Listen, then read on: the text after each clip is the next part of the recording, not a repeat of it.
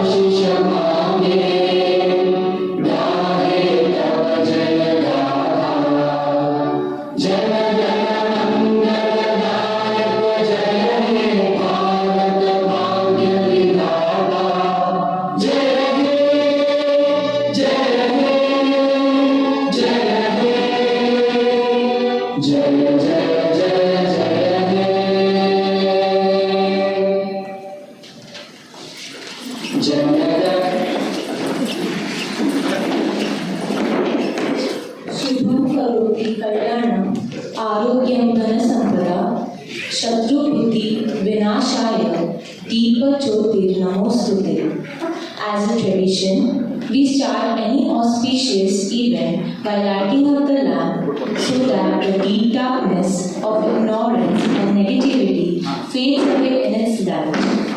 Let me call all the dignitaries, Dr. Parag Karwal sir, Dr. Padmit Mari sir, for lighting the lamp. I also call upon Dr. Ashutosh Misal sir.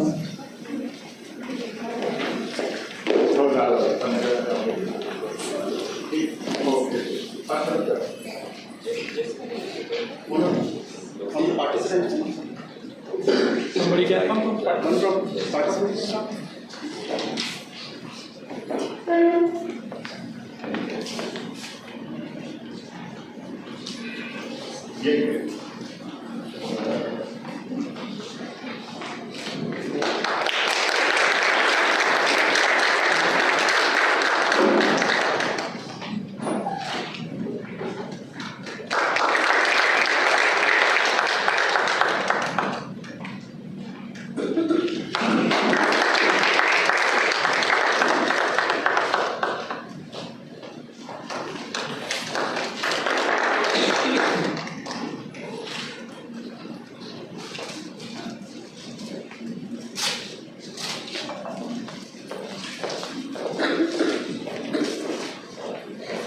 Thank you, sir. We are about to showcase a very exciting video that highlights the journey of Indira Group of Institutes for so long. May I have the AV, please?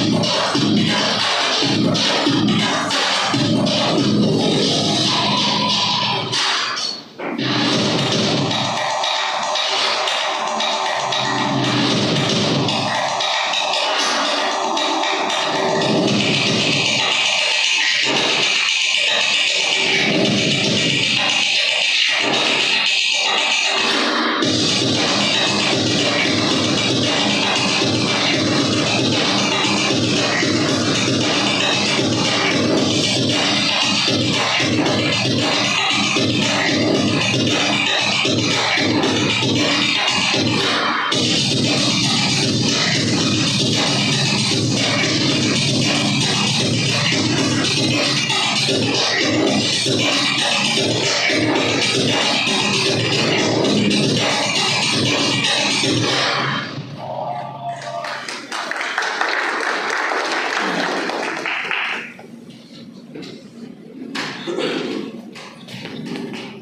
now call upon all the dignitaries on the dais.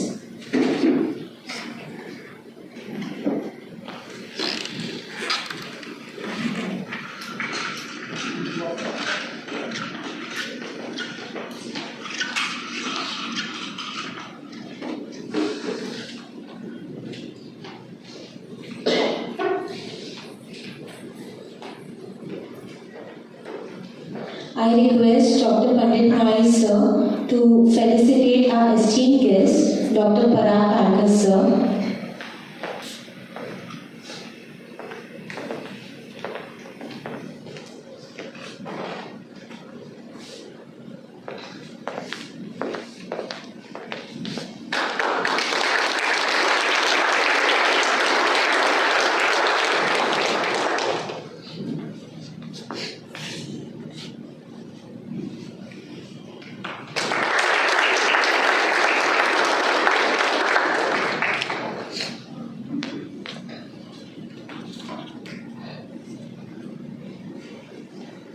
Thank you, sir. It's an honor to introduce Dr. Pandit Mai sir, who truly deserves the spotlight.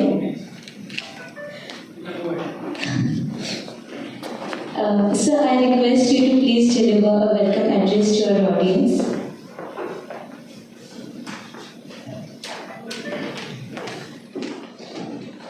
Honorable Chief Guest of the day, Dr. Parag Kalkar, Honorable Vice Chancellor of FDP and good friend, Dr.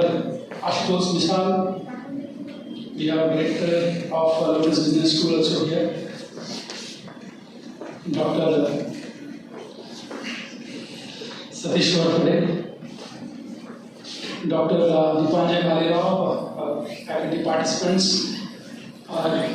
At the outset, I welcome Dr. Parag Kalkar. So thank you so much. He is very, very busy, and it's a great honor that he has accepted the invitation to inaugurate this faculty development program. And I also thank you all for enthusiastically participating and nominating yourself for this faculty development program. We all know that FDP talks a lot about Indian knowledge system, and there is a lot of euphoria about this particular topic and how we incorporate Indian knowledge system in the current education system. So we are all aware of it. We've been talking about it, and SCPU has already incorporated Indian knowledge system, and most of the universities are doing that. So far, we have been, incorporating Indian knowledge system in our learning system, in our education system, very informal. We didn't have formal subjects actually, or even if we had it, we'll have it in a particular discipline only, not across the disciplines. We are aware of this. And let's first also understand as to why NEP is so strongly recommending to incorporate Indian knowledge system, and why is it important to understand the spirit with which the NEP has recommended this. So we are all aware and we have been witness to Indian knowledge system, right? I know from my childhood we have been seeing this, we have been learning through Bhagavad Gita, we have been listening to the stories of Mahabharata, Ramayana, and the learnings have been imparted through those stories, right? Our fathers, grandfathers, our parents didn't stop only by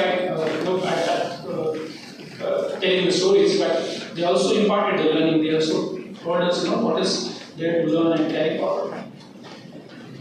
But also, it's also important that the new generation also learns this Indian knowledge.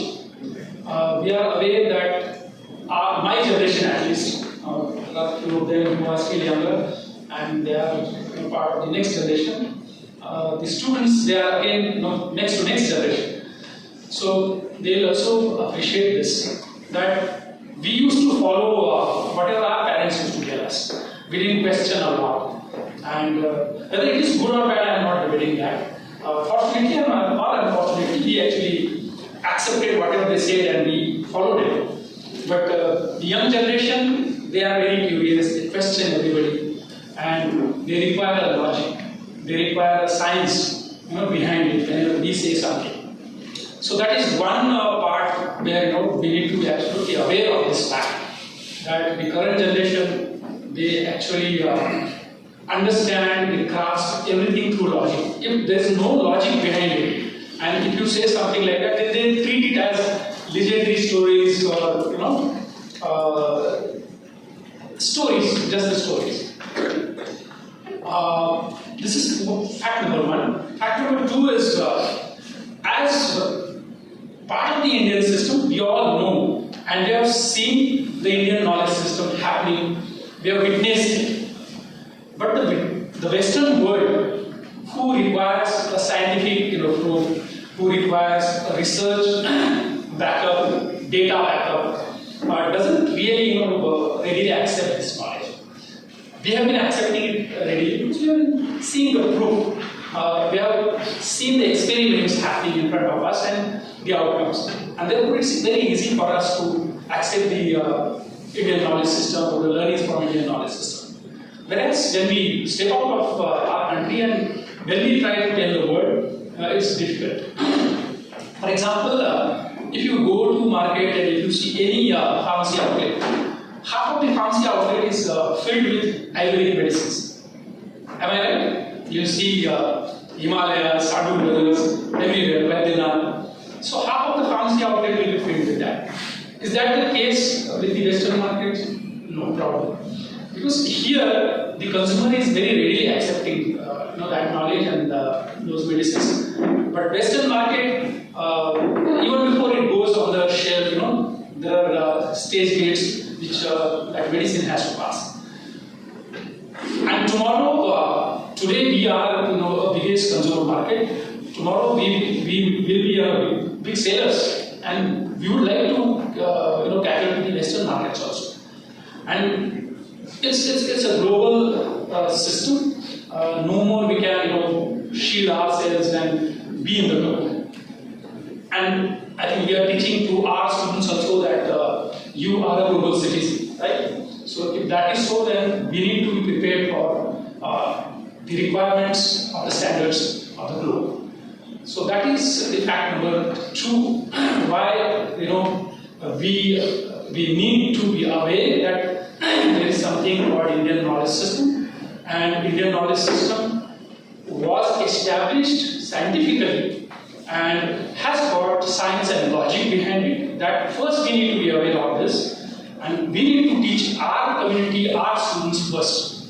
So it's my humble request that when we disseminate the knowledge of Indian knowledge system, whether it is the management discipline, it's engineering, architecture, or healthcare, we need to disseminate it with a logic, and we need to speak scientific language. So that's my humble request, that we should do this when we disseminate the knowledge of the Indian knowledge system. Then only probably the next generation will accept it readily.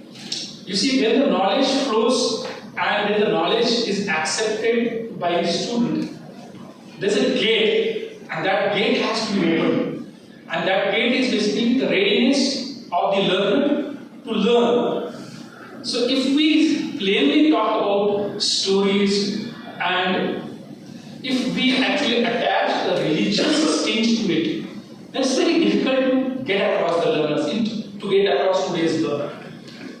And therefore, let's avoid that religious tinge to the Indian knowledge system. It's not necessary. Indian knowledge system was accepted and was followed by everybody, irrespective of religion, caste, and creed. Am I right? So let's avoid that talk. logic and talk scientific language when we disseminate the Indian knowledge system. That's the only message that I would like to give in today's opening remarks. Will not talk much so that you remember this only one message. Thank you once again so much, Dr. Parag Kalkar and the participants for showing this enthusiasm to participate in the faculty development program. Thank you so much.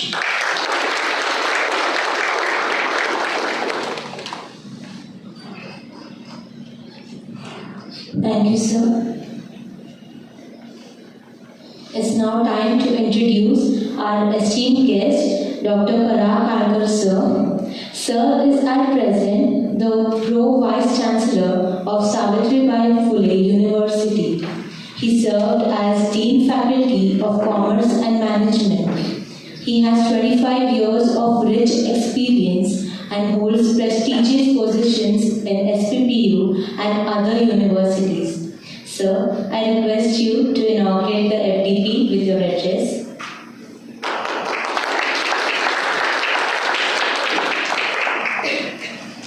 Very good morning. Good morning, sir. Good morning. Dr. Pandit Mai sir, CEO of Indira Group of Institutes, Dr. Ashutosh Misal sir, our colleague University Satish Varpade sir, Dipankar Bhaila, all the participants, faculty members. 2020 we have started thinking about national education policy with the blend of technology along with tradition. What happened after 75 years after independence? We are relooking to not because we are emotionally attached with the tradition, but there is something scientific is available in our systems and processes. There is a dam in somewhere in Karnataka which was built up 2000 years back and still it is intact. There is no damage. So that kind of technology was present. So we want to tell students what is happening in the Western world. In addition, there was some scientific things, realistic things were present in this part of the country also. You must have seen that our stone carving from top to down, bottom to up, whatever you see, all things are present here without scientific or machine tools were present at that point of time. The chemistry, maybe in Ayurveda, people were aware about the chemical combinations at that point of time. Metallurgy was prevailing because you know that in our own houses, the old utensils of Panchadhatu.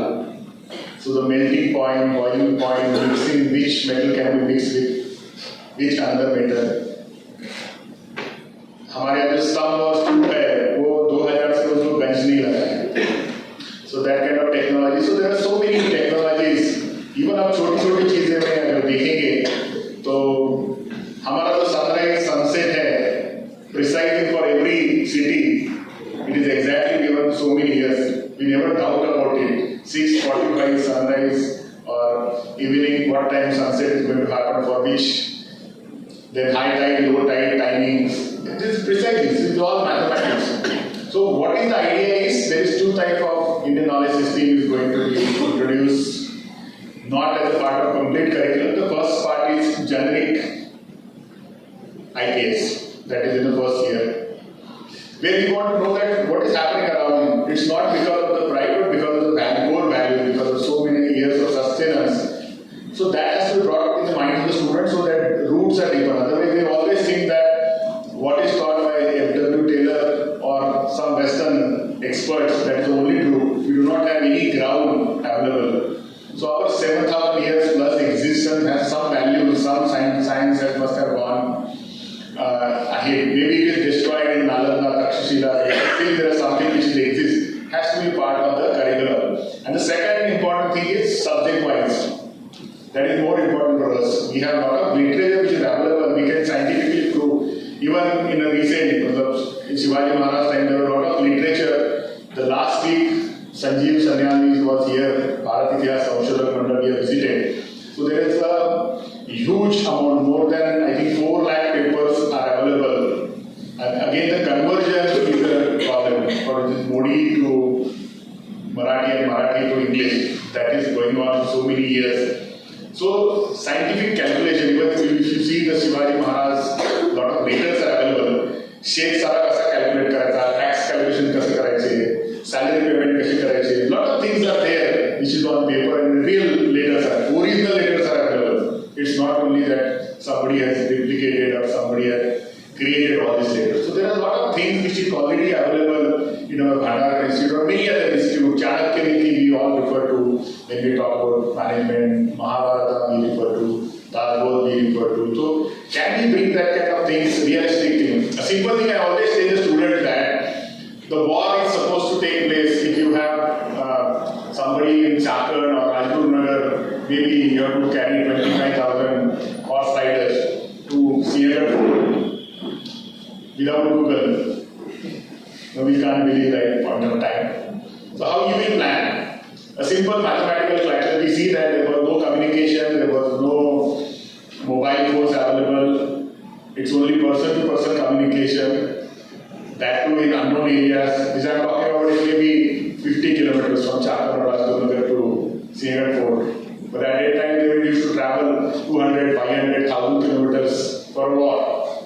If you have to carry 25,000 horse riders, simply imagine a mathematical calculation that for 25,000 horse riders you need that nails for the horse, 4 shoes, horse shoes.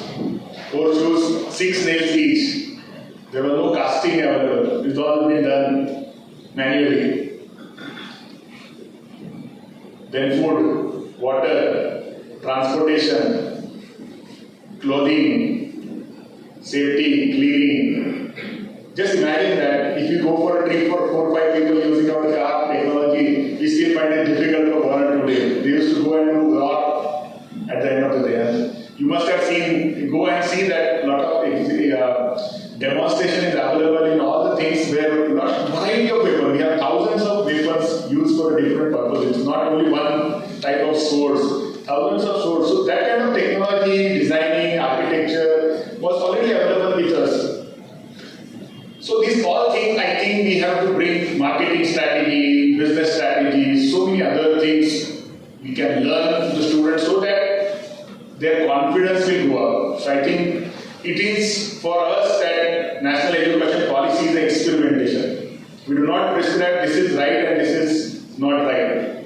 So I think it needs to be evolved, and that's why this kind of faculty development program is more important. The syllabus which is given is a guideline. You may have some backup at your mind, you must have seen in your family, in your native place, so many things which can be connected to the area of management. So all that can be brought in together. You must have seen the Fort Jinji, try to find out that how it is built up.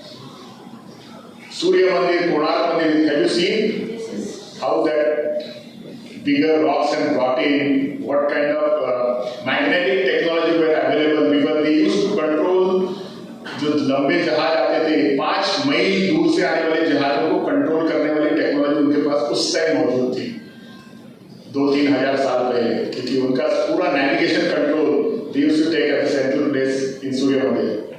In spite of destruction also, a lot of things is available. So I think students will be more confident when they go in market that what they learn in the Western books is also important, but what values they carry for so many years are also important. We have a lot of families, business families in our country. They have a lot of tradition, 100, 200, 500 years. They must have some values, they must have some strategies. For Agarwal, you can see that 18 types of Agarwal business. You can see on videos also. You can see Pune, Chitle, Bandhu, PN Gargil, and so many things they survive. They are modernizing themselves, but their values are more important. So how they are making combination, I think our students need to learn, because all students may not be absorbed in multinational companies. They have to either start their own companies, start their own ventures, something innovative thing. So for that, this kind of ideas will be important. That in our country also people have tried with a lot of experimentation, and there are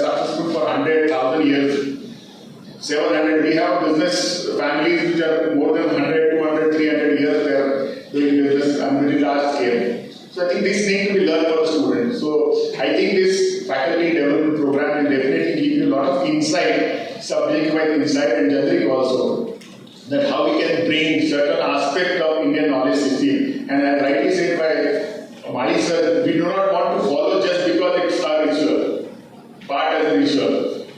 We feel proud about it. That is not a reason. Scientifically tested things can be brought into the student, then they will accept it. So I think this is more important for all of us to understand that we are not emotionally adding Indian knowledge system for the sake of things. But I think yoga and Ayurveda is accepted all over the world right now. There are more yoga followers outside country than inside country. So I think whatever was prevailing with us scientifically proven, I think we need to reinvent, relook and bring it to the student in a small format. We have 2 credit and 4 credit courses. It's not a bigger part of the syllabus. But I think if students carry, this will have more confidence in their mind when we go in the business world. So I think it's high time for the student for learning various strategies also. I think Chanakya Niti, you must have learned that today also many people refer the Chanakya strategies or the shlokas in Bhagavad Gita. I think Misal has written a book on Bhagavad Gita, how it is connected to management. There is a book available that Dasbodh is connected to management. So a lot of scriptures people have already learned about how to manage human being. At the end of the day, if you are in marketing or HR or finance or information technology, how you manage the people around you for making your organization success matters.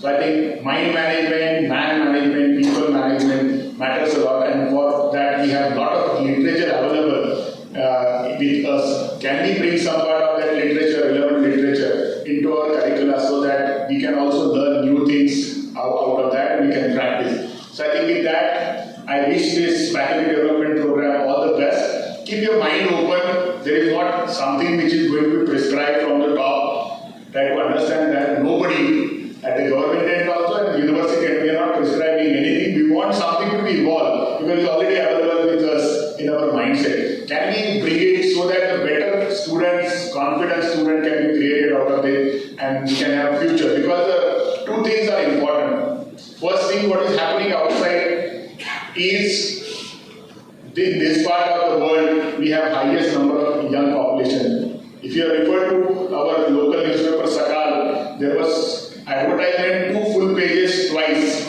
in last 2 months, asking that one of the European countries inviting the students and young technocrats in their country to be part of their citizenship, their workforce. And 3 years free residence, 3 years free medical, and so many lucrative things. You can see full page, first page and back of first page, 2 advertisements twice happened. German, the country which is we call a developed country, need 5 lakh engineering and technology students as a part of their country because they are facing a lot of crunches for the trained manpower is concerned. Because our students by default they are sincere, they are hardworking, they don't mind working on Saturdays and Sundays, they don't go out on Friday afternoon and then come on Monday afternoon. So our students by default they are sincere and hardworking. So whole world as a part of global workforce, our engineering and technology student, management student will have more demands in future. So can we inculcate that of value that will definitely take over the other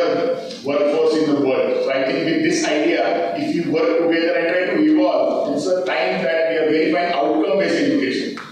So whatever we do is experimentation. Right or wrong is the end result. What happens at the end where student comes out of this institute and join a professional setup and get success at the end of the day, that is more important for us. What we teach them in the classroom doesn't matter. What outcome he brings to the table, to the company, to the organization, to the value of the organization is more important. Sustainable development of that organization is more important. So with that objective, if you give a thought process with all experts who are here, who are going to share their thought process with all of you, I think it is more important for all of us to understand. From the side of Savitribai Phule University, I wish this FDP all the best.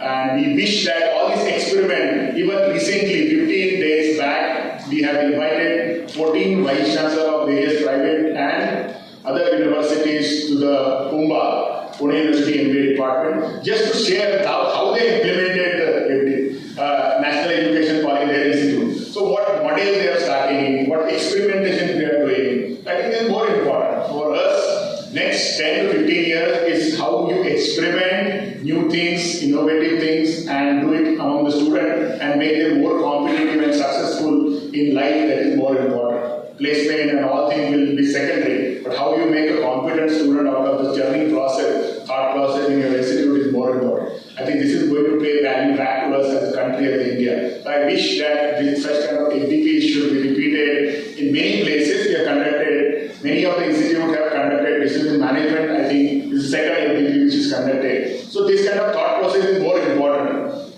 Prescription just to follow, we are not issuing any GR circular that you have to follow this or that. I think we are requesting everyone that give a thought to it, because you know student better, what kind of students are coming to you, and how you can add value to that with adding just this one part of Indian knowledge system. So thank you very much.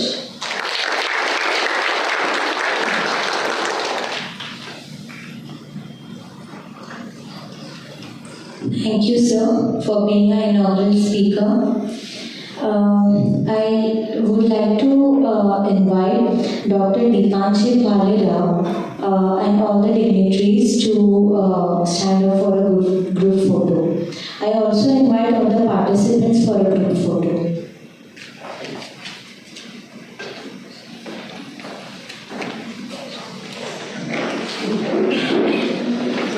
All the participants are requested to come forward.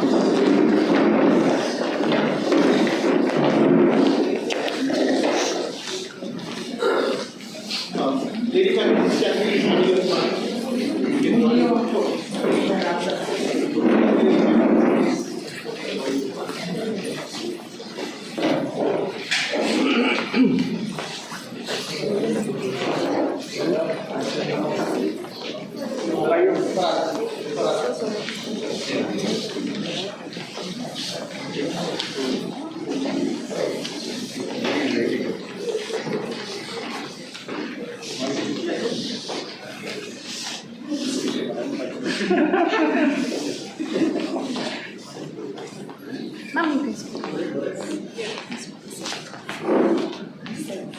Your face will not be.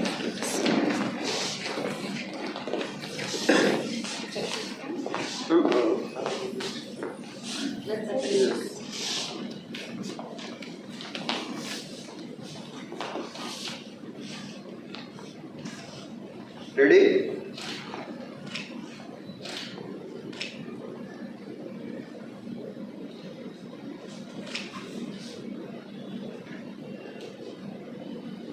Thank you.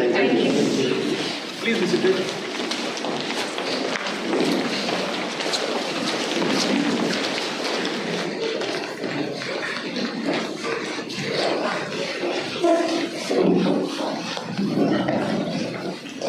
Thank you, sir. Thank you, everyone. I would like to invite Dr. Dipanjit Bhalera, sir, to propose the vote of thanks.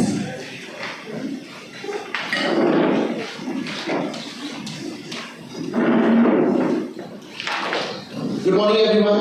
Good morning. Thank you very much for joining in for this inaugural session of this FDP on Indian knowledge system.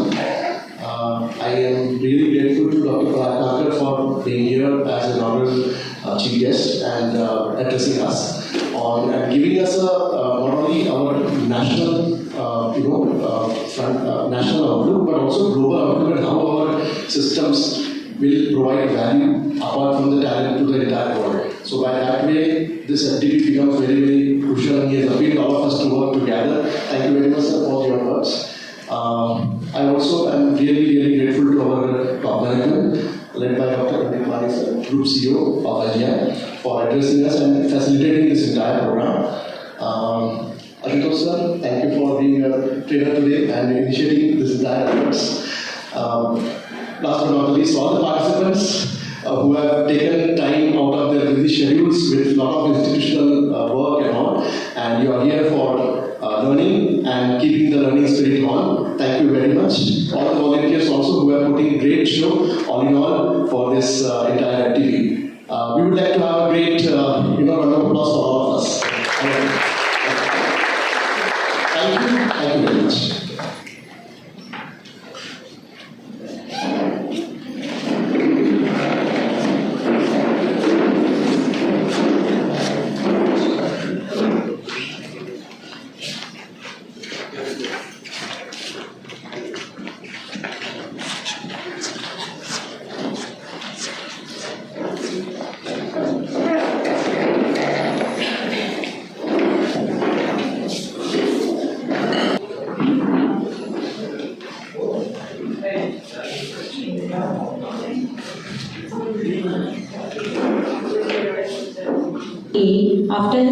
years industry experience. He is civil engineer from COEP and PhD from University of Pune. He has guided 80 PhD students under his supervision.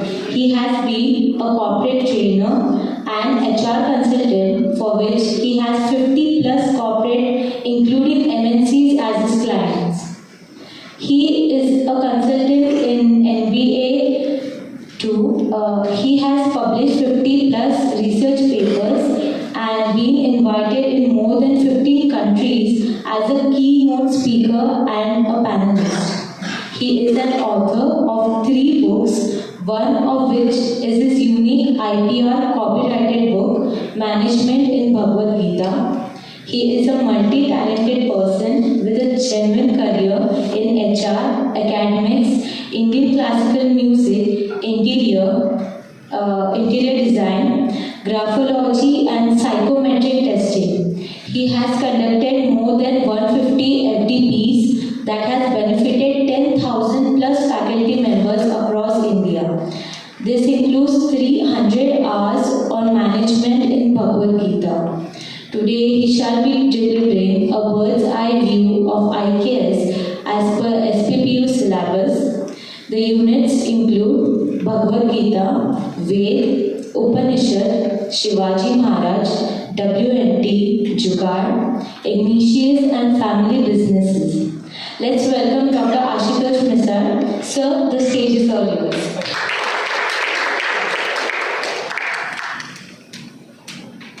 Well, thank you so much for joining. Those who have not joined this WhatsApp group, let's start with this.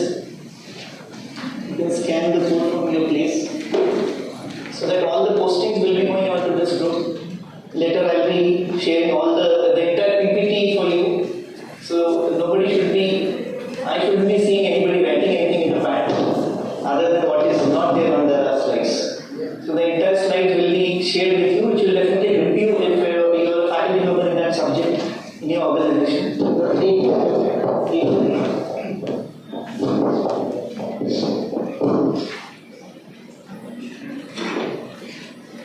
Specifically, those who have not registered earlier in the link and those who have come on the 11th hour today, they should join this group because they have not collected the email addresses and phone numbers. You might have only signed there.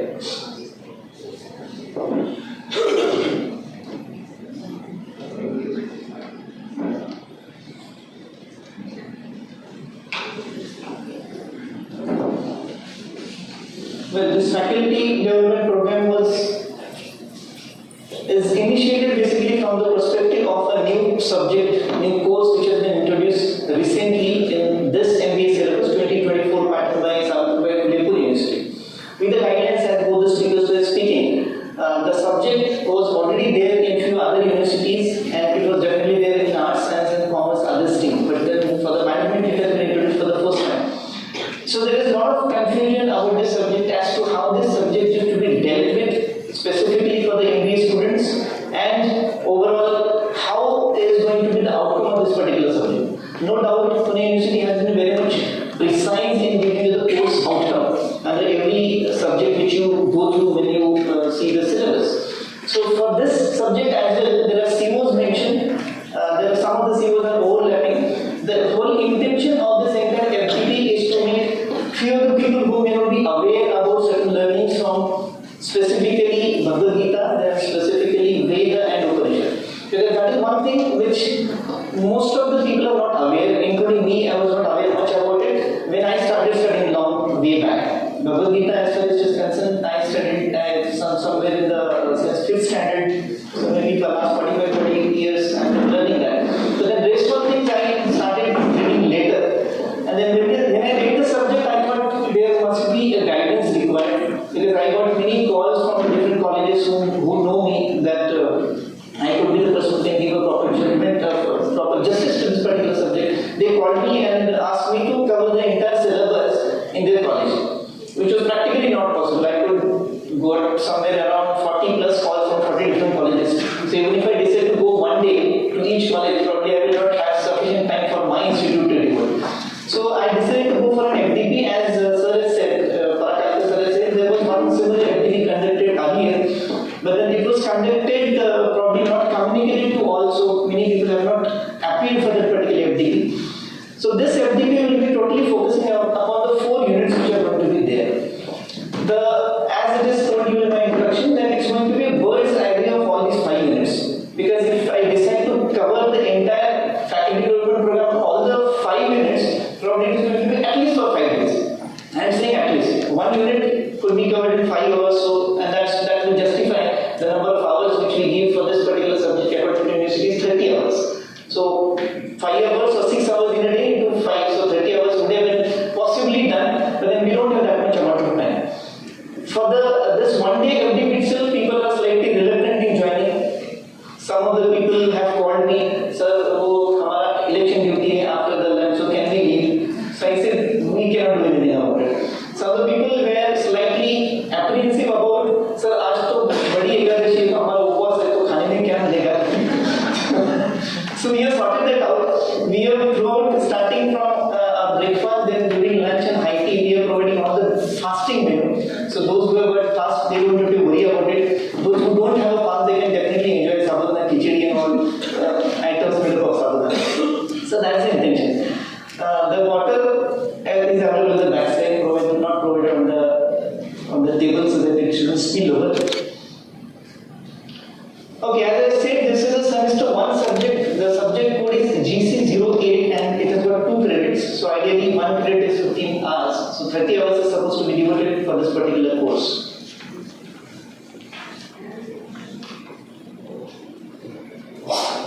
Okay, these are the numbers of the sequence in which I will be covering the entire course. I will not be going 1, 2, 3, 4, 5 for a reason that I can tell you when I will come to the last unit and number 1. So first I will be covering number 2 unit, then 3, then 4, then 5 and then 1. The details of these units are unit 2 talks about Shivaji Maharaj and his connection to management.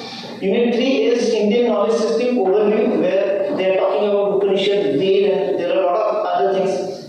WMT, that is Western Management Theories and Indian knowledge system. So basically this unit number 3 talks about comparison of WMT and Indian knowledge system. So I'll be giving the comparative point with some examples being there, but I'll be focusing more on Upanishad and Vedas because rest of things is definitely available on the internet as well.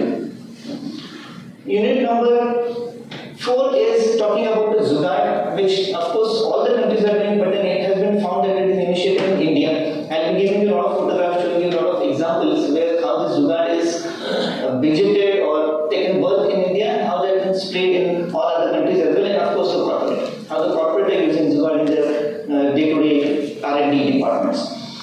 Unit 5 is family and community Indian businesses. So India is famous for family-oriented businesses, family-owned businesses, starting from Tata, Company, Birla, Wipro. So all these are examples where one family, one member of a family probably started with the businesses, and that has grown to such an extent that one turnover of one particular company has got so much amount of profitability that they can literally purchase some countries. So that much amount of growth and the businesses happen.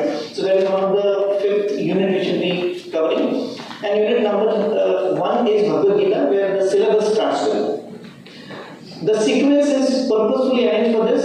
Unit number 1, as far as syllabus is concerned, they are talking about only understanding the concepts of Bhagavad Gita and its relation to the management.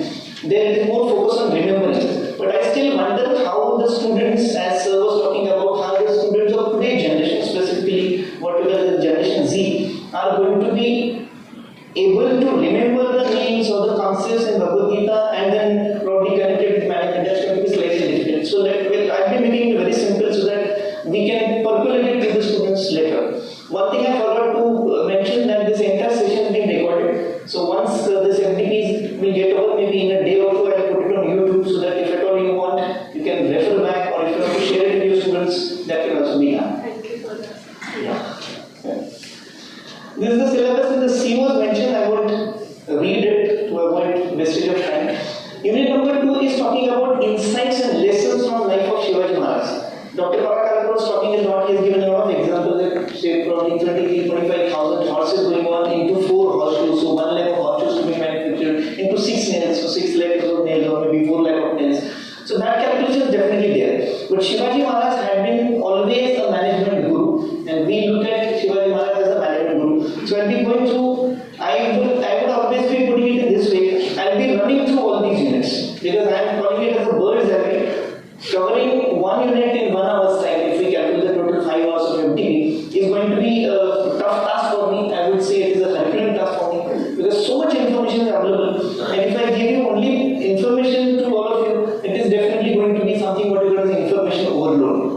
So that I don't want to happen. Certain things we'll do in the class, in this FDP hall, you can get it done from your students as well. So the entire FDP is focusing how this subject is to be communicated to the students and how the subject is to be made understood by the students. There are many websites available and YouTube videos are available on that. I would like you to go through only the first video. Can you just click on the first link? Prashant. फक्त पहिल्या लिंकला click करा.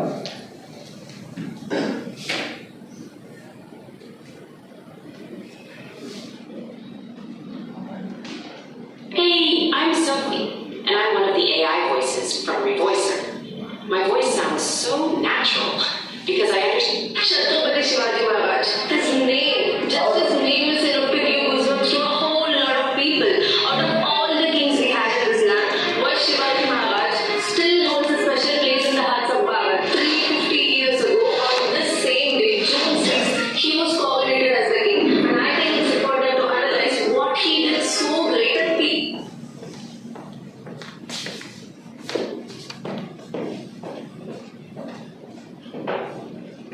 And spread the legacy of Chhatrapati Shivaji Maharaj.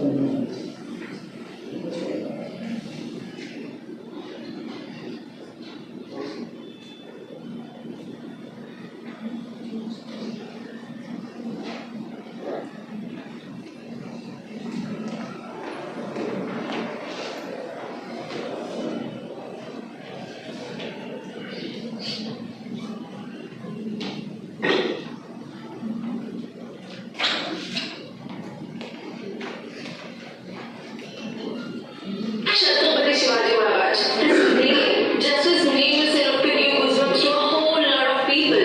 Out of all the kings we had in this land, why Shivaji Maharaj still holds a special place in the hearts of Bharat. 350 years ago, on this same day, June 6th, he was coronated as the king. And I think it's important to analyze what he did so great that people are still worshipping him. And here in this video, I try to unfold a lot of wonderful stories of Shivaji. So share this video as much as possible and spread the legacy of Chhatrapati Shivaji Maharaj. Shivaji Maharaj was born to Shaji and Jijabai in 1630. His father Shaji was working for the Deccan. Chhatrapati Shivaji Maharaj. His name, just his name is enough to give goosebumps to a whole lot of people. Out of all the kings we had in this land, why Shivaji Maharaj still holds a special place in the hearts of Bharat. 350 years ago, on this same day, June 6th, he was coronated as the king. And I think it's important to analyze what he did so great that people are still worshipping him. And here in this video, I try to unfold a lot of wonderful stories of Shivaji. So share this video as much as possible and spread the legacy of Chhatrapati Shivaji Maharaj. Shivaji Maharaj was born to Shaji and Jijabai in 1630. His father Shaji was working for the Deccan Sultanate and Rajasthan. Everything was going good, but few years after Shivaji's birth, his father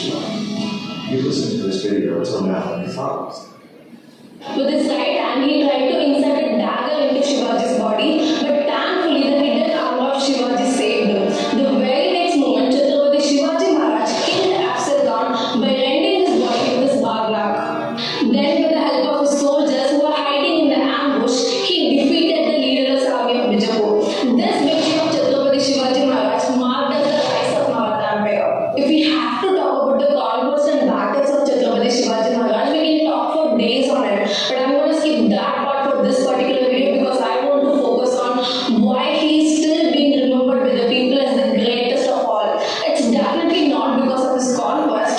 I believe it's because of his values and ethics he stood by even in challenging times. Even though he was very generous with his soldiers, he did not forget to enforce discipline on them. There was a set of regulations for them so that their ethics might not be lowered. No woman, female slave or dancing girl was to be allowed to accompany the army. A soldier keeping any of this was to be beheaded. Cows were exempt from seizure, but bullocks might be taken for transport only. Brahmanas were not to be molested, not taken as hostages for ransom. No soldier should misconduct himself. And he made sure in each garrison of the army there should be mixture of people from various castes. Even Papi Khan was an aggressive criticizer of Shivaji Maharaj wrote, Shivaji had always striven to maintain the honor of the people in his territories and was careful to maintain the honor of women and children of Mohammedans when they fell into his hands.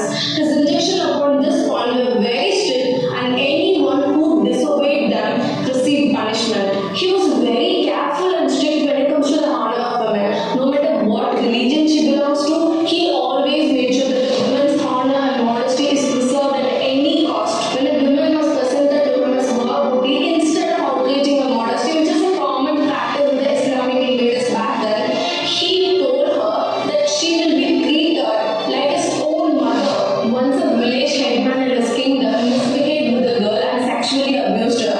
When Chhatrapati came to know about this, he chopped off the limbs of that village man. When his father Shaji died, his mother Jijabai wanted to perform sati, but Chhatrapati stopped her mother from doing so. His stance against sati was not just an isolated incident, but a part of his efforts to improve the lives of women in his kingdom. He implemented various policies to safeguard women's rights. For example, he established women's councils, which is called as Mahila Panchayat back then, to make sure the voice of the women were heard. Now let's address the most awaited part. Yes, he was someone who firmly stood by his dharma. He was sincerely religious from his early life, and he did not forget the values and ethics taught by his mother, even in the middle of political and military duties. He was someone who proudly owned up his dharma, but he never became bitter about other religions. This part of him is not spoken enough in the public space. He was very tolerant towards other faiths, that he deeply respected a lot of Muslim sects and granted lands to them with no rental obligation to cover the expenses of their mosque. And then when he raided Surat, he respectfully treated the Christian monks over there. Even his bitterest critic, Coffee Khan writes that Shivaji made it clear that whenever his followers went plundering, they should do no harm to the mosque, the book of God, or the women of anyone. Whenever a copy of the sacred Quran came into his hands, he treated with respect and gave it to some of his Muslim followers. When the women of any Hindu or Mohammedan were taken prisoners by his men, he watched over them until their relations came with a suitable ransom to buy their liberty. He was very sure that he was not going to discriminate people based on their religion. In fact, Muslims held significant positions in his army. For example, the chief of Chhatrapati's navy was Daulat Khan and the head of archery was Ibrahim Khan. I think it's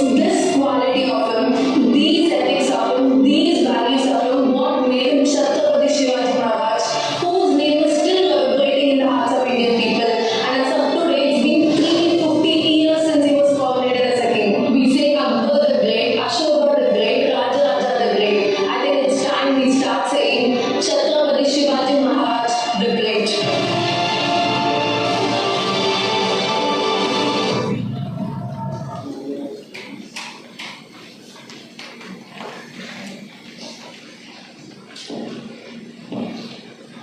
Well, I think that one video itself talks a lot about what is supposed to be covered in the entire syllabus as such.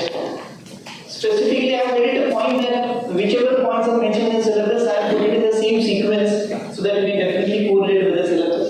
Going ahead, this is what I have already told you. He has got only 50 years of his life, 19 February 60 to 3rd April 1618, not 1916, 16 to 1618. This was the incident which already mentioned here when Pratapgarh was known for a fight between Afzal Khan and Shivaji Maharaj, which happened on 10th of November 1659. Initially, when Shivaji Maharaj was a big danger for Aurangzeb, he was always afraid of Shivaji Maharaj, so he used to call it as a mountain rat because of the what technique which he has been using. So he said that anyhow the Shivaji must be defeated. So Adil Shah sent Afzal Khan to kill him. It was decided to meet at Wai, but then Shivaji Maharaj shown that he is very much frightened against Afzal Khan and he would not be able to face him properly. So instead of he traveling to Wai, he proposed to Shivaji Maharaj to come to the base of Pratapgarh. That is a place called as Javli. It is still that village still exists near Mahabaleshwar. So there it was invited. It was very well decided that nobody will be carrying any kind of weapons. They can only carry 10 bodyguards with them for the sake of that meeting. And that meeting was happening in a very small room, hardly 10 feet by 10 feet area, what they called as a Shamiana. And then as decided, they were not supposed to carry any weapons, but then as it was mentioned in a video, that Shivaji Maharaj was knowing about the cunning nature of Adil Shah as well as Afzal Khan, who has already killed Shivaji Maharaj's elder brother. So when they decided to meet Shivaji Maharaj, being known that he is going to be cunning, he wore a korsul, that is what we call as a chilkhat in Marathi, and then he was carrying tiger claws, so which he has hidden in his whatever dress he was wearing. And as expected, as mentioned in the video, Shivaji Maharaj was very short. He was one of the shortest people who have done the history or records in the world. So he was very short as compared to Afzal Khan was very tall. Probably there would have been 1 feet 6 inches difference between the two. And as far as body portion is concerned, it was very heavy. He might be weighing 150 kg. Shivaji Maharaj might be around 60 kg, half or maybe 1/3 of it. So Afzal Khan, as you could see in the picture, we know also this particular story. What Shivaji Maharaj and took out his khanjar and then he put in the back of the Shivaji Maharaj. But since Shivaji Maharaj was wearing that corselet, he was saved, and since he was knowing it, immediately Shivaji Maharaj took out the claw and then plunged into the intestine and he took out the entire intestine. That time, what Afzal Khan did, he shouted, "Daga, daga, daga," that means betrayal, betrayal, betrayal. And that made alert all the 10 people sitting from Shivaji Maharaj outside and 10 people from Afzal Khan inside. So Sayyid Banda, who was the bodyguard of Afzal Khan, he came in with a sword and he tried to kill Shivaji Maharaj. At the same time, Jiva Mahala came, who was bodyguard of Shivaji Maharaj. And the moment Sayyid Banda lifted his hand, Jiva Mahala cut his hand from the shoulder, and therefore the phrase has come, "Tota Jiva Hun Matla Shiva." So it is because of the Jiva Mahala, Shivaji was saved at that time. But then that was a very cunning move, and Shivaji Maharaj has totally failed all the plans of Afzal Khan. That is one incident. This is under the title called as leadership in adversity. In the syllabus it is mentioned that how Shivaji Maharaj has acted in the adverse situation. So 3-4 incidents are taken. Then another incident is Purandar Treaty, when Aurangzeb was gratified by Shivaji, as I mentioned earlier, because he had killed Afzal Khan, he has cut the Shahistar Khan's fingers, we all know that. So he sent King of Ajmer, who was Mirza Raja Jai Singh, with a big army of 44,000 people, and all 44,000 people gear out the entire fort, and there were all the people from Shivaji side there on the fort, they were not able to go out, and the food was falling short. This entire gear out was waiting for around 3 months almost. So 3 months the people on the fort were not having, the resources were falling short. At that time, Shivaji Maharaj decided that it's no time to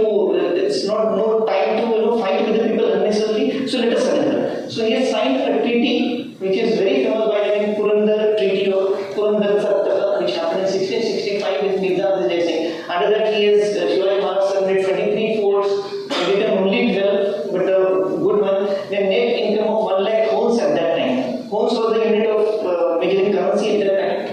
If we calculate the amount of probably the money which at the end of Shivaji Maharaj's career he has earned, that might probably will cross Ambani's probably estate if we convert it in today's considering inflation. So Sambhaji was made to fight under treaty. Sambhaji and Shivaji Maharaj's son was made to fight for Mughal with 5,000 soldiers for Mughal. Then it was decided that Shivaji Maharaj will never claim the Konkan area on all the forts in Konkan area. Where if he decides to do that, he will have to pay 40 lakh rupees bonds, which is 2 crores at that time. And he will travel to Agra with for meeting Aurangzeb. These are the conditions under the treaty. Again, leadership from adversity point of view, we must understand that where we should go down, where we should be overpowering, and where we should come down and we should surrender. So that is one of the examples. One more example I have taken is that after this treaty, as decided, Shivaji Maharaj went to Agra, and as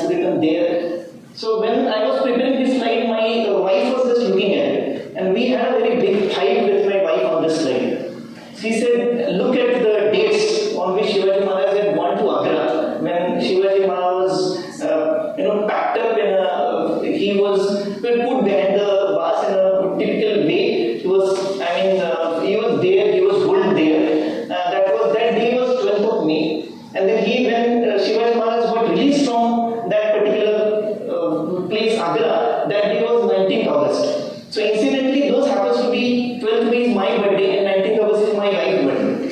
She said, how bad you are. On the day of your birthday, Shivaji Maharaj was caught behind there. And then on my birthday, he was released. The fight went on more severe because he reached his fort on 10th of September, which happens to be my brother-in-law's birthday. Means her brother. So she said that I was never on the side of Shivaji Maharaj. One jokes apart, but then these are the dates on which it actually happened. Shivaji Maharaj worked in a very brilliant way in the time of adversity.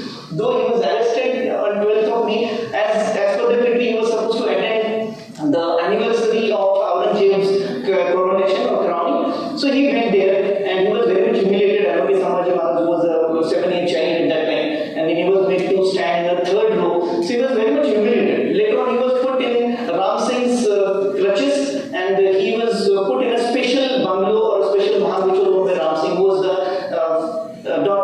the son of Jai Singh, Mirza Jai Singh. So under his control, Shivaji Maharaj was kept, and then he was taken in a secluded place where we have heard that history somewhere in the school's days. And then Shivaji Maharaj pretended that he is very much ill. In the meantime, he has sent some 20 people were there around with him. At that time, he sent all the people out to put up that fort. And then by the time he was there were only 4 people remaining at the backside. So he started pretending that I am ill, and for my illness and for becoming me coming out of this illness, I want to pray to the God. So he started sending sweets and then fruits to the monks and the sadhus outside so that they would pray for his illness and he should get well soon, that kind of thing.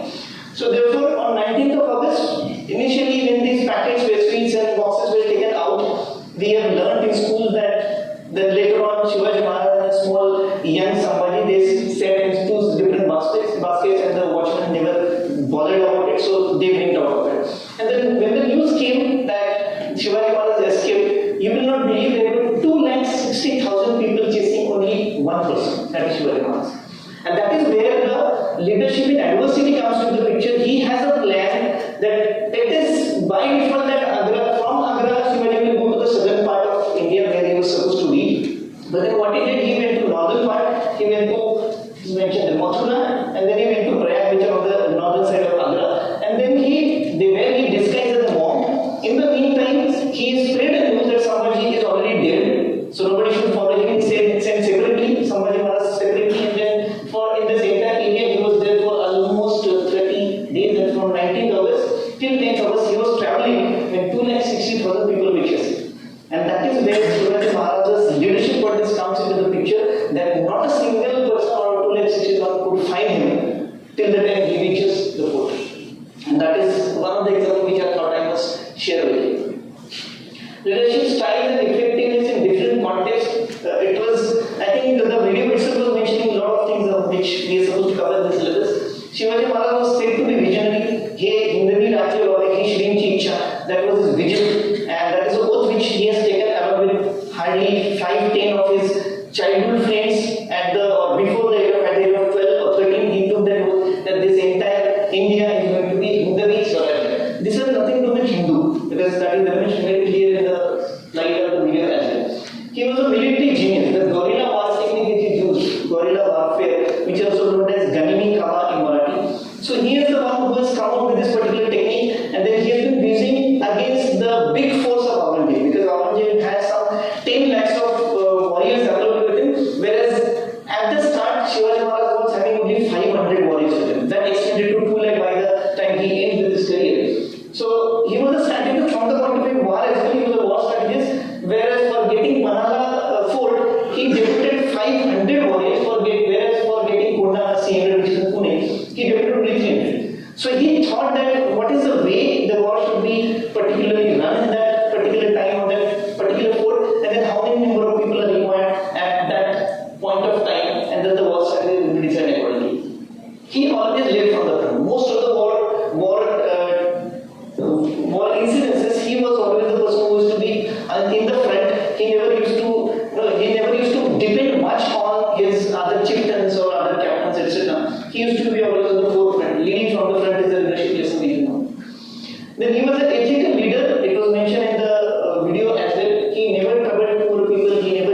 troubled children. He never molested even the women, as well as his people never did that. He looked at only the rich and unethical people always. He has always empowered his commandants. You could read the names there, Kanoli, Pratap, Gurjar, Suryaji, Kapde, say all, including, as mentioned in the video, there are many Muslim chieftains who were in charge of the different army forces. Siddhi Hilal, Dawlat Khan, Qazi Haider, Madari Mehta, Nur Khan Beg, etc. So if you found some of the figures, it is mentioned that 37% of Muslims were there in Shivaji Maharaj's entire kingdom. I don't know why, since the school days we have been taught that there is a big tussle between Muslims and Hindus. It was there for the purpose of kingdom. But then when it comes to the people having in their troop, Shivaji Maharaj having 37% of Muslims, and since our childhood days and many videos and probably many politicians are putting that poison in our minds that Muslims and Hindus are always have been enemies of each other, which may not be the case. There is one video I have put up in that slide which you can see later. The video is by Dhruv Rathi. He has given very statistical figures how many people, percentage of Muslims were there, how and what Shivaji Maharaj did for Muslims, and there was no so-called difference of opinion. There was no so-called enmity or fight between Muslims and Hindus for that point of time. So our politicians are taking advantage of it, and probably the negative things or probably wrong things are being put up in our brains since our childhood days. So I must request all of you to see that video and show it to your students as well, so that all the different conduct wrong concepts will be nullified from our brain. Another thing is he was very religious, tolerant, as mentioned in the video. 37% Muslims, as I said just now, and army chieftains were most of them were, and he believed and he always respected Muslims, he always respected Christians, all the religions which were there at that time. He respected all of them, and he was never on one side of religion. It's not nothing to do with Hindu. He was very just ruler, and he, at the same time, he had got no mercy kind of a policy. As mentioned in the video, there was one party from one of the places from the village, he molested a woman. Immediately, he was ordered to chop his limbs. He was meant to place in one of such area where people can come and spit on him. Whereas at the same time, he has thought that he was the great governor of that family, so his family should not suffer. So for the entire time, till the time the party becomes normal, he provided some kind of food items and requiring living things to his woman, his wife and his son. So he was very much just at the same time. No mercy was the policy. Whosoever is the small warrior or maybe big chieftain or captain who is troubling any women, any children, that person was punished to the extent, as mentioned in the video, chopping off his head immediately. So he was very strict. At the same time, he was very much considerate with all others. He has got administrative skills and concern for the work. So just like we do have different kind of awards annually, so in his kingdom also he has got that system where he awarded Kanoji Jinde and given him a sort of respect as an award or as a reward.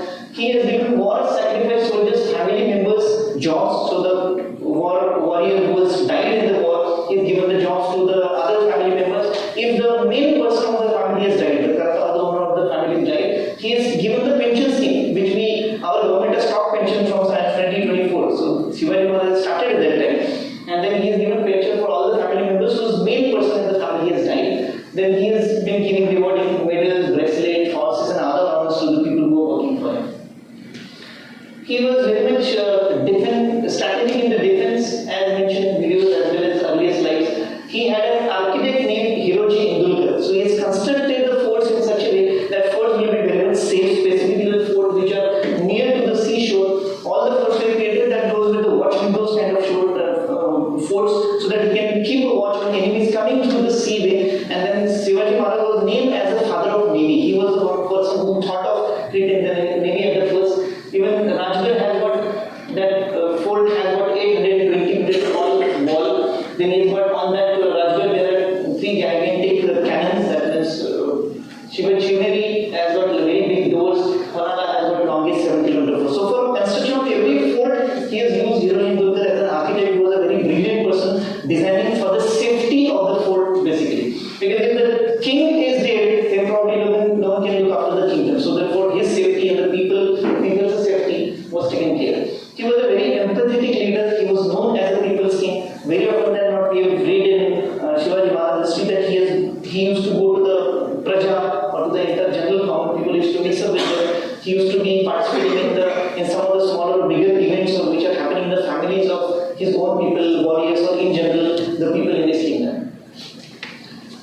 As I just now mentioned, he was known as the father of Indian Navy. Looking at the forts which are near to the coastal region of sea, he has thought of establishing an army or a navy rather, and then he has established a very big naval force to curb all the people coming from the seaside shore.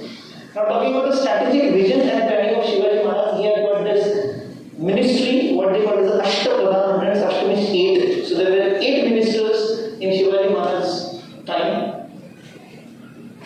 These are the names of those ministers and their designations. Probably since this is in English, Marathi, I have translated in Marathi. So Peshwa, Amartya, Mantri, Sachiv, Samant, Senapati, Nyayadhish, Pandita. These were the designations and these were the job they were supposed to do. General administration is someone who is just like the Prime Minister, Finance Minister, then routine boards of king as well as a spokesperson, correspondence and standing officer for all technical things, Foreign Minister, relationship with other things, military chief, chief justice, civil and criminal, and chief worshipper, that is the priest of Puja. Now these are the salaries of those people at that time.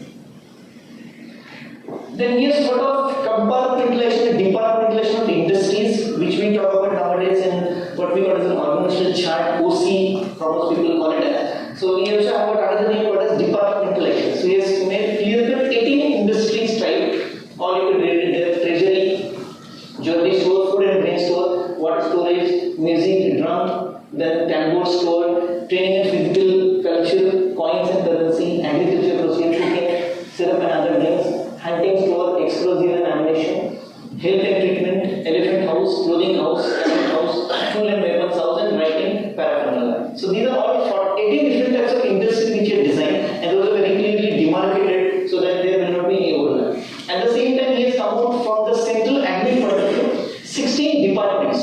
So those are treasury, cowshed with entertainment and garden, chariot house, grain storage, clothing, coin manufacturing, Queen's Palace, horse house, city development and sculpture, and palki where the people are carried, and law and order. So 12 different departments for the central administration has given. This talks about the strategic vision and plan, which probably we are talking about in today's corporation.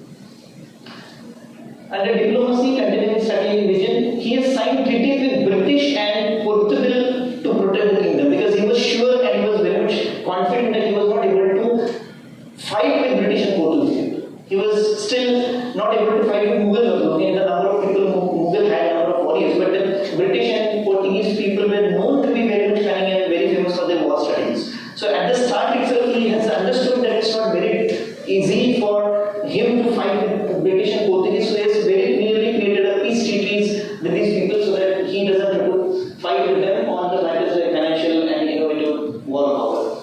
While nearing death, this has been one of the famous quotes by him. He has addressed to all his colleagues that I am leaving this birth now. It is my time to go. All of you, please free 7 rivers and from the clutches of Mughals. Free Kashi Vishweshwar, 12 Jyotirling, establish Hinduvi Swarajya. Do not make mistakes. I leave. This was his sentence when. So at the time of dying, also he was thinking about the people, not about his family and his friends. Innovative strategies in warfare and governance. Guerrilla war technique I mentioned about called as Ganimika, and the entire war techniques which has been force which has won.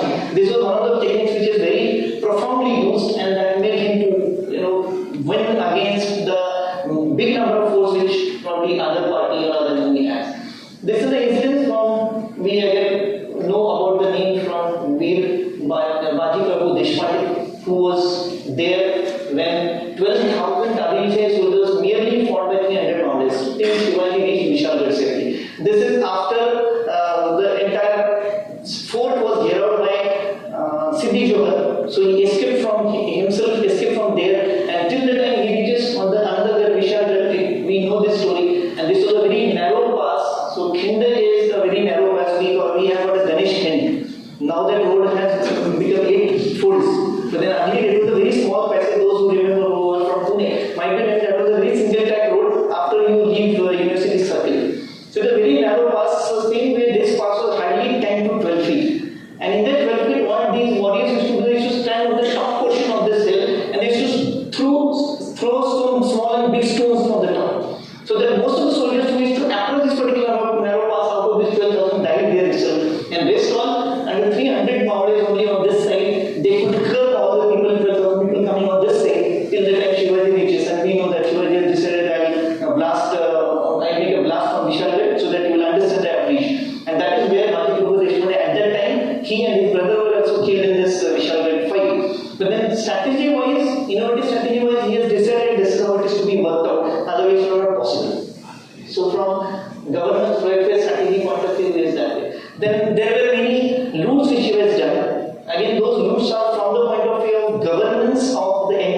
kingdom, he will require, any kingdom will require money to run, just like our government takes taxes from us. There is a difference where only 3% people pay that, and the entire country runs on that 3% taxes. But still, at that time also, they require to have money for running the kingdom. So he has done a lot of loots, but then those loots, as mentioned earlier by me as well in this video, were done in such a way that all the women, children, old people, the dependents were not at all harmed. And who were harmed? Only the unethical people and only the people who are rich and probably are making negative use of all that. So these were the amounts looted at that time. These are all the amounts in home, that is the unit of currency in that time. In Surat, loot, they collected 1 crore, Jumnar, which is very much near to Pune, 7 lakhs, Pratapgarh, again near Mahabaleshwar, 10 lakhs. Southern plates, all Karnataka, Bangalore, Belgaum side, he has collected 4 crore. And then that's how he built the entire kingdom as such. As far as decision making is concerned, he used to take any decision in consensus with his 8 ministers, that is Ashutosh. He has never taken the decision alone on his own. He used to take the help and guidance or advice from his mother Jizao. Then Ramchandra Pant Bavdekar was Amartya, that is the Prime Minister office. He was a senior diplomat and minister related general legal advisor. There was one more person involved in a decision making who was Muslim, who was Qazi Haider. He was basically a Persian scholar and then he was a lawyer also, so he helped in a lot of legal matters and to Shivaji Maharaj in different kind of agreements and treaties and secret plans, etc. And last but not the least, Ramdas Swami was a spiritual guru. We know that he met Ramdas Swami once. Incidentally, during that time, Tukaram Maharaj was also there. So we have got a statue in Pune, very much near to this place, called as Bhakti Shakti. So it is a combination of Bhakti representing Tukaram Maharaj and Shakti represented by Shivaji Maharaj. So these were all his advisors before he take any kind of decisions. It is also mentioned in syllabus that Shivaji was an entrepreneur and a national builder. So here I have listed some of the characteristics which an entrepreneur is expected to have, and then how those are correlating with Shivaji Maharaj's journey or the life.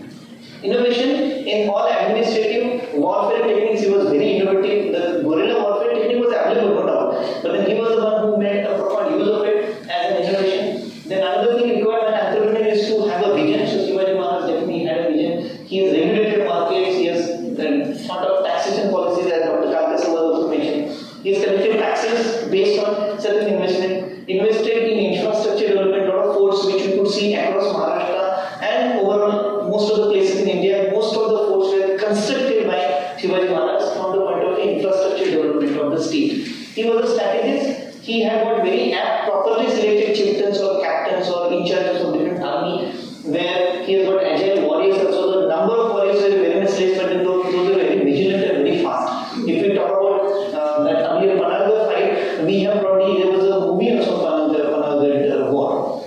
So if you go to Kelkar Museum today, you will find these swords are available there. I bet on you that if you try to lift one sword, see whether you are able to do it or not. You cannot lift that sword. These people used to move that sword, and Veer Baji Prabhu Deshpande was known to have swords used by both hands. So one sword was weighing at least 20 to 25 kg, and just lifting it is very much difficult for the common people like you and me.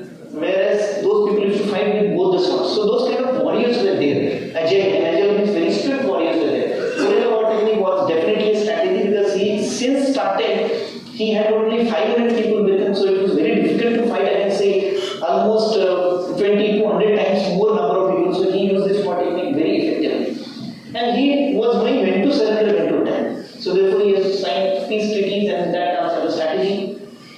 He always worked with the available resources. He started with a handful of friends as a oath. He built strong army, maybe from 500 to 2 lakhs at the end of his career. Short analysis related, he used to know the competencies of the people, skills of the people. That's why he decided Tanaji Madhusari should go to Pune, where Baji Prabhu Deshpande should be there in the small pass. So he was knowing his own strengths and definitely own weaknesses as well. That's why he decided to fight with some people, not to fight with some people. Continuing with the same entrepreneurship, he has got leadership qualities, no doubt. He was definitely a participating leader, as we learned in our theories of leadership. Participating leader is the one who always is the part of the team. He doesn't lead from, he is not an autocratic leader. It doesn't happen that he only gives the commands and people just follow it. Every time, as I mentioned in earlier few slides, he was always on the front foot of the wars which were conducted, which were fought by him. So he was always the person who used to show the people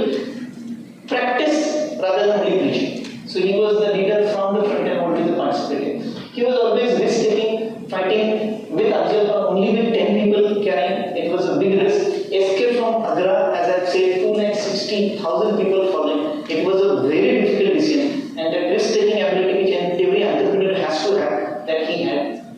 Decision making is one quality which entrepreneur has to have. Escaping Agra was a decision. Purandar's Xerox Siddhi's a word when he ran from there, and then escaping himself was the decision. And most of the decisions were taken sometimes based on an 11th hour requirement. He was a just leader, means there was no kind of discrepancy, no kind of discrimination with anybody. He at the same time he was an eye for an eye kind of a leader. He was a very rare INFJ personality. Now for those HR people who might be here, we have got 16 personality, 16 PF what we call it. It's also famous by the taste called as MBTI. In my introduction, you must have heard that I am a psychometric test professional. So you can go to the website, I'll maybe share the link also, so you will come to know what type of personality you belong to. If we take the entire world also, so the entire world's people could be divided into 16 categories, which we got to 16 personality factors. The test is also known as MBTI, Myers and Briggs type indicator, and you will come to know your personality. And there are 4 word letters you get INFJ, ESTJ, INTP, etc. So you will come to know your personality type after applying for that particular test, and then you will come to know what are the characteristics do you have according to the type of personality you belong to. So he was a very rare INFJ personality. So if you see the qualities of INFJ, this is how we can connect Shivaji Maharaj probably to our syllabus and our students. So INFJ personality has all these characteristics. He was a very creative problem solver. He was a harmony seeker. He was insightful observer. He was very much energetic, of course. He was very conscientious planner. He was passionate advocate, ethical decision maker, and he was very deep. So these are all characteristics of INFJ personality.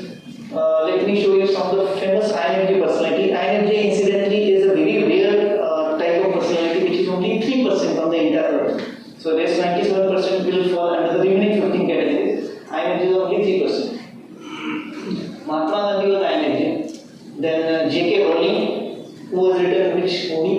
Harry Potter. Also of that. Then Carl Jung, who has come up with this MBTI concept, he was also INFJ. Ashutosh Misal was INFJ. Then Nelson Mandela and the other people were also INFJ.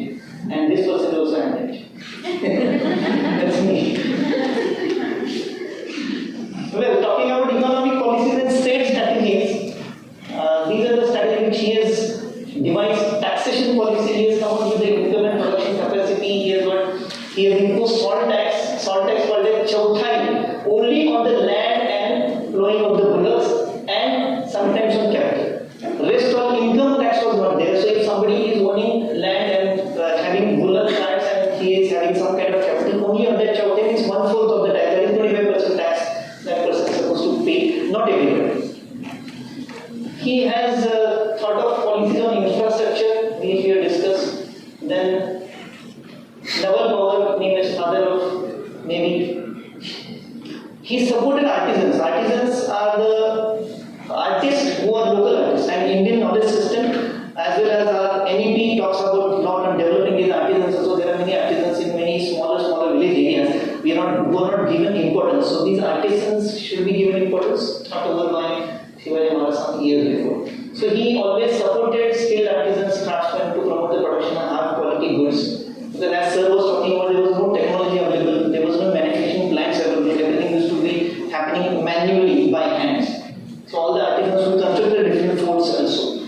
Then he regulated the markets, he had fair prices and then prevent exploitation of foreign trade, developed trades and merchants creating. There is something called as a pate. Pate is in today's time is markets. We do have Narayan Pate, then Monday it comes under Budhwar Pate. So Pate is basically from the point of view of markets. Those were developed by Shivaji Maharaj, those were controlled in the Peshwa time, and those Pates are still pending. So basically for the market positioning. Then welfare state policies, he definitely had agriculture development, then water conservation, justice for all, social welfare programs, those all were there. We talk about 17 SDG goals and environmental protection, then CSR now, those he has been taken care since then. Then he has noted all these places and collected documents. The cultural values of Shivaji Maharaj leadership, only one example would be more than enough, apart from he always used to respect everybody around, maybe a small, big, like elders. So this is one incident which is very famous in Shivaji Maharaj's life. She was Kalyan Subida's daughter-in-law. Kalyan Subida's name was Mulla.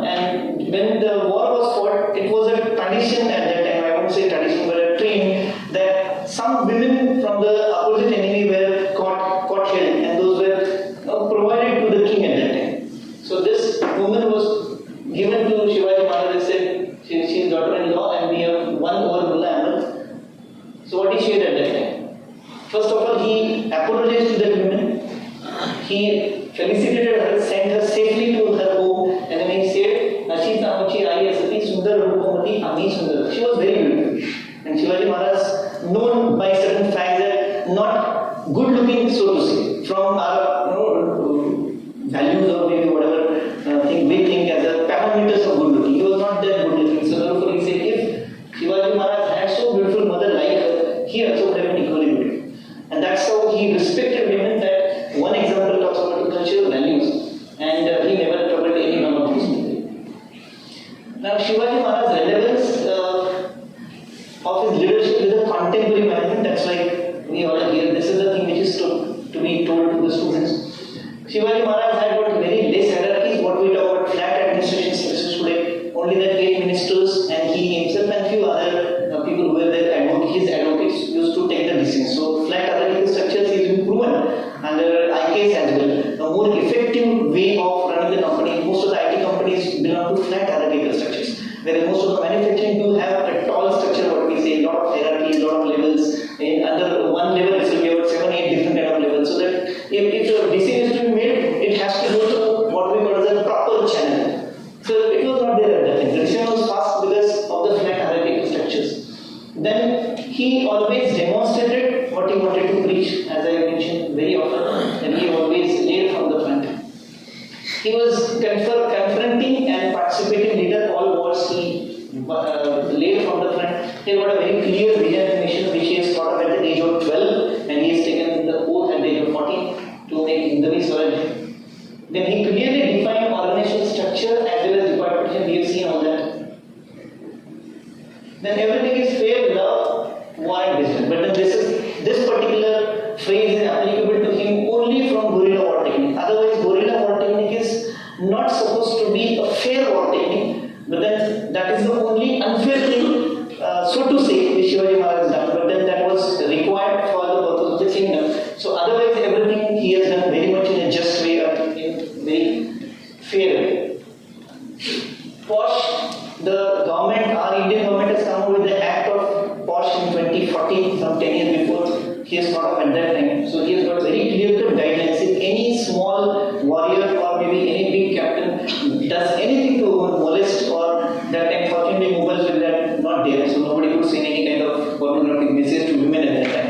But that would have been definitely amounted to molestation of the women. So he has thought of respecting women all the time. So he has got very clear policies protecting the women and taking care of them. Strategic management, all the examples which I have given, the good examples of strategic management. He was an entrepreneur, national builder, and CSR. He has got a lot of social responsibility activities, and of course, he was very ethical person. This is one slide. Okay, so unit number 2 is over. Do you have any questions? Because this is the speed which I have to maintain. 1 hour I have said, 1 hour is done. We started at 10:55. 1 hour time, 1 unit. Any questions? Of course, we do have a half an hour question answer session at the end, but then sometimes you may miss the questions at that time. One question I am sure that you are likely to ask, being an academician or probably teaching a particular course, where you will ask me the question, what about the exams? What kind of questions will be asked in the exam? So ideally, the IKS exam should be based on cases and case studies. So you can give these case studies again. A lot of videos are available on those case studies. Rather than showing the case studies in the way I have shown it to you on the slides, you show the videos to your class students, and then you can think about asking them the questions. You can ask them the presentation. Take one instance from Shivaji Maharaj's life, and then try to analyze the different leadership qualities. You can list the leadership traits, and then you can ask the students to correlate those leadership traits by the incident which they have. Maybe from the point of safety, from anything you want? Yes.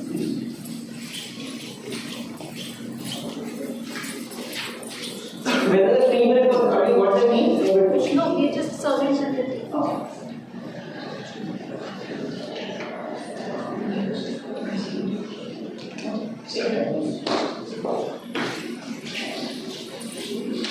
Okay, so those people who joined the group already, WhatsApp group, we have seen the entire itinerary there, so we'll be following. So there are only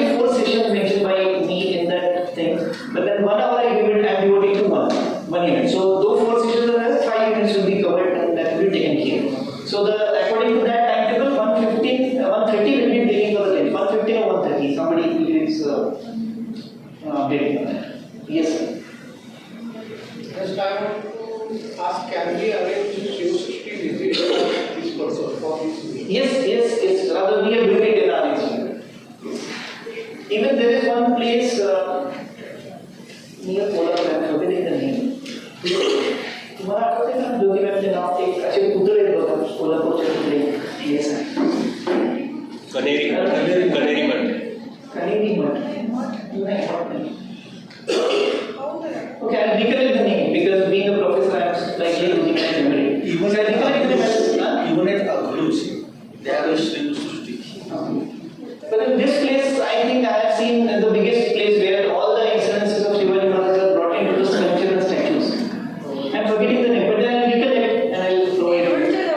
Today? Devan is one of the best place to visit and near students to visit. Yes, near Chipur. So we can make the students visit and Shiva-Srishti is also one which is very near to us. That will make the students understand Shiva-Srishti is taking our students there. So we can do that. That will be good. Yeah. Can we tell a real thing like Kamuji Andre was the head of Navy? Yes. Shivaji Navy. Okay. And no other person. Right from the first day. Okay. Even up to Peshwa, Andre. Yeah, that's why he was felicitated with this sort of. No, but in that video, he also. Okay. She was taking some other name and. Yeah, that's what it is. Kamuji Andre was. Yes. इंदोलकरांचा उल्लेख आला ना इंदोलकर was Architect. Hey Kanhoji Angre was the captain. Yes. Indira was an architect for all the forts. Yes. Any other suggestions, corrections? Yes. So like the whole crux is it's not about knowing the history. Incidents, absolutely. So what's important is that how do we pick up real life corporate cases and then correlate to the lessons that we learned from the Shivaji Maharaj traits.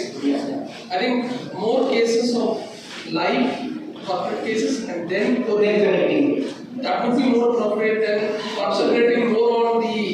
Because it is not possible probably all the generation students to understand the history and probably the incidences in the life of Shivaji Maharaj. So that's what we can incorporate in the last 3-4 slides, whatever I mentioned, his strategic vision, then his entrepreneurship qualities, then nation building. So there you can correlate Shivaji Maharaj's incidences with the qualities which are coming out of those slides. So that's what you want to say.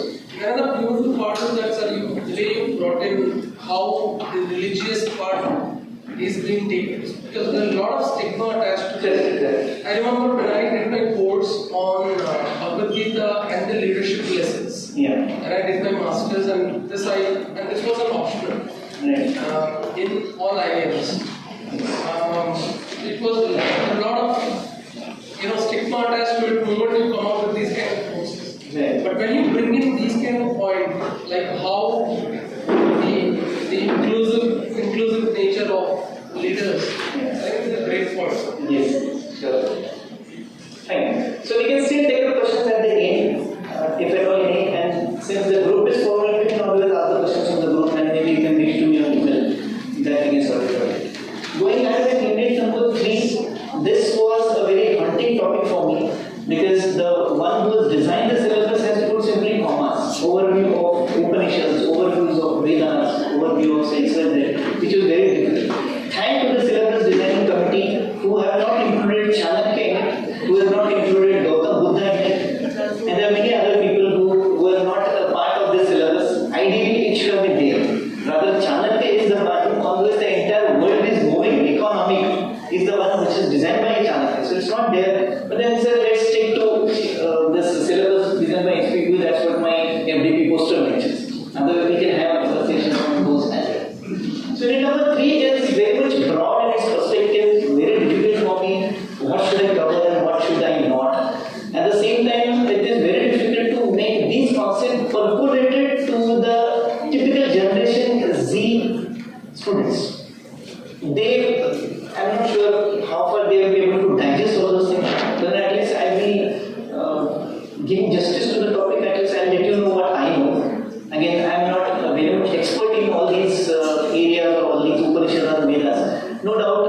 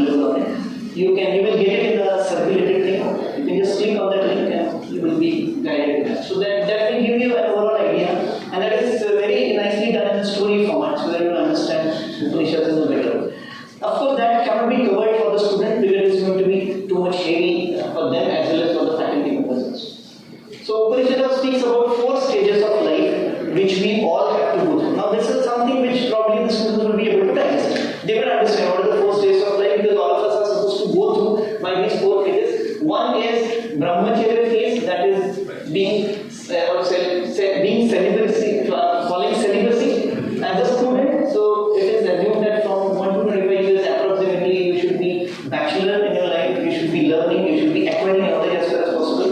Second stage comes is Grihasthashram, which is called the Brahmacharya Ashram. Then is Grihasthashram, Grihastha is household. So you have to be the householder during the time 26 to 50 years. So I have lost this, I should not be in this ashram now. So during 26 to 50 years, you should be in Grihasthashram where you will be enjoying or maybe getting suffered by the married life. duties of maintaining household chores, etc. That should happen for 25 years of the life. That is Grihasthashram. Then you should be going to hermit or retreat place somewhere out of the city where you can be calling it as a Vanaprasthashram. So this duration is 51 to 75 years approximately, what we in general terminology is called as retirement. But the retired people in our families nowadays don't leave houses. Rather, those are big burdens on most of the families. So unfortunately, the concept like old age homes have come. We have Dr. Asha who's running one of the old age homes in Pune city, doing a very great social work there. So why such kind of places are required? Because probably people don't want to go for retirement to Vanaprasthashram. That was a tradition at that time that people used to go into the secluded place in the forest and then they used to meditate the god to go to the last stage called as sannyas ashram. So they leave everything and they try to think about God more, and there is a concept in Upanishad and spiritual science, something called as moksha, so that they don't get a next birth in their next life. So these are the 4 stages of life which I think our today's generation would be able to understand. It speaks about knowledge transformation, how the knowledge transformation happens, and this is nothing but your L&D syllabus, learning and development syllabus. How do we learn? And different teaching methodology what we use. If you take out any university syllabus from 2019, 2014 pattern, in first 37, 36 pages, different methodologies of your CCAs are written. Those CCAs are nothing but how do you learn. So I will not explain this slide. You can just go through the list of CCAs. Those are already there in Upanishads, and those are of course transferred to Bhagavad Gita. Upanishad speaks further about knowledge transformation, how this actually happens, introspection, externalization, combination of these two, then internalization, conceptualization, reification, etc. So I'll skip this because this can be a kind of a theory. This one example, what I mean by explicit, what do I mean by tacit? Tacit is something which happens within our body or inside, internally, whatever happens to us. Whatever we think on a particular aspect, that is what we call as a tacit or internalized thing, whereas on the opposite is the explicit. So for example, supposing some rule is made, and then I am supposed to follow the rule. At times I will, while following that rule, I will not be going clause by clause or line by line or word by word. So what I say is that I will not break the rule, but then I may bend the rule. So that is what is meant by explicit and tacit learning ways. It also speaks about universal welfare. Now if you look at the slide, you will see that all things are being done by our recent different laws which are created, different acts which are being formulated by the government, CSR Act, then universal securities, then we talk about ecological sustainability, 17 SDGs goals have been recently, maybe I would say 7-8 years before those have been talked about a lot. United Nations has taken a lot of importance to it, and then still we are not in a control of all these 17 factors which are mentioned in the SDGs. So all those things are already there: global justice, social innovation, dynamism, human rights. Governments are coming with different kind of rules, acts, and they do come out with a different kind of changes in it, or revolutions or revisions in it. So these all the things which we are talking about, the welfare of the human being as such, those were talked about long before in Upanishads. They talk about Mano or Purusha, means every human being. The actual meaning of Purush is male, but then it is something to do with human being as well. If you can remember, earlier we used to have the designation like chairman or chief man. So man is indicating the man who was supposed to be holding that particular position. And look at our Indira group of institution, the chief of Indira group of institution is a lady. So we cannot call it the chairman. So therefore the concept of chairperson has been introduced, we all know that. So man per se is a male, which has been earlier the families were, or the earlier social system was very much man oriented or male oriented.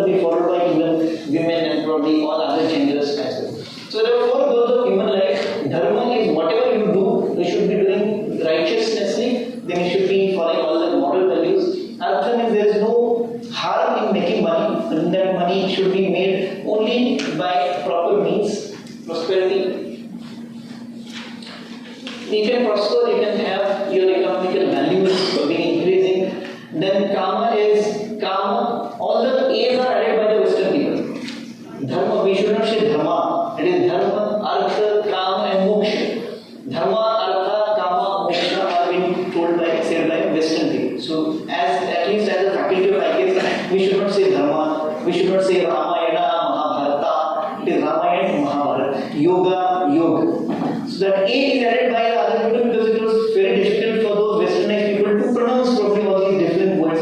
So they try to make it in their way, and then whatever comes from Western we follow it as it is. So this is Dharma, Artha, Kama is pleasure, love, then physiological, psychological values that you know, and then last stage is moksha. So these all four stages every one of us has to pass through. There is nothing wrong in being here or here, but we have to follow this, and we have to ultimately reach to the last stage, that is liberation, spiritual value, self-actualization. Even the self-actualization, all the management professors know here there is a Maslow's need hierarchy is one of the best, the basic theory which talks about the self-actualization. Ultimately, how much satisfaction you get out of what you have done in your life, that matters. Rest of four levels, as criticized for Maslow's need hierarchy, there were few people who never needed the first four levels. They were only interested in the self-actualization level. There are many living examples there. So that self-actualization and realization, self-actualization is what is supposed to be understood by us. We are not thinking about moksha, liberation, spiritual development at this moment, or maybe practically possible. It talks about Varna system, that means this particular mention is also there in Bhagavad Gita, which speaks about Chaturvarna Maya system and Gunakarma Vibhagasha. Means our entire system, social system was divided into only four categories, or only four castes, or only four religions we can say. There were no Hindu, Muslims, Christians, Isais, then Jainis, Sikhs, Punjabis, there was no that kind of system. It was dependent only Guna Karma Vibhagasha. The kind of work which you are doing, the kind of quality of work which you are doing, the type of work which you are doing, that will decide which particular category you belong. So there were four types of category of people. Brahmanas who used to do all auspicious things, pujas, etc. at that time. Then Kshatriyas who will protect the kingdom, fight with the enemies. Vaishyas are all the people who are going to be MBAs today. All the businessmen were called as Vaishyas at that time. And Shudra people, what we call the menial staff who cleans all the places and toilets, etc. So the work was divided to the people, and then whatever work you are doing, based on that you will be categorized either as Brahman, Kshatriya, Vaishya, Shudra, irrespective of in which particular caste or religion you were born with. Because there was no other caste system. So you were identified only by the work which you are doing. There are these 16 sanskaras which nowadays most of us don't follow, but then since the time you are born, you have to undertake the time you die. These are different kind of sanskaras. I don't want to go into details of all this, but then Namakaram Dini, then maybe Antya Sanskar, then Batu Sanskar, those all we have to do.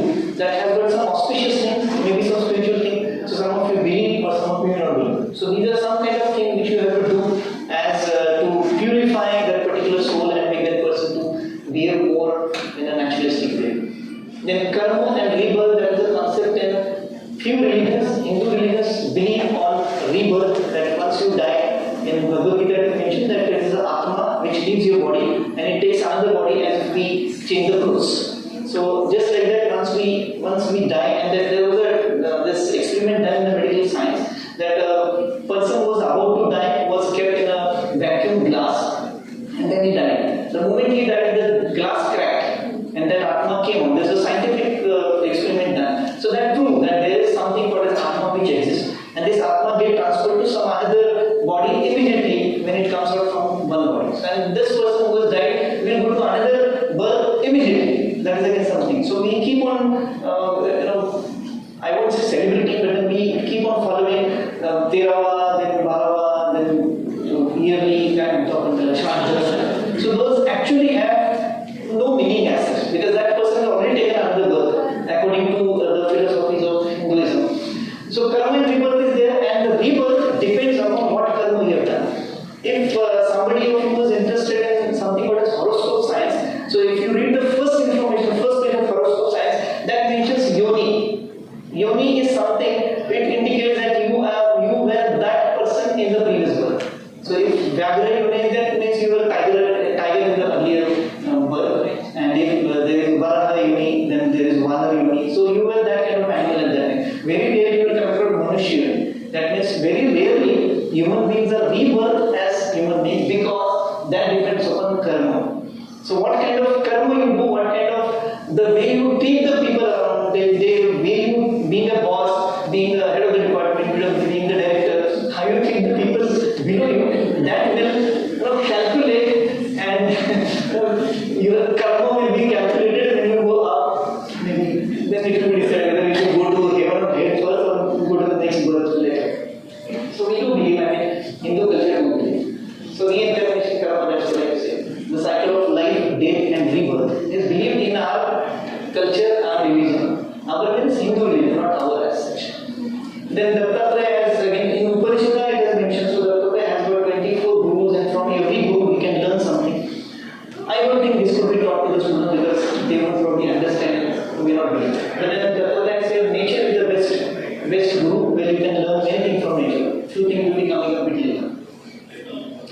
It talks about Sat, Chit, Anand. And Sat is being, means Satya. Chit is awareness about what you are, and bliss is Ananda. So if you go through these phases, then you are remaining only in these phases, you can be called as a god. But then through these three phases, we add our name and then Prapancha, that is creation, which has been in which particular family you are born with. So therefore, we are human beings with the other two things added. But otherwise, Satchitanand is the word which is given to the gods. And if at all we think about being so much spiritual, going to the level of moksha, then you can go to this level of Satchitanand, that is God, to added Rupa means the way you have been born, and your name given to you is human. Not self and self, that is Atma and Anatma. Atma is Atma, not Atma. This is our original Sanskrit word, Atma and Anatma. Atma is what I have just explained, which you cannot see, which is intangible, absolutely, you cannot see. Whereas Anatma is your body, with which you are born. So Anatma and Atma combined together, you become a human being. And this is what you indicate the self and not self is all your things around you. There are three realities all of us do face these. Waking you say you are supposed to be in this state right now. Then dream state, when you sleep you dream, and then deep sleep state which comes during the phase of your meditation. Otherwise, these are the only two stages usually common human beings do go into, that is waking state and dream state. This is after the meditation. These are the three realities of the Indian woman. Three gunas are mentioned also there in Bhagavad Gita, chapter number 14 and 17 later. So Sattva Guna, Rajaguna, Ganaguna and Tamoguna will be highlighting more on that at that time. So let's keep it here. Then Upanishad also speaks about 10 incarnations which have been taken by Lord Vishnu. The one recent has been, there is a movie on this Kalki. Of course, it is too much picturized, or maybe a lot of Bollywood masala has been added to it. But then it is basically based on Kalki, which is the 10th incarnation of Lord Vishnu, which is also called as sometimes Lord Vittal, is also 10th incarnation. So it speaks about that. Probably it cannot have any connection with management as such. Then we talk about Bahiranga and Antaranga. Bahiranga means whatever is around us, and Antaranga is what we are from inside. So this Bahiranga will keep on imposing us, will keep on affecting us. There is a concept in psychology or even biology, it's called as senses. And we all know that we are basically born with 5 different senses, and maybe listening, then seeing, tasting, smelling, and touch. But then psychology and biological sciences prove us that there are 21 more senses which we receive through differences to our body. Our body will be giving the guidelines to our brain will be giving the guidelines to our body, and then our body will be acting accordingly. So whatever is happening around is Bahiranga, whatever is happening through the brain is Antaranga. From spiritual point of view, the way you think internally about a particular incident, and the way you think in a spiritual way, that is Antaranga. Antar is interior and Bahir means by. And this can be possible with the help of sadhana, that is meditation. You do some 1 or 2 minutes of meditation in the class to make you understand. Another thing which Upanishad mentions, which we are bound to forget very often, is gratitude. It is simply saying thank you. Though we keep on saying it in inner side, we actually don't mean it. So gratitude is the best attitude, as mentioned by Upanishad. Okay, quickly through these some of the verses which I have taken out of these. Again, I am not sure how are you going to connect this with the students. We don't expect the students to remember this because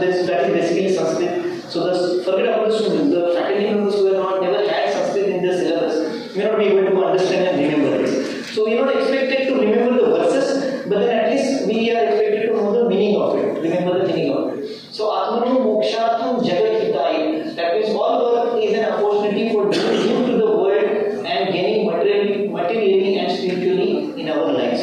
So we should be always doing good in whatever we do. That is the meaning. In your daily routine as well. These are the names from where it is taken. Kathopanishad, Ashutosh Archet Dana, that means worship people not only with the material things but also what showing respect and their enterprising divinity within. So we have to worship people. Worship in the sense give importance, respect. Don't take the exact meaning of worship. We have to respect the people around. Even if he is a peon, even if he is a watchman, we have to worship them. Respect them based on their position. Because everybody is having their position because of the characteristics, qualities, competencies, skill that person has. And probably you may not have that particular skills and characteristics. So if somebody, say for example, head of the department or say some faculty who is working say your computer department, computer management department, some problem comes to your PC, you have to call that person. So irrespective of you may be having 50 or 40 years of experience, that person who is recently joined in junior 20 years of age, he knows better than you. So you have to respect him for the kind of competence and skills which he has or she has, which you do not have. So from that point of view, we have to take it and we have to connect it to the management students rather than remembering these verses. Kenopanishad is Atmana Vindante Vidyam, means strength and inspiration for excelling the work from the divine, and there should not be any selfish work. The work should be unselfish. Again, it will be seen in Bhagavad Gita. This I will keep there in Bhagavad Gita later. Chanakya though is not mentioned in syllabus. So Yadvishi Bhavana Yasya Siddhati Bhakti Tadvishi. But as we think, we succeed and we win. So our thinking matters when we behave. Then first for again this is Bhagavad Gita, so let's keep. Nityo Nityam Tesham Sukham Tesham Shanti Shashwati. Infinite happiness and infinite peace comes from them who see and divine in all the things. So you always, what we call as a positive vibes. So sometimes we get, when we see the person, we get happiness or that kind of vibes comes to us and we feel good about meeting some people. We probably would like to not look at the person whom we hate or we don't like. And it has been proven again by psychology, the person who you like and the person who you don't like, that person comes in front of you, those expressions automatically are seen in your eyes. Maybe with the experts they may be able to see that those things are very obvious in your behavior. Parasparam Devo Bhava, and this has been translated by Tukaram Maharaj in the later life during Shivaji time. Every one of us has got God residing inside. So you will have to assume that everyone you are meeting is a God. So therefore, if you have seen, we have got very famous tradition in our country, specifically Maharashtra, what is the Varkari Sampradaya, who go to Pandharpur every year, start from Alandi, and then they go to Pandharpur. Now they are on the way of coming back. So there is Alandi Yatra, the next day, 15 days afterwards. So during that time, those all people will come back. They call it the Chatur Mas. Chatur means Char, Mas means months. So those people who have gone through along with the Dindi or Varkari in the month of July, we have seen, those people stay there in Pandharpur. They come back after 4 months. And during that time, they worship God. And if you have seen one tradition, and what I am trying to tell you is that in this Varkari tradition, there is one thing which has been followed. Even I belong to Varkari tradition, we also follow. If somebody touches your feet, we also touch the feet of the others. Even if it is a small child of 3 years, if he touches the feet of 68-year-old grandfather or some elderly person, he will also touch the feet of 3-year child because of this particular. Jeje Bhekije Bhuta Tete Manije Bhuta. Bhuta means human being, not Bhut means ghost. So Bhuta means any human being, any individual personality, if you come across, he there resides a divine being or there resides a God. So to assume every person is having some God inside, so to respect that God, not an individual human being. When our body is for giving benefits to others, so there have been given in Vedas, they have given the example that how these different kind of things are for our benefits. For example, written here, sun has been doing his duty for doing something to us, and our entire new technology has taken the advantage of that also. We have got most of the things run on solar power energy, then we are taking advantage of it other than light which we are using and bombs which we are using earlier. Then flowers, then cows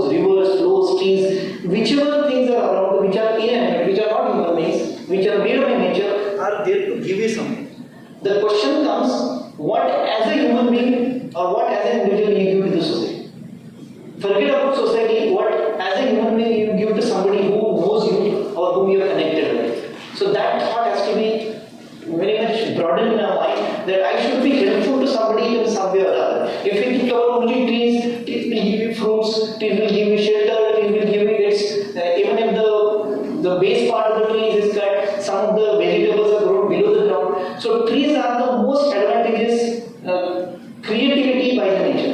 Likewise, you can think about any animal for that matter, anything in the nature, they are born or they are being created to give us something. The question comes, we are also created by God, by nature, we can say, but then what do we give as an individual to others? That thought has to be broadened. Then Purana says, Yaddeya karma, means there are different kind of sacrifices which you are supposed to do.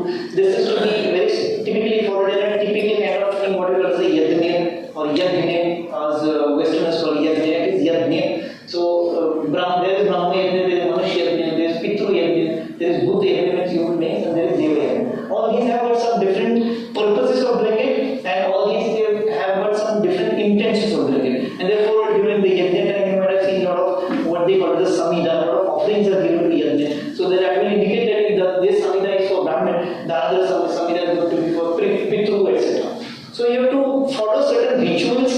If you don't believe, there is a class of people, or there are many bunch of people who are not following rituals nowadays for the sake of not following. But then there has been some kind of fundamental reason by which these rituals are followed. I can give you a simple example. If you purchase a new flat or you construct a new house, you will see that your kitchen has to be on the south-east side. And that southwest side, we call it as Agneya direction. Why do you want to have Agneya direction? There is a scientific reason behind it. All these Vedas, Upanishads, they are not baseless. They have thought of some scientific reason behind it, because southwest side is from the sun rays coming in your kitchen, and all the probable viruses, the bacteria which are generated in the kitchen, those will get evaporated by the sun rays. That is the intention. Most of the time we have heard that we should have to have the bedroom on the western side, because western breeze comes on that side. We should have to have most of the plants on the southern side, because most of the sun rays and the kind of vegetation required for the different kind of plants that comes from the southern side. So we do have certain kind of reasons behind it. Those are scientific reasons, those are converted to the form called as Upanishad and Vedas. So there might be some certain rituals which you might think that these are the things which are not of any use, these are nonsense kind of rituals. Fine. It is up to you, and it is your way of looking at it. You can do that. But then in general, there has been basis for all these rituals. Then Satyam Nasti Koro Dharma, that means there is no dharma here, and the truth never go back to your words. Bhagavad Gita will keep them go there next. This is what Dear Tata talks about Satya Dharma. If we had done some of the things that some other groups have done, we would have been twice as big as we are today. But we didn't, and I would not have it any other way. And that's why we know that Tatas are supposed to be the most ethical business people as compared to the other counterparts. I will not mention that. There was one exhibit by Mr. Narayan Murthy also. He said, let me say this right from the day one. When we founded this company, when we sought for 4 hours to discuss what we should seek in this journey, we were all unanimous that we would seek respect. We would seek respect from customers, from our employees, from our investors, and from our lender departments, from the government and from the society. And we said, if we seek respect from each of these stakeholders, we will do the right thing for them. And if we do the right thing for them, then everything will fall into place. So I am happy that the company has not swerved from the part of taking respect right from the day one to now. And that is perhaps the reason we have had what little success we have had so far. So Infosys is number 4 IT company in the world, and because they follow this value system and they give importance to work, and nothing is better than dharma. Dharma is nothing to do with religion. Dharma is dharayati saha dharma. Means whatever things which you imbibe, whatever things you decide to follow, whatever work you do, that is dharma. Dharma is what you do in simple terms. There is nothing to do with Hindu, Muslim, etc. So dharma is doing your duties honestly or on your dedicatedly there. So these people are doing it. Learning from of Vedas itself means knowledge.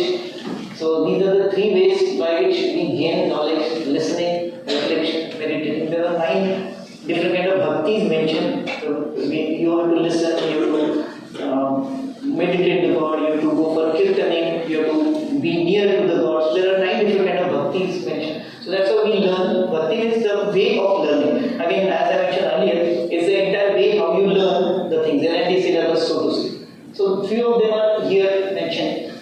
But then those are including all the other things which we practice and which we follow. Listening, reflection, thinking on it, then meditating is going into the deep thought process. So Shravan, Manan and Nididhyasana. Another concept remember Vedas is Vasudhaiva Kutumbakam. There is one university in Pune, Symbiosis University, they have this caption like Vasudhaiva Kutumbakam, and they have been following this since the day of inception. Symbiosis University has got probably the highest number of international students coming in, and rather that is the time and that is the incident which happened in the life of Mr. Muzumdar, that then he decided to come out with such a university where the people or the students from non-prerogative families, they will come. Students will come from the other parts of the country where they may not afford to go to costly countries like US, UK, Germany, France for their education. So that's why the university has started, and they have got this caption as Vasudhaiva Kutumbakam. Vasudhaiva Kutumbakam means Vasudha Eva Kutumbakam. Vasudha means Prithvi, the earth is itself is a family. So we have to assume that entire earth, entire family means all the countries, all the people in all the countries are brothers or sisters or maybe our siblings or our family members. And we always care our family members more than we care from somebody else who is not from a family. So if you assume that somebody is your family member, you will definitely take care of them. Then Samarpan Bhav is in today's term called as dedication. So whatever you do, you have to do dedicatedly. Loka Sangram means you have to have a lot of connect with the people, not only through WhatsApp, but then there are many other means by which you can connect with people. You have to think of the welfare of the people. Loka Sangram means collecting the people. As Shivaji Maharaj did, he has collected the people. As you have seen in that video, first 5 years he couldn't win any fort. So during that time he collected all the people around to fight for him. And then he increased the war force and then he started pushing the force. So Loka Sangram means collecting the people, connecting the people and collecting the people. Shubha Labh is the thing which we write very proudly in the entrance of the house, but that actually means ethical profits. So whatever is coming in a house should be coming only and only in an ethical way. So fortunately, all the salary people, they don't have any chance to make any unethical practice. Even if we go to Pune University and we get 500 rupees a ticket, that is also deposited in our account and we are getting 50 rupees a ticket. So we don't have chance in creating such kind of unethical practices. But then rest all, as I mentioned earlier, only 7% people in India, they pay tax. I may be wrong in the percentage, might be less than that. But the rest of 93%, all the agricultural farmers, they don't pay any taxes. They might be having car or maybe very high cost car or the vehicle which they are moving. They are not supposed to pay any taxes because of the government. Again, I am not here to comment on any particular policies. I am only talking about the 93% people are not paying taxes. So they have got all these kind of sources. I would say most of these 93% people are unethical ways of sources. I should not mention since this is being recorded. But as we know that if you become a corporator, you will at least make say 10 crore, 50 crore rupees of profit. And if you become Amdar, then MLA, you will make at least 100 crores. Then if you become a cabinet minister, 500, nothing less than that. So there are many ministers in India who have got so much amount of money aggregated to them that they can literally purchase other countries. So that much economy has been there, and it has been proven in India by some statistics that 10% of the people in India hold 90% of the Indian economy. And that has been proven. So the question or the doubt is here whether these are all ethical profits or not. The answer is very much open, no.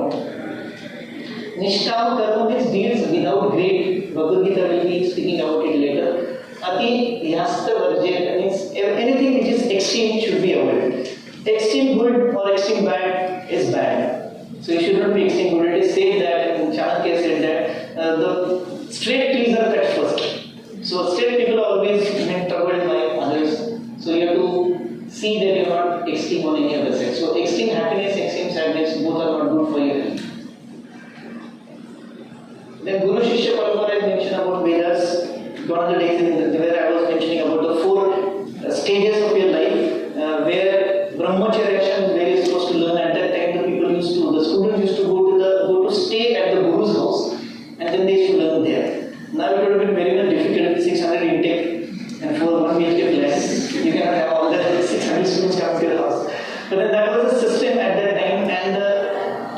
Shishya, that means the disciples were also so much dedicated that they always wanted to learn from their gurus.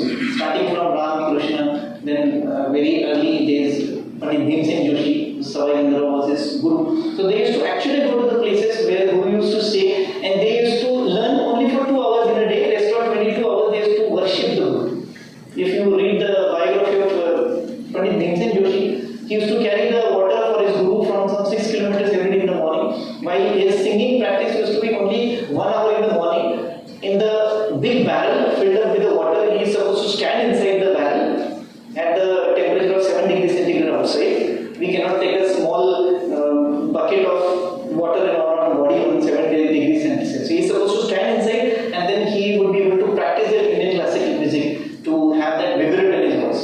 So that culture was there, what we call as a Guru Shishya Parampara, Guru Shishya culture. That is not there now. Probably the Gurus are also not of that cadre. So we have to think on going to deep inside, and we have to think whether are we worth to be called as Guru, so to say. Because Guru word is very much big, and all the, unfortunately, TV serial word is very small, Guru, Mahaguru. Fine, but then you have to bear with what is happening. Then these are the things by which you should lead your life. Shama means Shanti in our mind. The Vedas, not Vedas, the video which is talking about Vedas, he said that you should be like Gandhi's 3 monkeys.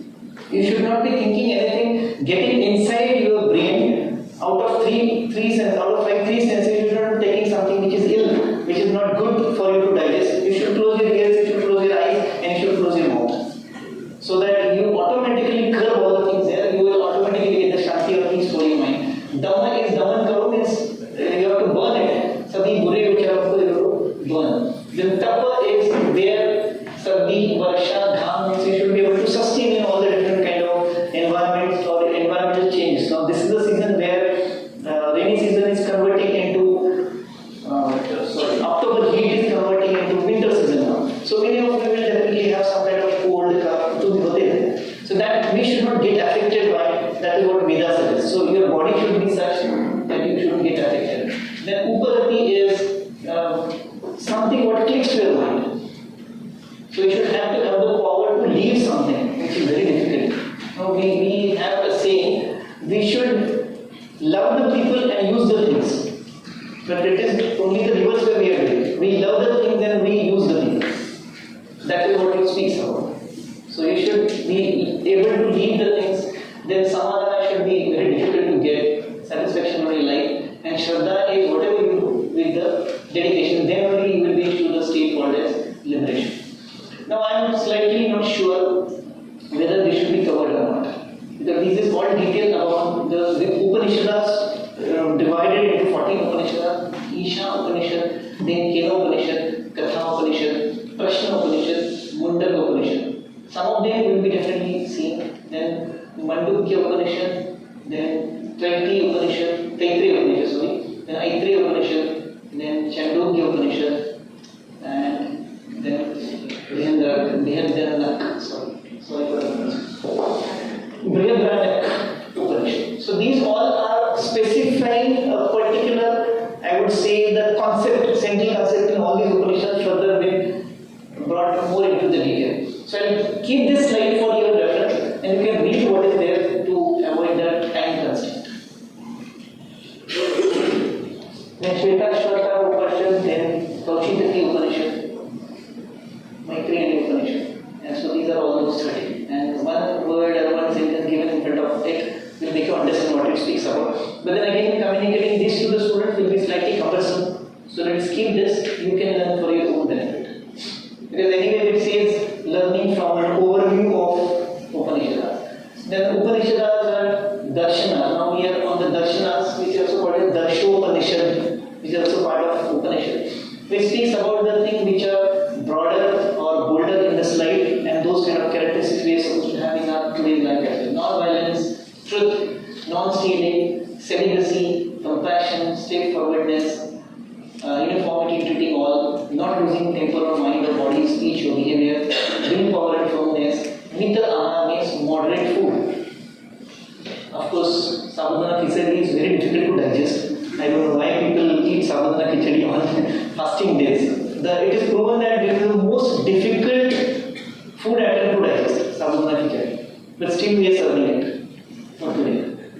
Cleanliness. This comes under Ashtanga Yoga. This is also called as Yama Niyam. This is Niyam which talks about 5 S's.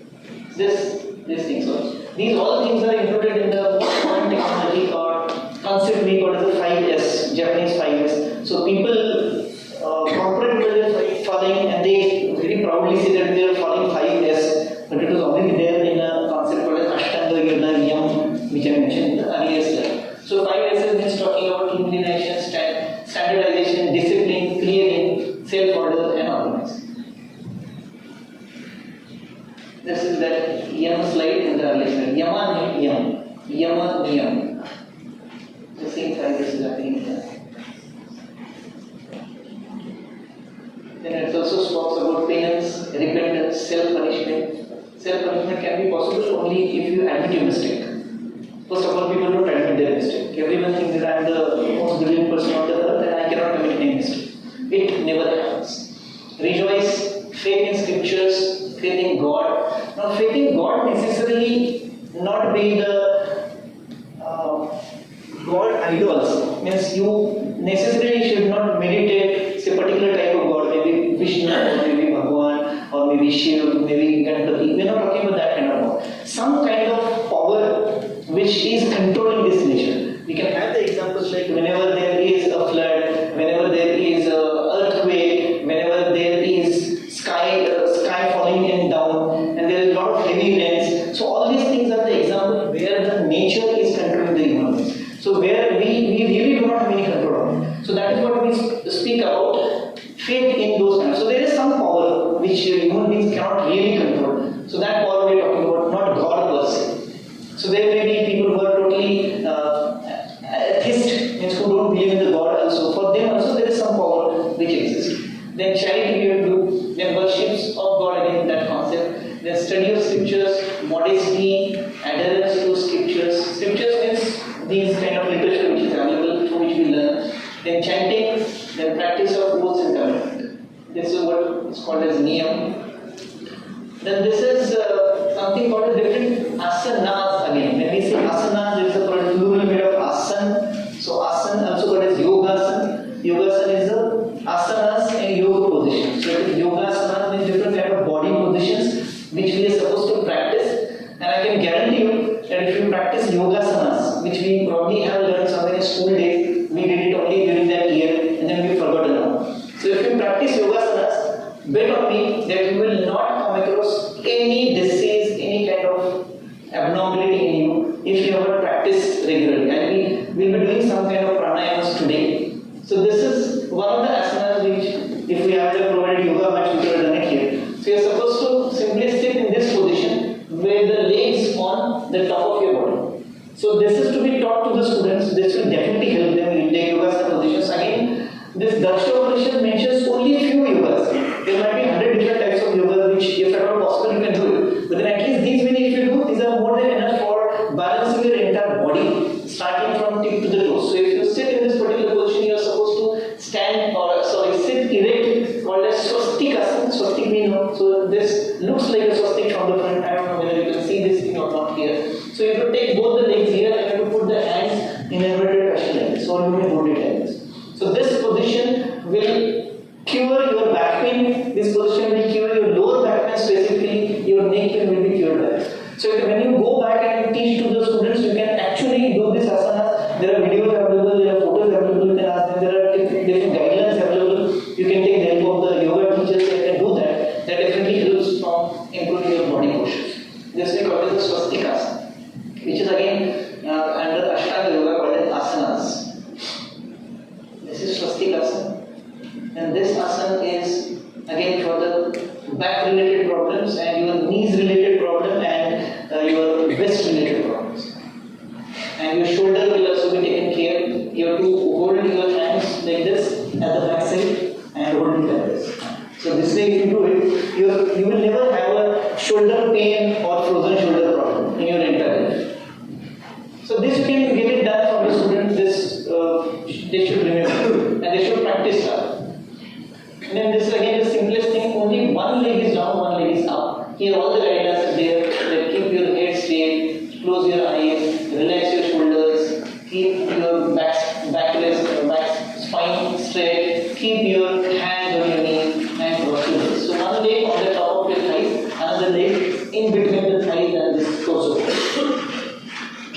This asana is called as Padmasana, also called as lotus pose, has got the same purpose as Swastikasana. Vajrasana will again take care of the back pain, which you are likely to be there, knee pains, and the lumbar pain or waist pain. It will also take care of the back pain as well. So you will be sitting in these positions. The guidelines are given here. This is called as Vajrasana, and this is one more additional position.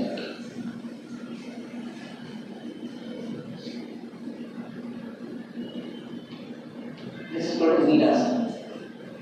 Sorry, not Virasana, Vajrasana. It was Virasana. Sorry for the pronunciation. This is Sinhasana. You have to look at the face. The position is like this or like this. You can practice this later when you do away with the FDP.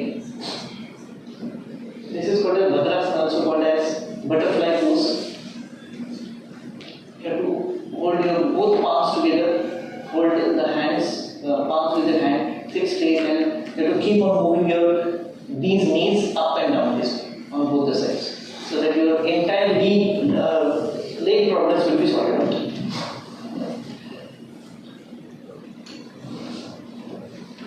This is Muktasana. You have to hold your leg like this, close to your chest, hold both the legs with the hands like this, and just slip on your back. The next step is you have to get up in the same position without losing your legs. So get up and go back. So you have to keep on doing it. This is also called as Muktasana, means all the gases in your body will be given out from the place where it is supposed to go out. Right? So this place. So you will clearly hear those places. You will be able to smell those things also going out, and that will put a pressure on your intestines and on your chest. So all the unrequired gases, adnoxious gases which are absorbed in our body, those will be released. Therefore, it is called as Muktasana. Mukta means releasing. And this is one of the best asanas for all those people who have stomach problems. Not to be doing during pregnancy. This is called as Mayurasana. Looks like Mayur means Mayur in English. Mayurasana, which will again take care of all your hand bones. You have to balance your entire body on hands. We could have done it here. I can do it here, but then you don't have place to do it here. Then this is the simplest asana. Sukhasana. So very happy mood as you could see the leg position. That is the most important part here. One leg is down, another leg is down. All the guidelines are here. You can see it, and of course all the videos are available on YouTube, which you can get it for free. This is called as Sarvanga. Sarvanga means the entire body. So if you do this posture, there are two stages in this Sarvanga. Three stages are. This is the first stage actually. This figure should have been here. So you have to hold your hand near your waist and then stretch the legs up. Then you take these hands down as much as possible near to the shoulder. It is this position. And then after this position is received, you have to release the hands and put it straight like this. This position will take care of your entire body. Therefore, it is called as Sarvangasana. Right from tip to the toe, all the body is moved in this position. That way, this is very simple to do, irrespective of your body posture or body structure. You can definitely do this. So, if you only practice these asanas, you will definitely be having a very healthy body. And if you can ask the students to do it, inculcate these habits among them. We do have for our Institute of Management and ICT students the lecture sessions, which are going on in IMP, and for ICT we will be having next week. So we do ask the students to do the yoga in the same hall. So the students bring the yoga mats with them. We have got a big carpet here, and we perform these yogas. Some of them are very difficult to perform. Fortunately, those are not mentioned by the Darshan or Upanishad. So all the simple ones are taken care, or these will take care about your entire body. Sarvangasana will take care about. This is talking about different pulses which we have in our body. It is mentioned by Upanishads. Again, I don't expect, you also don't expect the students to remember the names of these Sanskrit names of all these bodies. So Shumna, Pingala, Ida, Saraswati, Kuhu, Yajaswini. These are all the positions mentioned. These are nothing but the main structure of our body. Different veins which are there in our body, starting from our spinal cord, going to the brain, going to the different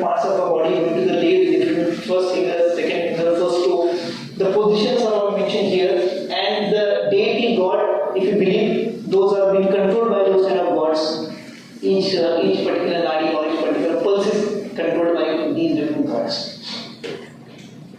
That is another nadi, also as prana. Prana is inhaling, exhaling. These are few more pulses: Pusa, Varna, Hastikula, Gandhari, Alambusa, Visuddha, Resmi, Sankhi. In their positions that God was controlling over there.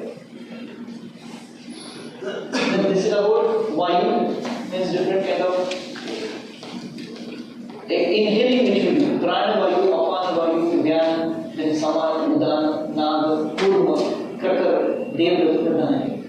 Not expected to remember, even I also don't remember. Because it is not needed that you remember the names, you need to know how it is to be rectified, how it is to be practiced. So those asanas will take care about your nadis. Then there are some pranayama exercises which will be related to your entire body and keeping your body healthy. So I think we should do this where this is called as purification of nadis. All the pulses will get purified if you do these kind of activities where you have to sit straight with the neck and head of the body erect, close your mouth and eyes, sit motionless, close your eyes and then inhale through left nostril, fill the body, lungs, leave and right. So there and then leave through the right nostril. This will be doing it, which is also called as Rechak, Purak and Kumbhak. Purak means you have to inhale through the nose. You will have to, there are many ways of doing it. Two I tell you. One is you inhale through your nostril, both the nostrils, you take a deep breath, then you hold the entire air which you have taken inside in your lungs, one stage or maybe one way, and second is you hold the entire breath in your stomach. And then you have to hold it as much as time as you possible. Then you leave it with the nostrils very slowly. Can we do it? How much time do we have for the lunch break? We still have a lot of time. So we'll do this. So all of you are supposed to keep all the things away from you. Specifically mobile. Sit straight. Now actually all these pranayama things are to be done in a sitting posture. So you should be having legs folded. Many of the people have a problem of holding legs itself. So let's do it in a sitting way. You can do it in sitting posture as well. But more advisably if you are in a folded legs position. You have to sit straight with your back, spinal cord absolutely straight. If your chair position will not allow you to sit straight, because chair back is always 105 degrees tilted with the seat, so you will not have 90 degree angle. So you will not rest your back to the chair. Sit straight, close your eyes, and I will give instructions. You have to simply follow. The first is you will take a deep breath. Listen to the instruction first, then we do it. You will take the deep breath.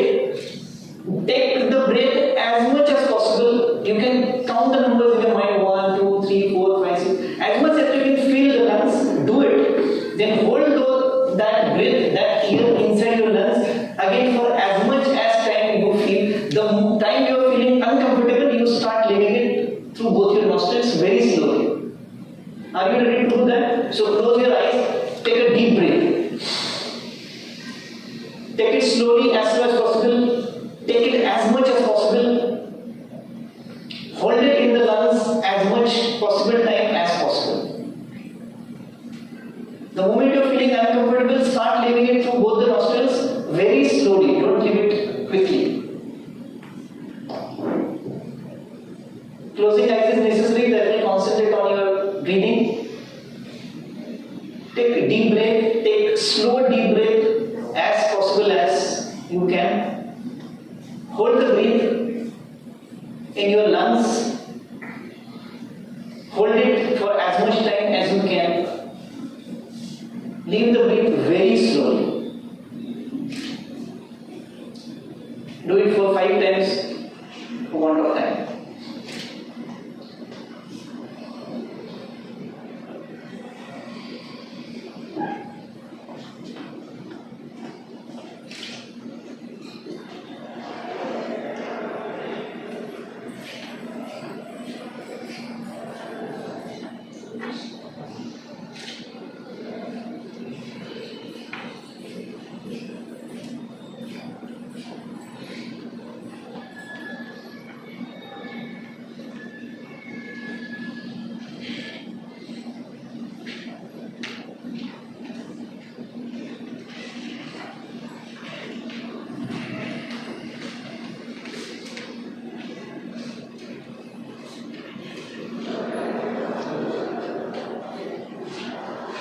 Well, thank you. This is just a way to tell you how it is to be done. You have to practice it more. You can get this thing done from the students. This will benefit them from the concentration point. This is only one way of doing it. Second way is the same, all the things will remain same. You have to hold that breath or air in your stomach and then you have to do the same thing again. There's another way by which you can clear all your toxics from your body, which again, a lot of Ramdev Baba videos are available in it. So we'll just practice this one in the class. You have to take the breath, you like this through your nostrils only. Take deep breath and leave it forcefully. Yes, somebody said there. It's called as couple. The young people can do it as fast as they can. This will remove out all the toxins from your body through your nostrils. Take breath and leave it as fast as possible. Take it as fast as possible. Leave it as fast as possible. This you can practice later. I am just giving you the guidelines. You can practice it later for the want of time because my 1 hour for this unit is actually over. So going ahead, there is one more way which again for the purification of air inside your body. And we know that air is one thing. Air and water. These are the two basic things required for our body. Rest of things are probably not required. The food which we eat is not that much required. We are expected to get some carbohydrates, some kind of protein, some kind of fats, etc. Only that much amount of food you should eat. But then basically, if you don't have air, you are dead. If you don't have water, you are dead. Our body is made up of 70% water. That is proven by biology. So our cleaning of air, what we inhale, is more important. There's another way by which this is done, which is called as Anulom Vilom. So which you might have heard the name, some of you might be practicing, where you have to again sit in the same position, close your eyes as far as possible, hold the thumb on your right nostril and inhale through the left nostril. Inhale as much as you can. Inhale from the left hand nostril. The moment you have filled up with the air inside, leave the thumb, hold with the other fingers the left nostril and leave the air through the right nostril. Slowly, inhale through left, holding the right nostril, leave from the right, holding the left nostril.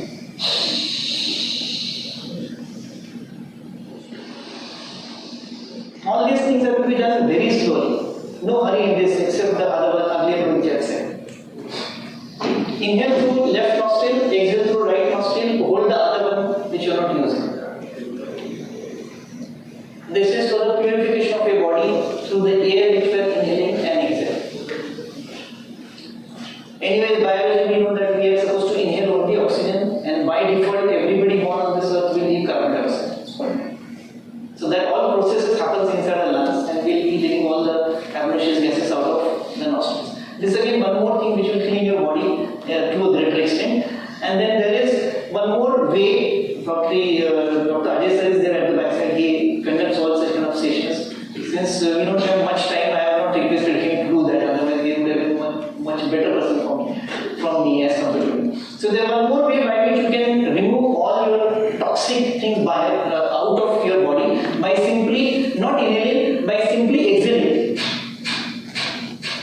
And you will feel the pressure onto your stomach. And there's a way you might have seen on, I cannot show you now because I have to remove my clothes in that case. You have to move your stomach and that will also give a lot of churning to your bowel behavior and you will not have any kind of problems with the digestion. And it has been proven by Ayurveda and physical biology science that all the problems of your body are generated from here. Started from your stomach. So the more better care you take of your stomach, the better your body will be. So try to eat less sabudana khichdi today so that your stomach will not get unnecessarily pressured with digesting all that difficult food. No granthas or no particular literature mention that sabudana khichdi chalte mano person. Rather we have got a saying, incidentally, today is Ekadashi and we have got a very famous saying in Marathi, Ekadashi duppat khashi. And this is today's Ekadashi is where people who never thought of Ekadashi they have to do it. Why? Because sabudana khichdi milega, then sweet potatoes will take it out, we get upasachi misal also in some of the hotels. You get upasachi padartha, there are some menu of 15 or 20 items of upasachi padartha. So we eat too much, double problem.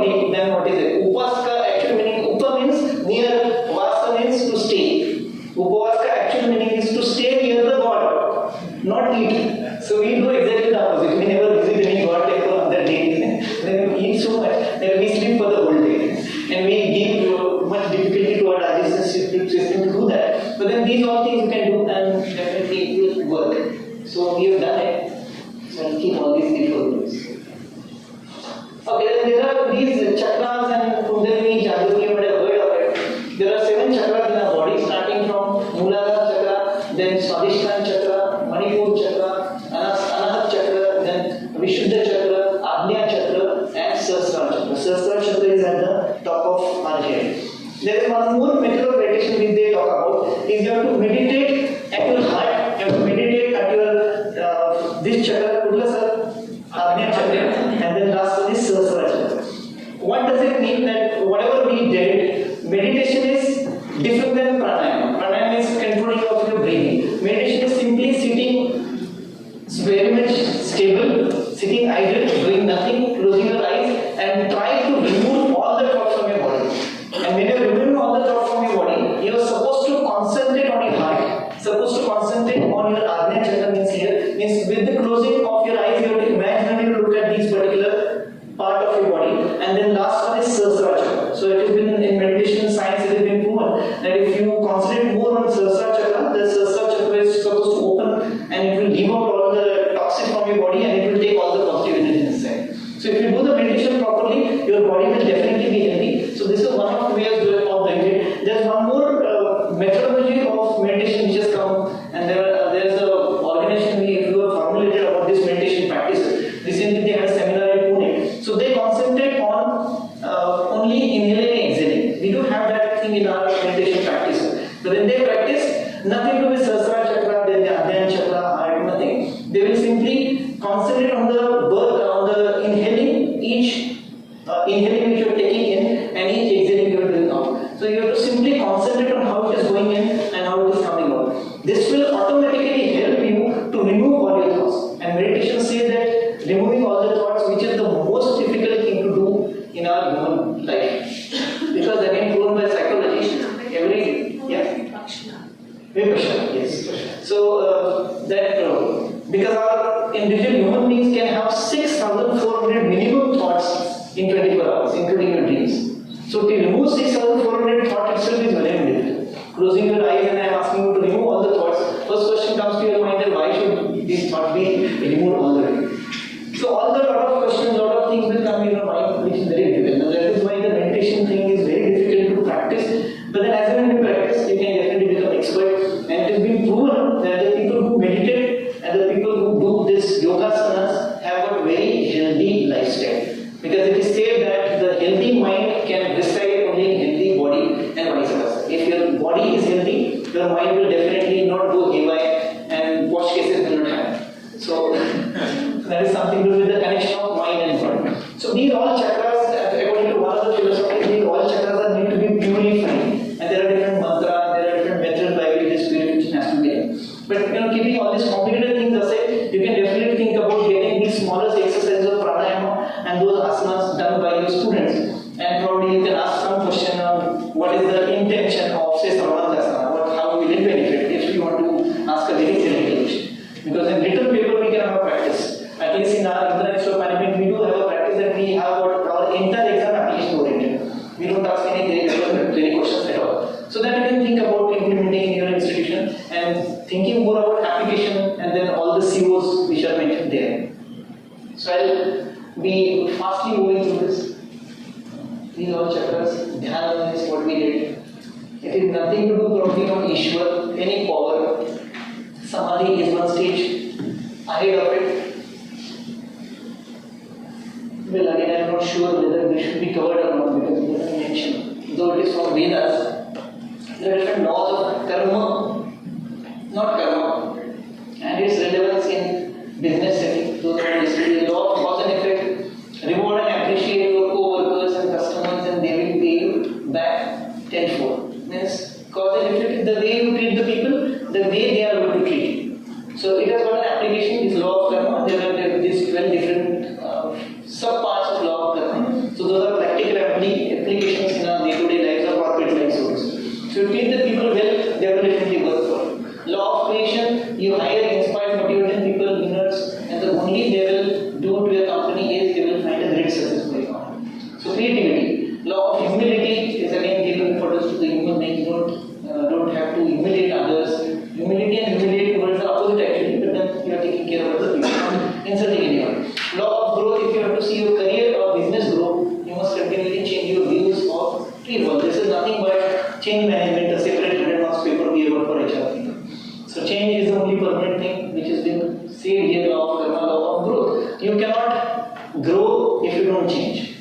The example could be the Nokia handsets. The best example, when Android approached them, they said, no, we don't want any other technology. So at one point of time, they had 85% market share. Now, you really have to find out who is using Nokia handset. So they approached Samsung. Samsung had at one point of time 95% market share because they were ready to change. They wanted to have a growth. Of course, with a lot of other players coming in, their share has dropped down to 65. But then other people have adopted their Android technology, which Nokia rejected at one point of time. They are also using their Android now.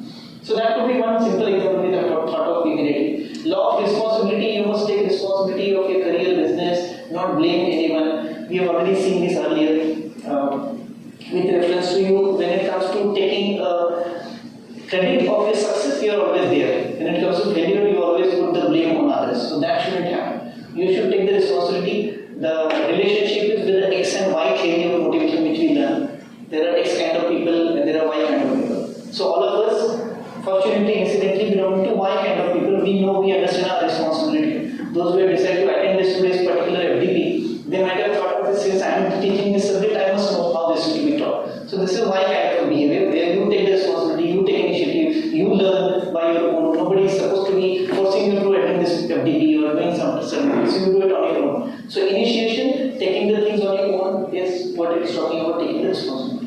This is a very common thing even if we talk about day-to-day. Law of connection. So every minute of every day is some same amount of importance, so you can never think of negativity or laziness. It is said that there is a very nice saying by one of the Marathi writers, I will translate it for you, that we live because we are not sure what is going to be the next day, and we always live in the hope of tomorrow is definitely going to be better than today. So that for tomorrow I will definitely work. So that point of view, you have to think about connecting tomorrow with today, connecting your past with today, and for your future that is to be used. So try to remove negativity, try to remove laziness from your day-to-day course.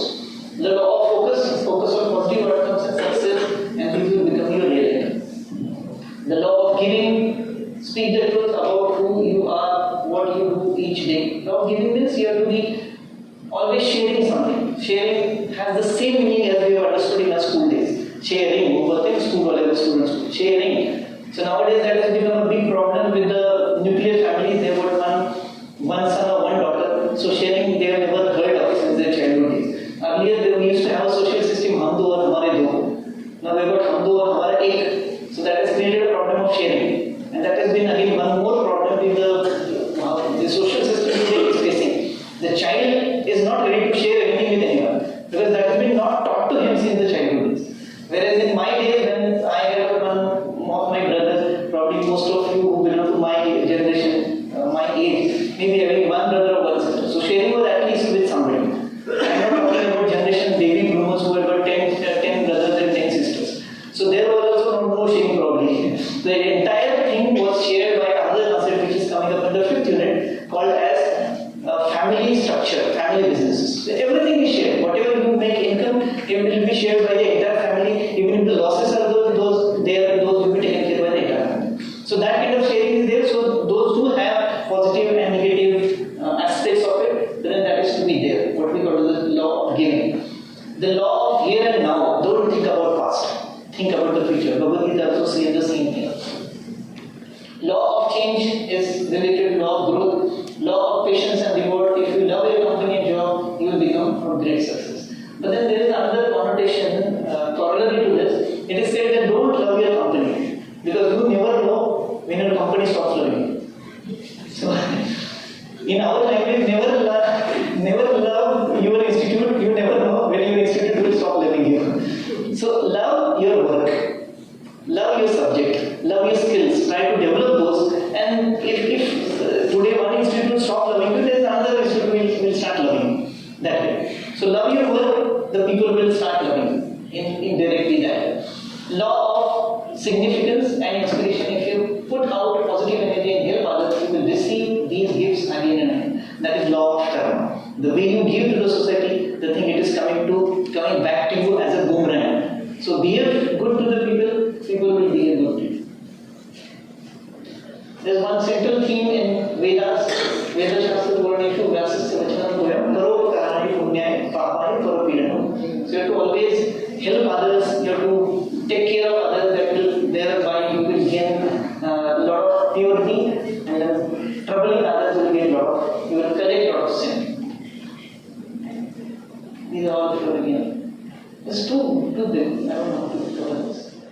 These are certain fundamentals maintain holistic universe, internet, motivation, welfare. These all were there in the earlier system, either Upanishads, Vedas, or Bhagavad Gita, but then we are all practicing it in today's day, and we are converting it into the most practical concepts in recent times. Unique work culture, evenness of mind, self-development, all those are to be followed. These are fundamentals, I guess, and you will find this in some of the other scriptures. I mean, fortunately, again, Ramayana Mahabharata is also not there in the syllabus. Then Chanakya is not there. Gautam Buddha is not there. Otherwise, this would have been still bigger and probably lengthier. So there is this story of. So this Ramayana Mahabharata, skip. It is there in the slide which will, if you wish, you can read this. I am not sure whether overview of IKS means this is included or not, because this is a part of IKS. In that case, I would have required to cover Ayurveda also, I would have required to cover artisans, I would have required to cover old arts. So assuming whatever syllabus will be designed by university, they thought that probably Ramayana Mahabharata, Chanakya, Gautam Buddha is not required there. With all due respect to all those. So I am skipping this. Again, for the want of time. These are leadership pointers from Gautila Arthashastra. Again, if you look at, even by running through the slides, all these things we are doing it in today's modern management or contemporary management. Ideal leadership types, welfare, CSR, management, all the principles we teach to organizational charts, etc. Different principles of management, ethics, all CSR, business ethics, those are there. So I will simply skip this. But as I said, it is there in the slides, all the activity will be separate. So if interests you, you can read it. If you think your student should know it, if you I don't have time, you can speak on this. But since we have a less time, I am speaking, but then those are all principles told in a different way. Okay, now the another important half of this subject is Western management and Eastern management differentiation. Again, for the clear understanding, I am exceeded by 20 minutes. Because this is the biggest topic, of course. Where there is a clear understanding, I have bold certain letters which will make a clear distinction. Eastern management is eastern side of India, means when we say Southeast Asian countries, starting from India on the east side on India, maybe Singapore, Malaysia, and Thailand on this side, then Burma on this side. So all the Japan, for that matter, all the things on the eastern side except Australia and New Zealand. Those are on the eastern side, they follow most of the Western culture. So the culture in all these countries are more or less the same. If you go to all the, there is an association called as ASEAN, Association of Southeast Asian Nations. So where you will follow and you will find the Hinduism and Buddhism is more followed. Again, nothing to do with religion, but the principle in these particular countries are following, which are called as Eastern management philosophies, or according to us, for the syllabus it is IKS. Whereas on our left hand side of our country, starting from even Dubai onwards, European countries, African countries, and entire Europe and US, UK for that matter, they follow Western management. And as far as the management as a whole, management education as a whole is considered, we will always find that something which is coming from the Western world is more which is to be trusted. For marketing management people, we always ask the students to refer Philip Kotler, which is a Western management philosopher or Western management thinker. For psychology, we always refer to Carl Jung or maybe some other psychologists who have done the work. But then all these things were already developed in our culture that we do not know. So from the concept of comparison of Eastern management, which includes IKS, and Western management, means the pointers which you need to compare. The IKS gives more importance to human-centered idea, so that even this is being used. See, we have to connect this with the cases which you might have think about, which could be correlated. For example, in human-centered ideas, I can give you an example of, say, most of the companies do have suggestion boxes in their companies. Got the days where they used to call it as a complaint box, because complaint box has got negative connotation. People will always think complaint is abuse में. So they have changed the names, rubbed the name, and only put it as a suggestion box. So when suggestion box is the word written there, people are going to give the suggestions, and all the companies with reference to human-centered idea are believing that the brilliant concepts might be there, brilliant ideas may be there with the worker who might be working on a very lowest level. Probably the CEO of the company may not think about that idea. So with this connotation, with this concept, corporates are also thinking about giving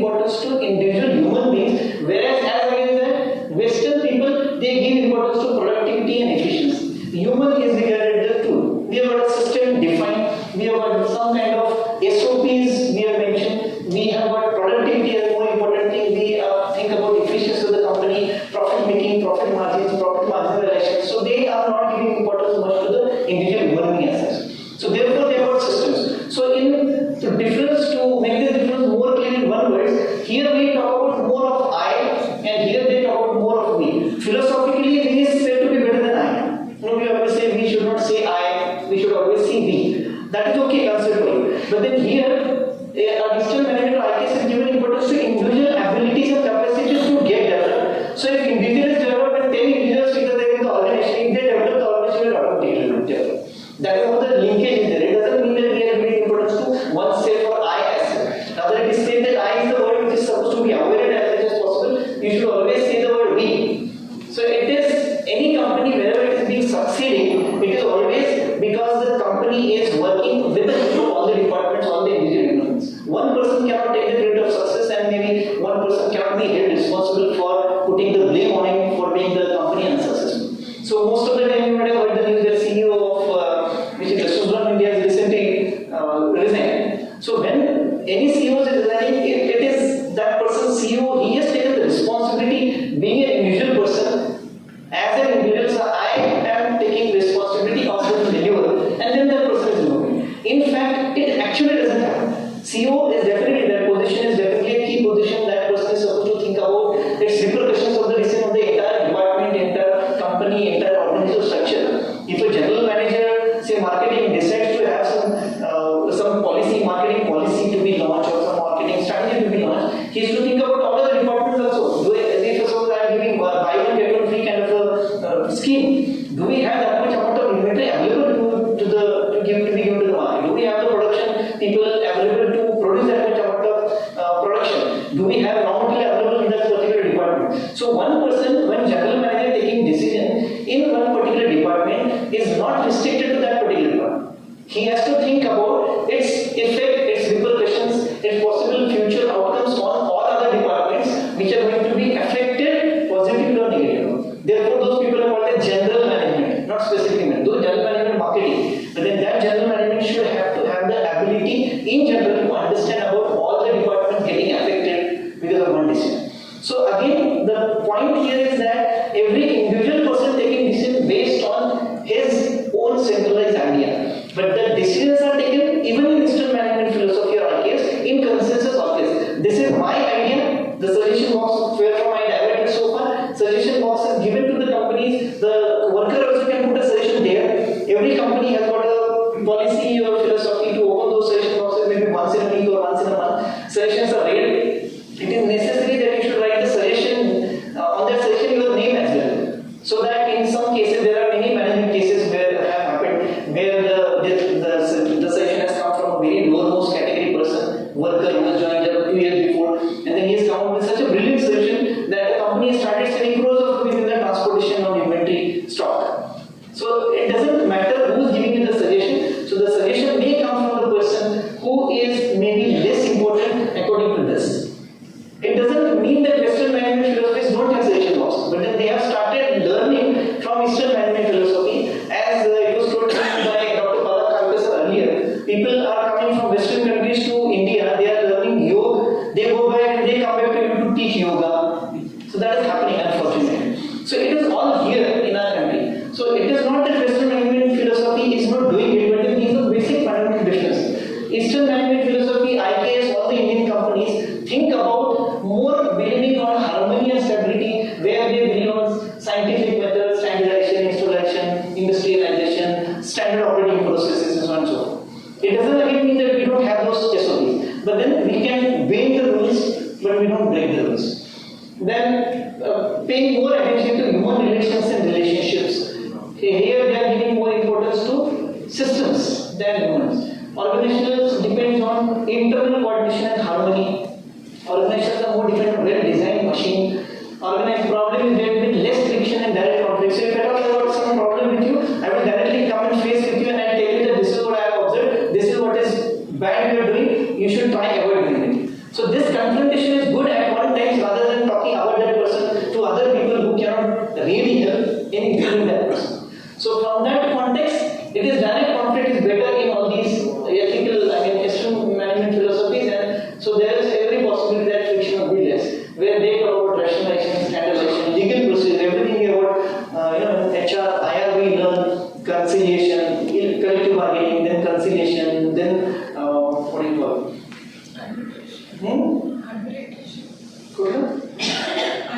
Arbitration is the last one. Arbitration is second one, and then adjudication, where the case will go to the court. So these people believe on adjudication more. Anything happens, you go to the court. Here we will try to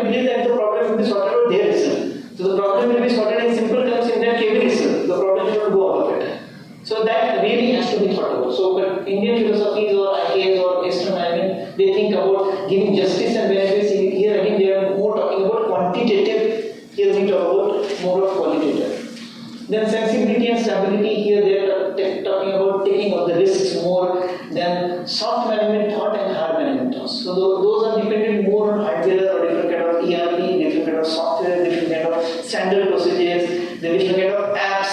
So here it is more individual human oriented. I can give you a very simple example. If you send somebody an email in our, even in your institution, you have to go to that person personally. You have to tell him, email here, WhatsApp. So that is where the jokes about management, that is where the individualization comes into the picture. In Western management, if you don't reply your email, the next day you might be out. They cannot expect that he come to your desk and tell you that I have sent you a mail, please read it and reply to me. Even that way, today's generation Z, all the schools are very much fast. They send some message to me, and immediately on the next minute they send a question mark. Why? Yesterday I got a message from one of my students. She was calling me. I didn't have her number saved. So she sent me another message. Why are you not lifting my calls? I am calling you for the last 5 minutes. So this can happen. Maybe I have taken it on the left hand side. So individualistically, since the institute, in my institute, the students are allowed to talk and maybe send messages to director. That doesn't happen in most of the other institutions. Probably faculty members also may have to take an appointment to meet the director at times. So forget about students' approach. So that is typically getting along with the people is more of an Western philosophical thing. Western don't believe on it. They believe more on hard side of it. And these are the beliefs, these are the approaches, these are the guidance, development and emphasis, rules as far as IKS and WMT is concerned. So we always believe on Sarve Bhadrani Pashyantu, Sarve Santu Niramaya, Sarve Sukhan Santu Na Pashyantu, Dukkham Amaya. Yes, everybody should be happy, everybody should be healthy, everybody should be having happiness, and nobody should be having any kind of miseries or unhappiness. Then external things, human beings are treated like machines, then guidance is mindfulness, consciousness. Our entire India, I guess, is talking about mindfulness. And there is one organization which has recently come up in Pune. They have come out with the concept of mindfulness as such. And mindfulness and healthy body. So they have got different programs where they will guide you on how you maintain your body, how do you maintain your healthy mind, etc. So they have got simple things in a day-to-day lives without going much into complications of pranayama, meditation, etc. You can learn, you can balance your body, you can attain happiness, you can have a proper consciousness and mindfulness by you doing routine course as well. Maybe I'll send the link of that particular organization also on the group, so you can just get advantage of it. But otherwise, we are talking about this, not Western philosophies. Going at decision-making tools, problem solving, again, this is very much easy to understand. So I think better I'll skip rather than reading. These are all comparisons which you can connect to the things. Okay. We need to close for the lunch break, but then before we close, Dr. Ashutosh wants to say something. I'm going to Ashutosh, please come.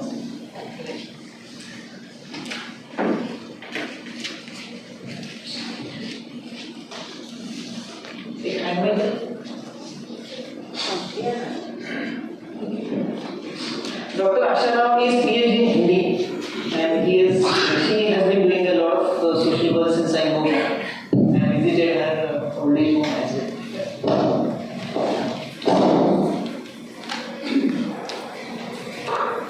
बहुत पहले संस्कृत में एक श्लोक पढ़ा था और याद किया था सुभाष रानी का।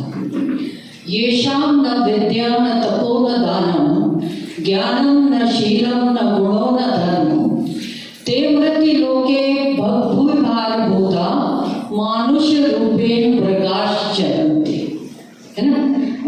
अर्थ नहीं बताऊंगी कि सर ने वेद पुराण सब कुछ उपनिषद आपके सामने रख दिया है, लेकिन एक बात जो मैं बताना चाह रही हूँ वो इस व्यक्ति के बारे में। मैं यहाँ पर और कुछ बताने नहीं आई हूँ। इन्होंने कहा INFJ पर्सनालिटीज, बड़े बड़े नामों के साथ इनकी भी तस्वीर किसी कोने में थी, और ये वास्तविकता है। जो व्यक्ति सुबह 4 बजे उठकर, सुबह 4 बजे आपका नियम है, ये सुबह उठते हैं, योग करते हैं, प्राणायाम करते हैं, जो आपको करवा रहे हैं वो पहले कर आते हैं, और जिसने यहाँ खड़े होकर कितने घंटे आप गिन लीजिए, बिना रुके, बिना थके, बिना खांसे खंखारे कुर्सी को देखते हुए ज्ञान विज्ञान तुलना सब कुछ आपके समक्ष इन 3 घंटों में रख दिया। ऐसे व्यक्ति को वास्तव में INFJ पर्सनालिटी कहते हैं कि नहीं? तालियां हो जाए। तालियों में भी आवाज नहीं लगता, बिन मन के तालियां। मैं इनके फिलैंथ्रोपिक पक्ष की ओर आपका ध्यान आकर्षित करना चाहती हूँ।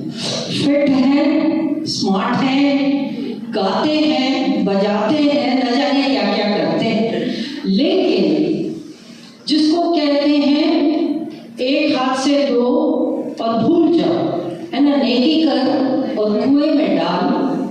मेरे पास में एक छोटा सा NGO है और उसमें एक महिला थी, कोविड के समय की बात है, और उनको इनकंसिस्टेंसी की प्रॉब्लम थी और हम नया हमने काम शुरू किया था, तो मेरे पास में बिस्तर नहीं थे ज़्यादा।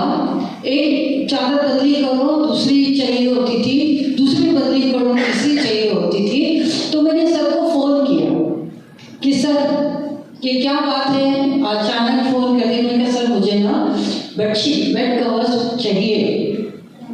यू वोंट बिलीव, अभी मैंने कहा और दूसरे दिन अमेजॉन से 8 कंबल, 8 चादरें, 8 तकिए मेरे पास थे। दूसरी एक घटना बताती हूँ, तालियां उसके बाद जाना। हाल ही में मेरे दोनों घुटनों का नी रिप्लेसमेंट हुआ।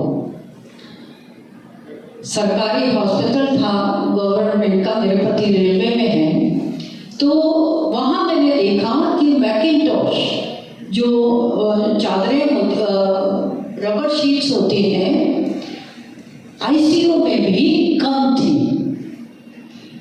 कोई ध्यान नहीं आया उस समय।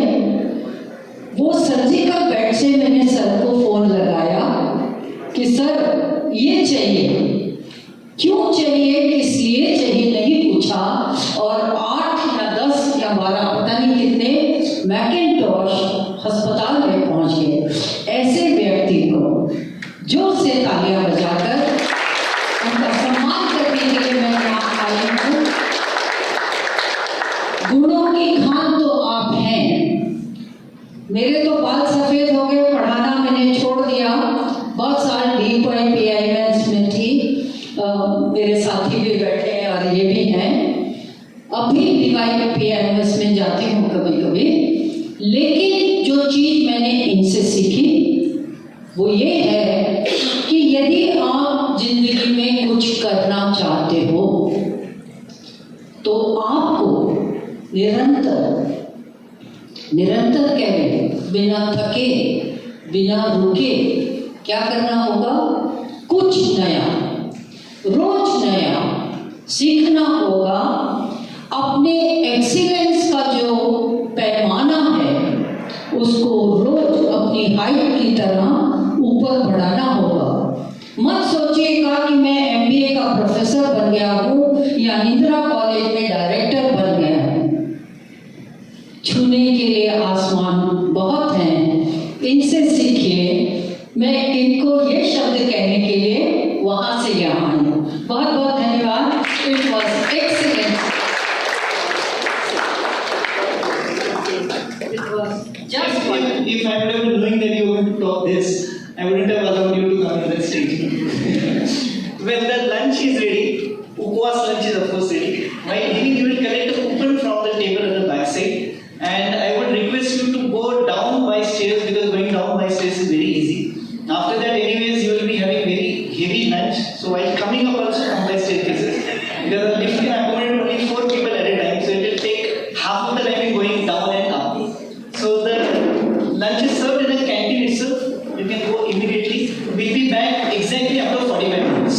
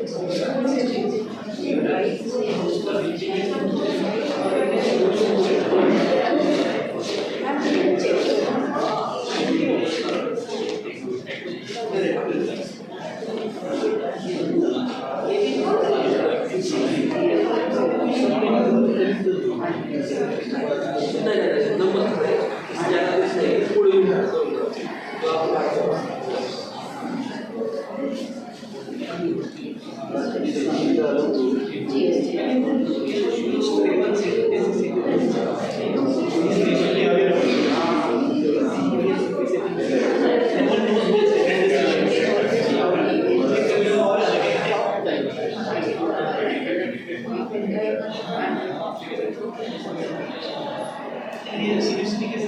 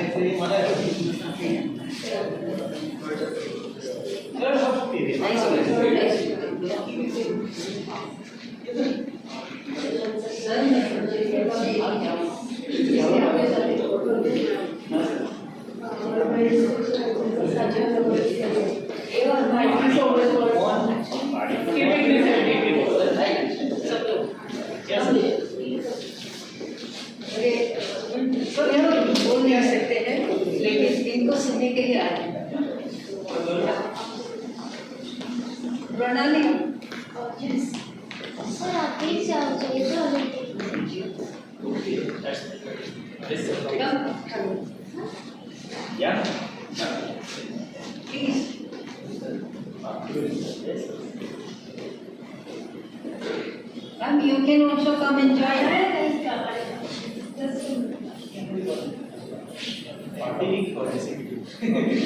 Please.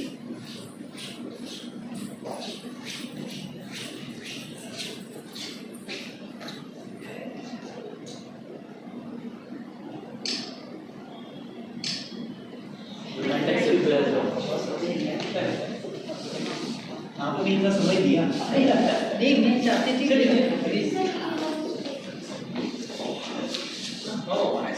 You also can take selfie. Okay बार में एंड में हां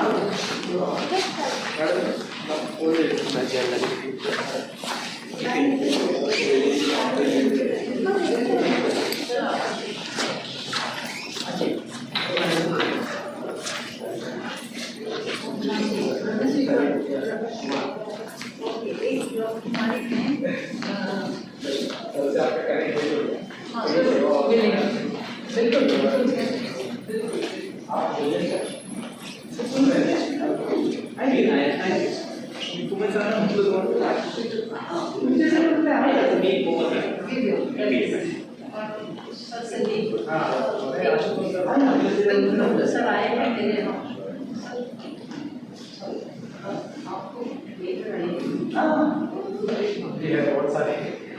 आप सभी लोग आइए 20-50 लोग आ सकते हैं और प्रगति के IGI CSR part of our curriculum is compulsion.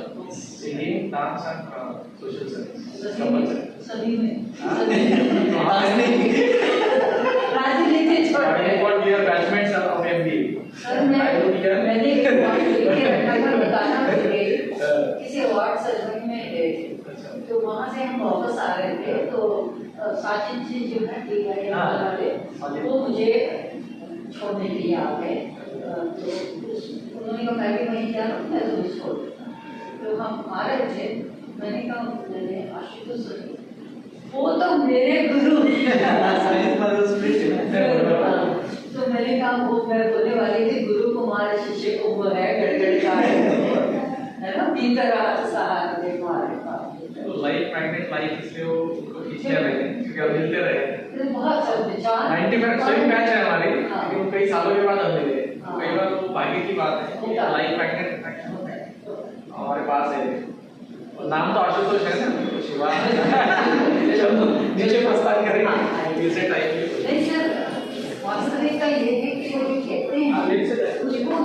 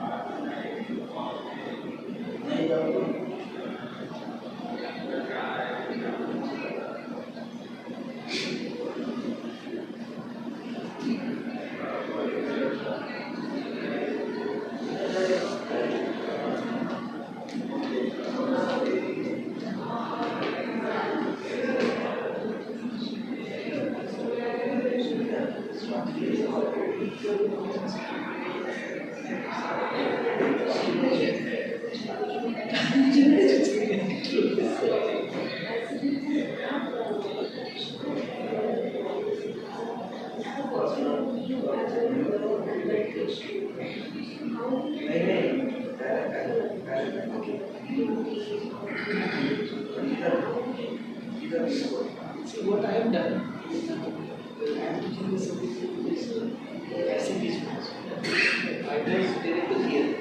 I still look after some of the operations. I've got one training here, one training there, some way studying here. So I'm doing that. I'm teaching this. What I've done, which I'll be telling you all. Last week, family business. So those are cases given there. So those 18 cases are in this groups of 4 schools. I guess the different features in their cases. Cooperation, cooperative society, which is a for example, Tata's ethical businesses, eco-friendly, features. Okay, but like cases.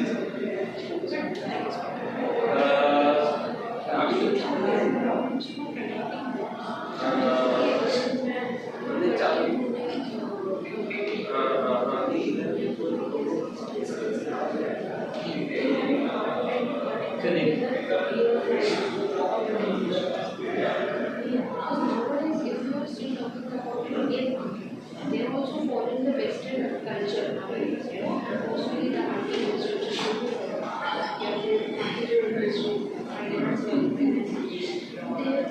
they cannot directly imply the package principles. So that is a challenge. I am also struggling with that.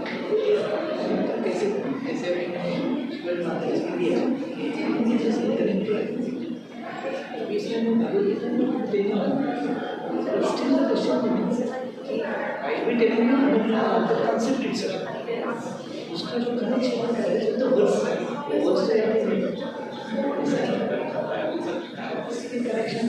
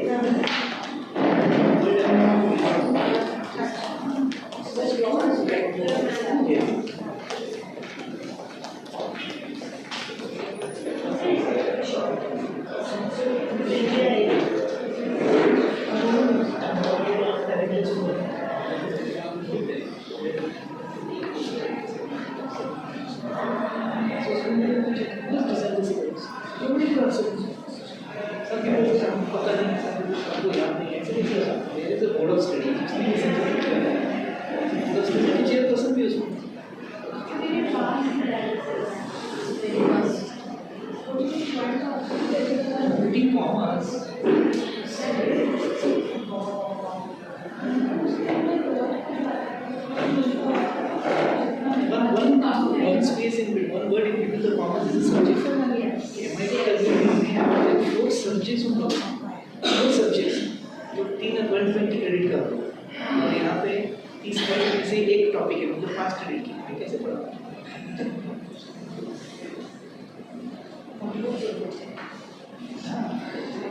जैसे semester में spread होनी चाहिए, semester में complete case 1 and case 2 फिर we will discuss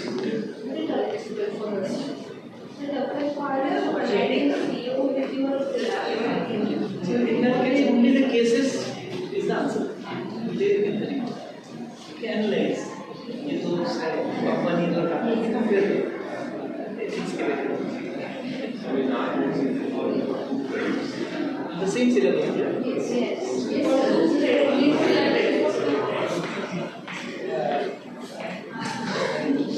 So still at least management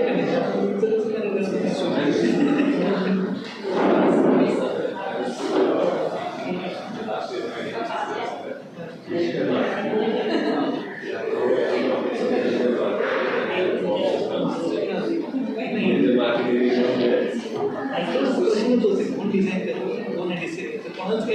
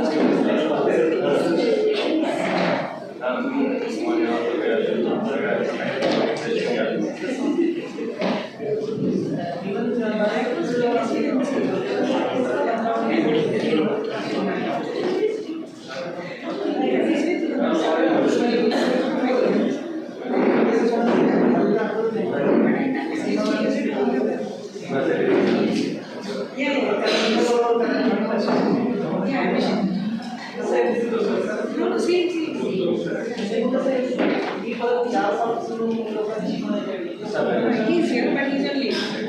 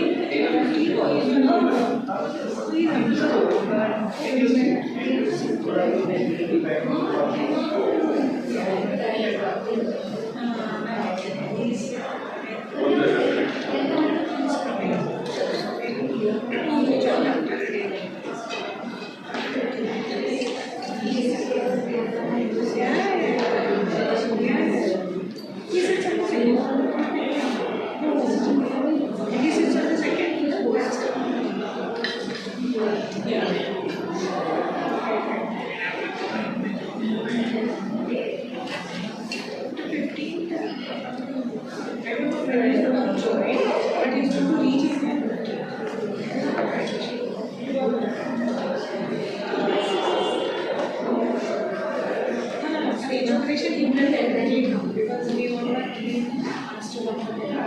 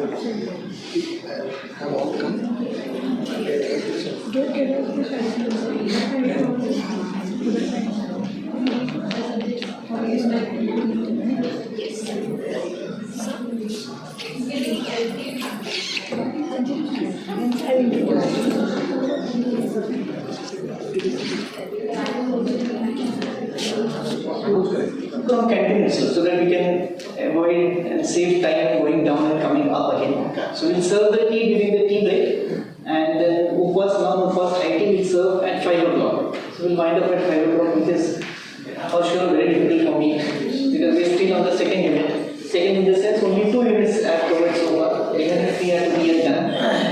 Out of which one I'll be going through very fast because only conceptual understanding is required, and rest of also will be doing about it. Continuing and almost finishing with the second unit, the two main important concepts in our day-to-day life which you can follow is karma dharma. And we are going to say in Marathi, it says karma dharma sanyogane. Means by fluke, and say bol dete. But then there is a meaning between karma and dharma.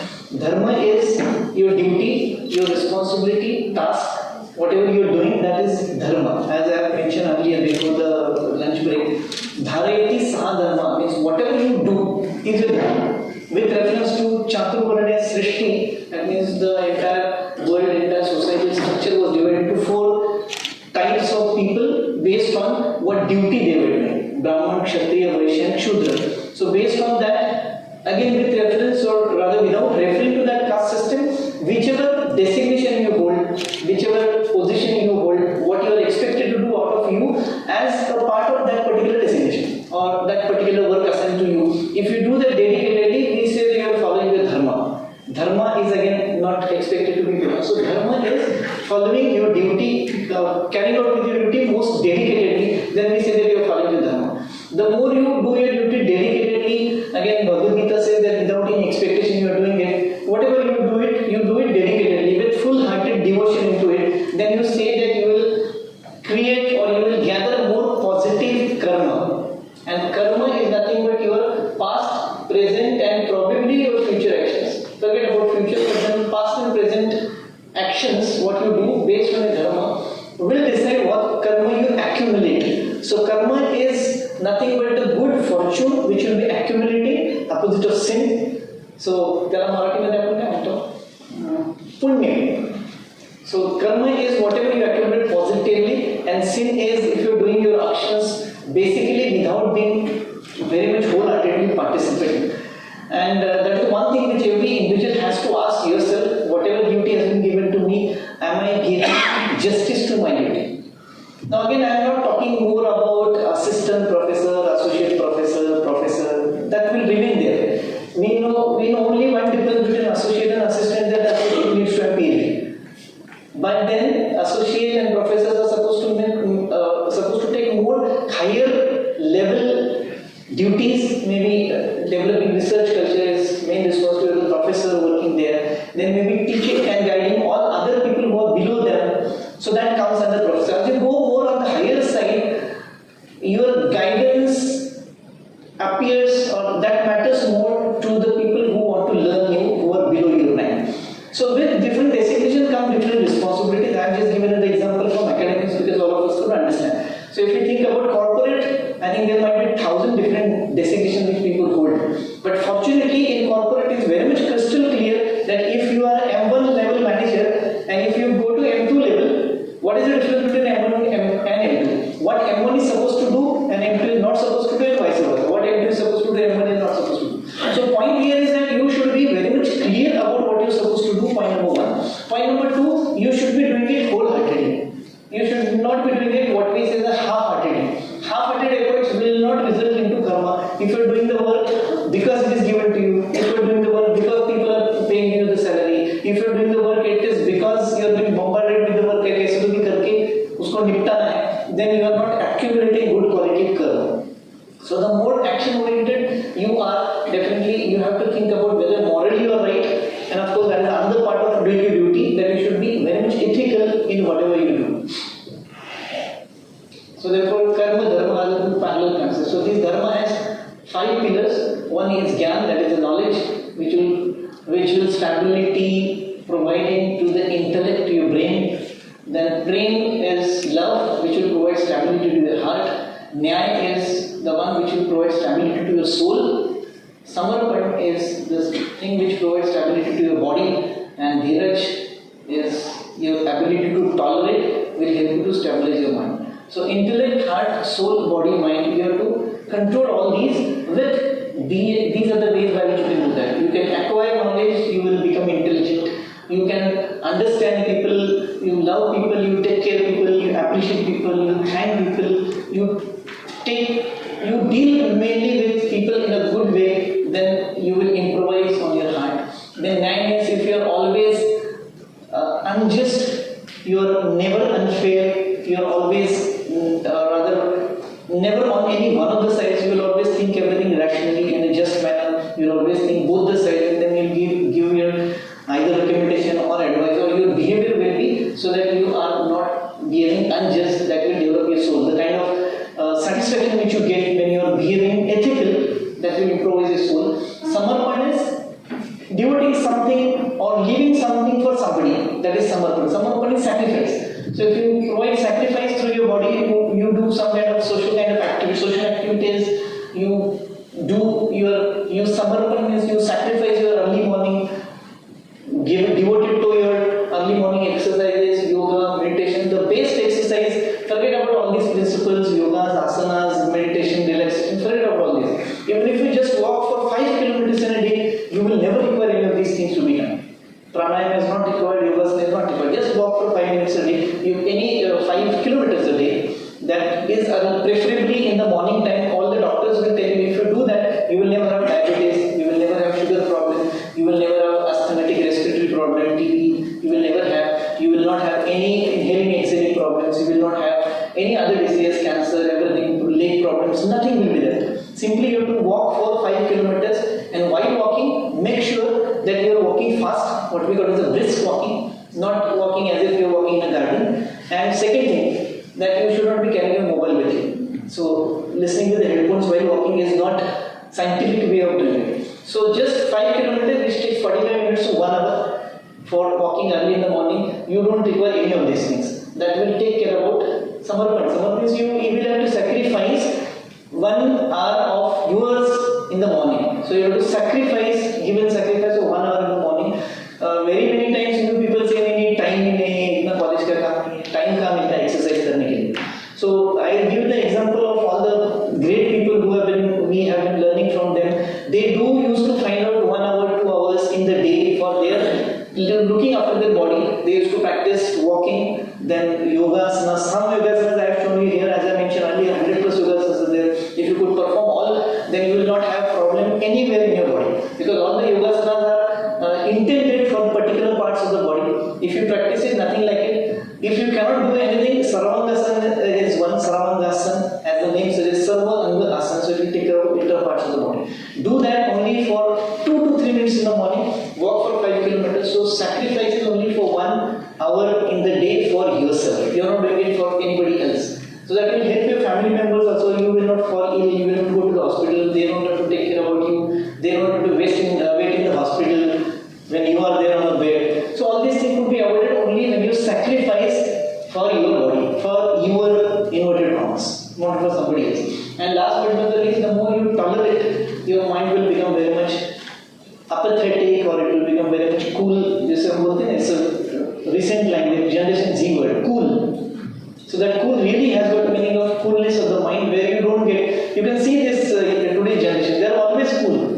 Nothing happens then. ज़्यादा happy भी नहीं होते, ज़्यादा दुखी भी नहीं होते. So that is actually ideal situation, or a spiritual situation is expected by all of us. That we shouldn't become too much extremely happy and extremely sad. Both the extremes are always to be avoided, which is possible by having, say, tolerance in your mind. Then how do we get karma? How do we accumulate karma? The karma is the after effect of dharma. That means whatever actions you do, whatever duties you do, it will come up with some kind of outcome. So your karma is not only your karma. There are a lot of things associated around you which are connected to the karma. So your own body, which is connected to you, where it matters a lot whether you are male or female, whether your body is strong or weak, body structure, how it is, whether it is healthy, whether it is slim, thin, etc. So that will have some impact on your day-to-day practices. As I mentioned earlier, that you will have always a steady mind, stable mind in the stable body, healthy body, and vice versa. If your body is healthy, your mind will automatically be able to sustain all those things, tolerate all those things. So you have to balance any one of them, the other will automatically happen. So for example, if you practice meditation, if you practice relaxation techniques, if you practice inhaling exhaling technique, your mind will become strong, your body will automatically become strong. On the other side, if you practice the yogasanas, if you do early morning exercises, walk, that will make your body strong. Strong doesn't mean going to the gym and making a body. That strongness or that strength I am not referring to. It is only what we say is routine living fitness. So that fitness is one thing which will keep your body fit, and automatically your mind will not generate any kind of negative thoughts, and then it will also be very much healthy. So karma is surrounded by your body and many other factors, as we'll see. Your family and relatives, if your family and relatives are in a particular profession, we have been seen in our by our genetics. So usually whatever is your parents, usually you are bound to be in that particular profession itself. Usually, not as a rule, but in 90% cases you will find doctor son will become doctor, lawyer son will become lawyer, and then vice versa. Engineer sons will become engineer, teacher son, and like both my parents were teachers. So that has come to us. So that is something to do with the karma which our families and relatives have earned, and that has been transferred to the next generation. What we call it in biological science as genetics. So genetics, genes are transferred, but then qualities which you have, if your parents happen to be of one type of people, for example, if you see that most of the politicians, sons or daughters will also become politicians. And their nature is also like that. Why? Because they carry that karma which their families, their forefathers, their parents, their earlier generation, they were having. So karma is definitely no doubt about yourself, how you behave in the society, but at the same time, it is carried to you by all these other factors. So your own body, your family and relatives, your friends and communities do also have some karma which will be transferred to you. There is a saying which says, show me your friends and I will tell you what you are. So what kind of friends do you have that will tell me about you? So in which particular company you are, that will tell you what kind of person you are likely to be. So therein you will be drawing or attracting the karmas of your friends and community as well. Friend circles, then your community, even I can refer to WhatsApp community as well. I have my WhatsApp community of my 10th standard classmates and my MBA classmates as well. The kind of discussion, the kind of forward which happen in my 10th standard group and MBA group is totally opposite of each other. So you will have to decide which particular group you belong to, who you are more connected. Your likeness will decide what kind of person you are going to be. So you have to be very choosy. It is advisable by the social science. You have to be very choosy in selecting your friends. So what kind of friend circle do you have is going to decide what kind of person you are going to be, because their karmas will be transferred to you. Their way of behavior, their likeliness, their being in the society, their probably professions, the sins which they are committing, they are likely to be transferred. So their karma from friends and communities will affect your karma. Whether you are supported, whether you are not supported, whether you have got money, no money. In both these extreme situations, people behave in a very erratic or a different way. Specifically, the people who are very much poor, maybe by birth, they maybe at the later stage of their life, they might develop and get more money. But till the time they get money, they might behave in a one particular way and they might go totally out of the way, and then once they start making the money, they will think that in my earlier life I have suffered a lot because of not having money. So some people will think, let the poor people who don't have money like me should get benefited because of I am becoming wealthy. Whereas on the other side, people will think that when I was poor, nobody helped me. So why should I help? So the thing or the situation remains the same. How you think at that particular time will directly be accumulated into your karma. So in both the situations, whether you are supported in your childhood days or in your educational days or maybe your struggle days, the thinking was, when nobody supported me, I will not support anyone. And the same thinking is, when nobody supported me, so I should support everyone. So how you take it, that will decide what karma you are going to accumulate. Then your relationship with your siblings, when it comes to family and relatives, those are automatically covered here. But siblings may be your cousins as well, those also come into the picture as your karma. Relationship with emotional, heart and happiness, your mother is connected to heart. Because probably with our father we might be connected with from the financial perspective. But with the mother, we are always connected from the heart. So relationship with the happiness, your mother and with your home. Relationship with your children and creativity, because biologically children are some creativity of individual couple, and that's why creativity is included in the karma which has been received by your children. So even your children will have some accumulations into your karmas, and then your creativity. What kind of creativity do you have? What kind of, again, thinking about corporate, what kind of products you develop, and how do you give the society the services or the product which your company has. Again, the products which are launched by the company is to be thought over from the point of view of creativity, whether that creativity is going to be helping to the society or not, how your product is going to bring some kind of major changes in the lives of the people, that you have to think about being a corporate or being a manufacturing company, or maybe thinking being an entrepreneur, whether that particular product is going to help for the upliftment of the society. So from that point of view, your creativity will also be leading to your karma. Then your health, diseases, challenges will are also the part of your karma. Then relationship with your life partner, business partner. Because there are many cases, including some of the family business which I will be focusing in my later slides, where there is a quarrel or there is dispute or there is difference of opinion between the business partners who happen to be the brothers. You know whom I am talking about, Reliance, Ambani brothers. They had got some kind of disagreement, they separated out. So that is something to do again with the business partner, and of course relationship with your life partner. That will again be accumulated to the karma. Then hidden karma, psyche, spiritual insight.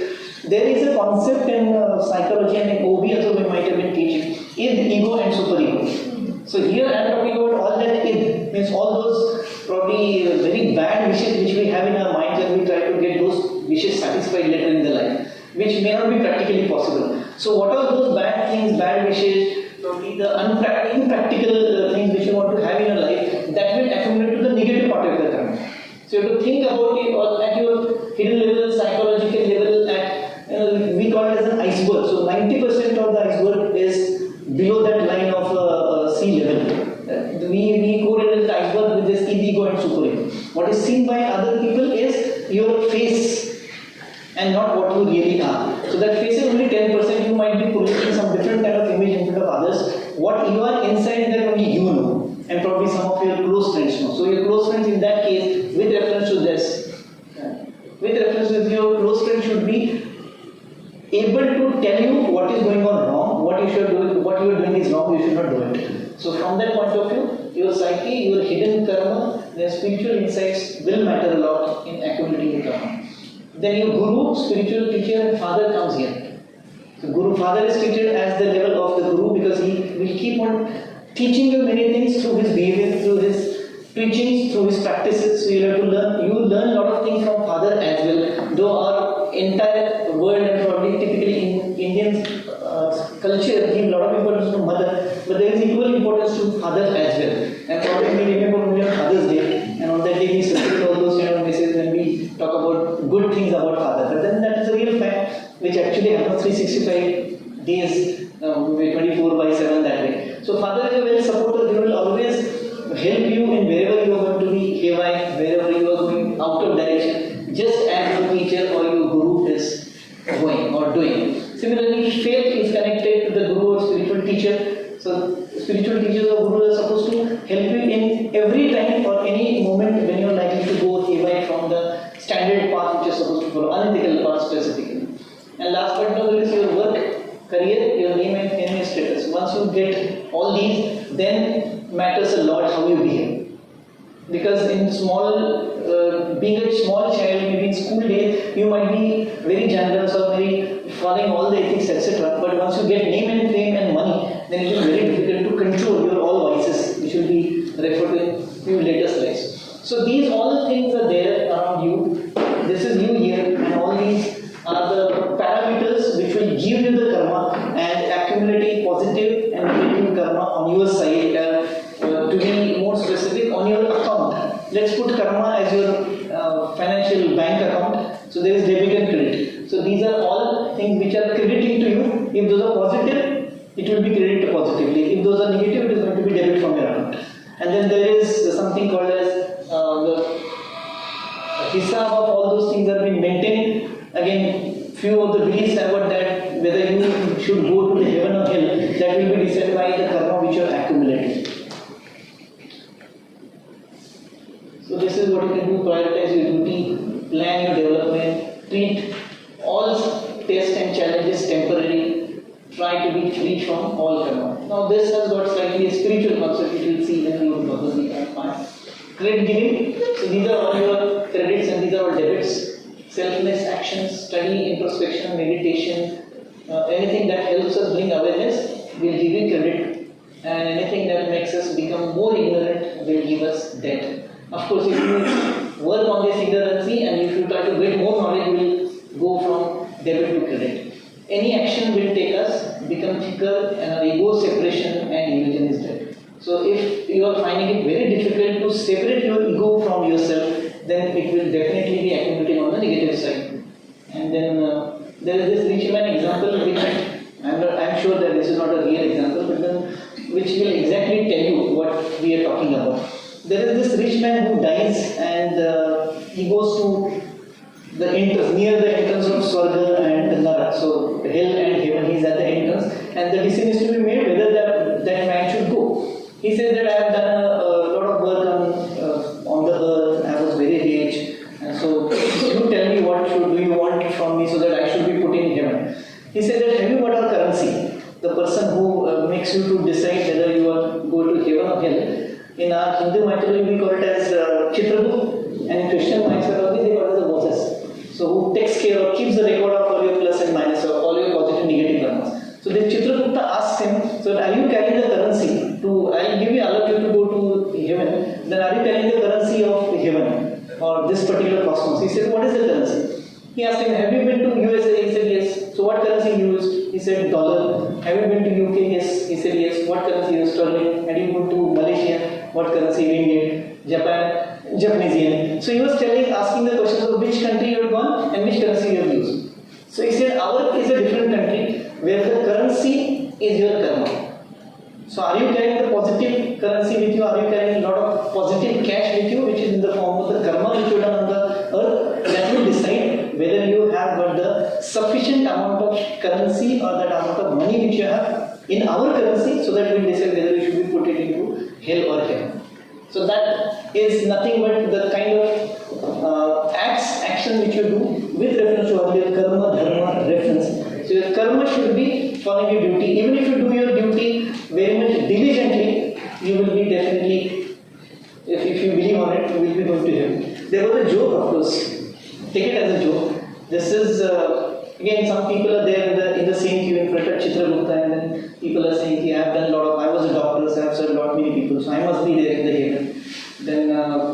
Then another lawyer comes, he said that I have made a lot of people to win the cases, so I should be there in the heaven.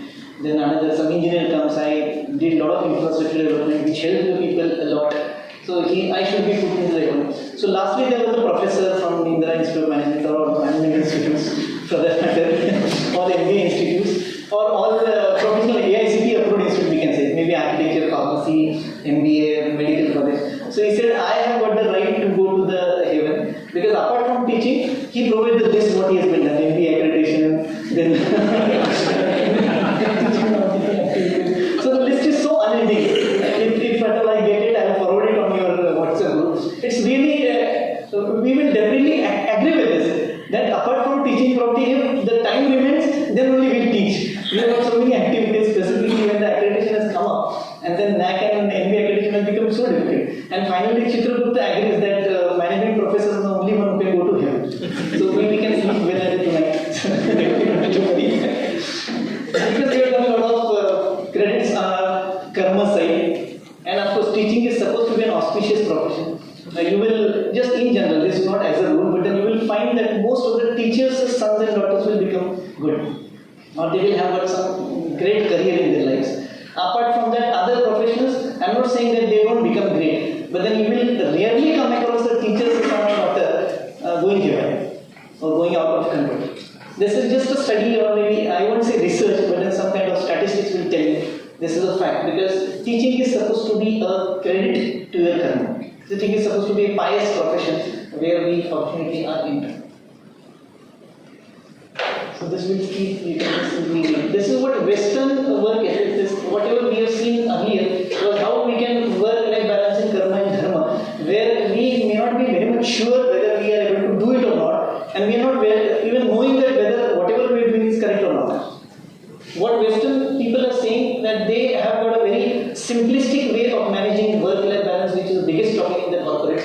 They have got different challenges in the personal work life, so they don't consider personal life and work life as together. That's probably Indian or Eastern management philosophy considers that you have to manage work and life balance, whereas Western is saying that there is nothing to be balanced as well. Personal life is separate and work life is separate. I think that is the best way of managing work-life balance. Therefore, most of the westernized companies, rest of the institutions, Western corporates, they do have Saturday, Sunday off. Why it is required? Because we need to have the life balance as well.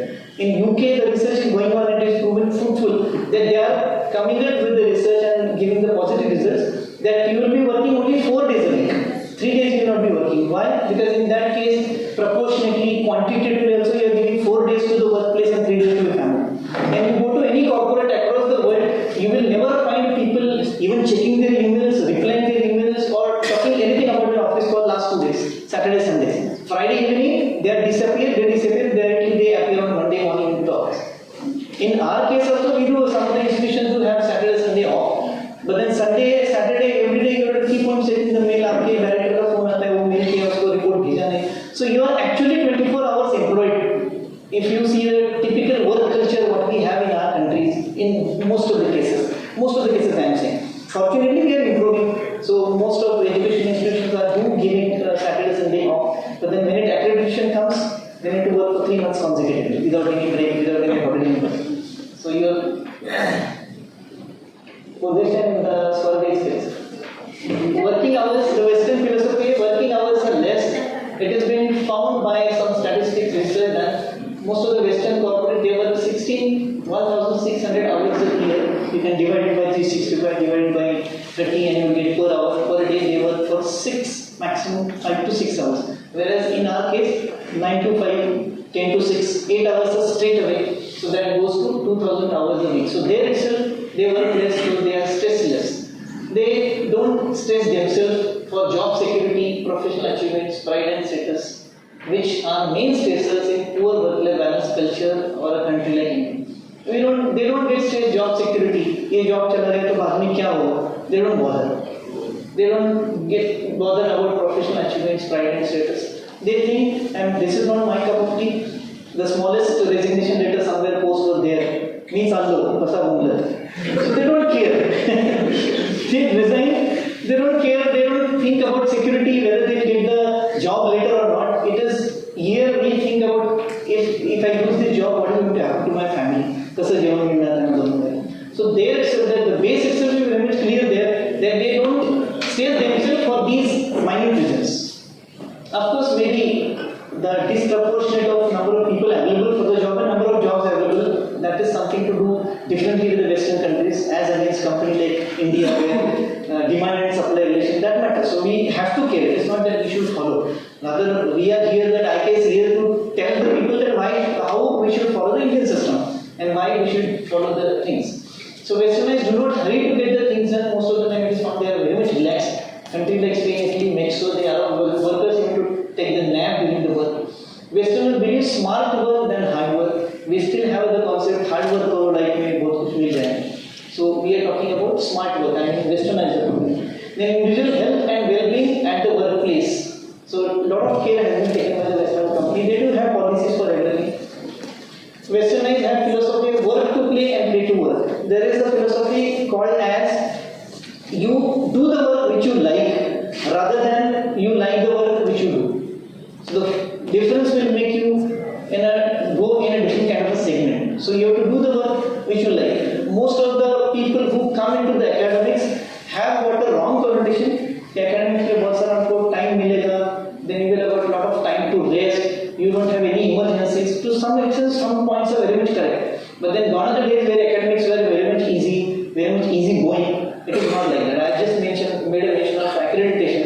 If your institution by default is to go for either NAAC or MP accreditation, and then the things are becoming very much difficult to a great extent. So you have to be point with reference to this is that you have to be in teaching only if you are interested in teaching, not by force or not because thinking that this is an easier job, which is not at all easy and that way. Take the life easy. That's what Westerners people think. They don't bother. They take time to enjoy, as I mentioned earlier. Once in a week, Saturday, Sunday, they don't bother about their office work. They do have their 5 days week very properly maintained. Work out of stereotypes. Those have they change their own ways. Most of the corporates and the companies, they do give importance to coming out with the innovative ways of doing the things. There was one case which I shared with this MBA students. This is a real case of one company in India. This is a briefcase manufacturing company. How this works? So smart work, what they are talking about. So I have mentioned a suggestion box earlier. So this suggestion box was there in this manufacturing company, which was manufacturing bags, and the company was manufacturing 3 types of bags: A, B, and C. C was bigger, B was mid size, and A was smaller size bag. and the truck person who was carrying the bags, he was charging the company for transportation costs based on volume of the trucks with the bags are being filled up. So the three trucks were used to carry, one was carrying C bags, second was B bag, and third bags were A. So some worker who was hardly 2-3 years of experience in the manufacturing industry as a worker, he has come up with the suggestion that why can't we make some minor changes in the design so that I can keep B bag in C and A bag in B, so that the truck person will carry by volume only C bags, but then I will be transporting all the 3 bags at the same time. The company took up this suggestion. This is a real case happening in India. They implemented and the company started saving crores of rupees in the transportation. Straight away method. So that is a suggestion which has come from the lowermost person, and that matters a lot here. Smart work, which Western people believe is smart work, Indian people still believe in hard work. We teach to our children, zindagi mein hard work karna chahiye. If you don't slog, you won't get fruits. Nothing like that. The today's generation is very smart. You give them assignment, they will go to AI and they will get it downloaded and they are ready. So instead of you filing them later, I have asked my students to download the things on AI. I have allowed them. So that we have to go into their shoes, and then most of my assignment there on mobile handsets. I teach to architectural college in Pune, Deccan Society Ferguson College. So all the assignments are on handsets. Because they are there on 24 hours on handsets, so I can't have some apps. There are n number of apps available on gamification. So all the assignments are on handsets. So that you are on handset, fine. You do my work on the handset.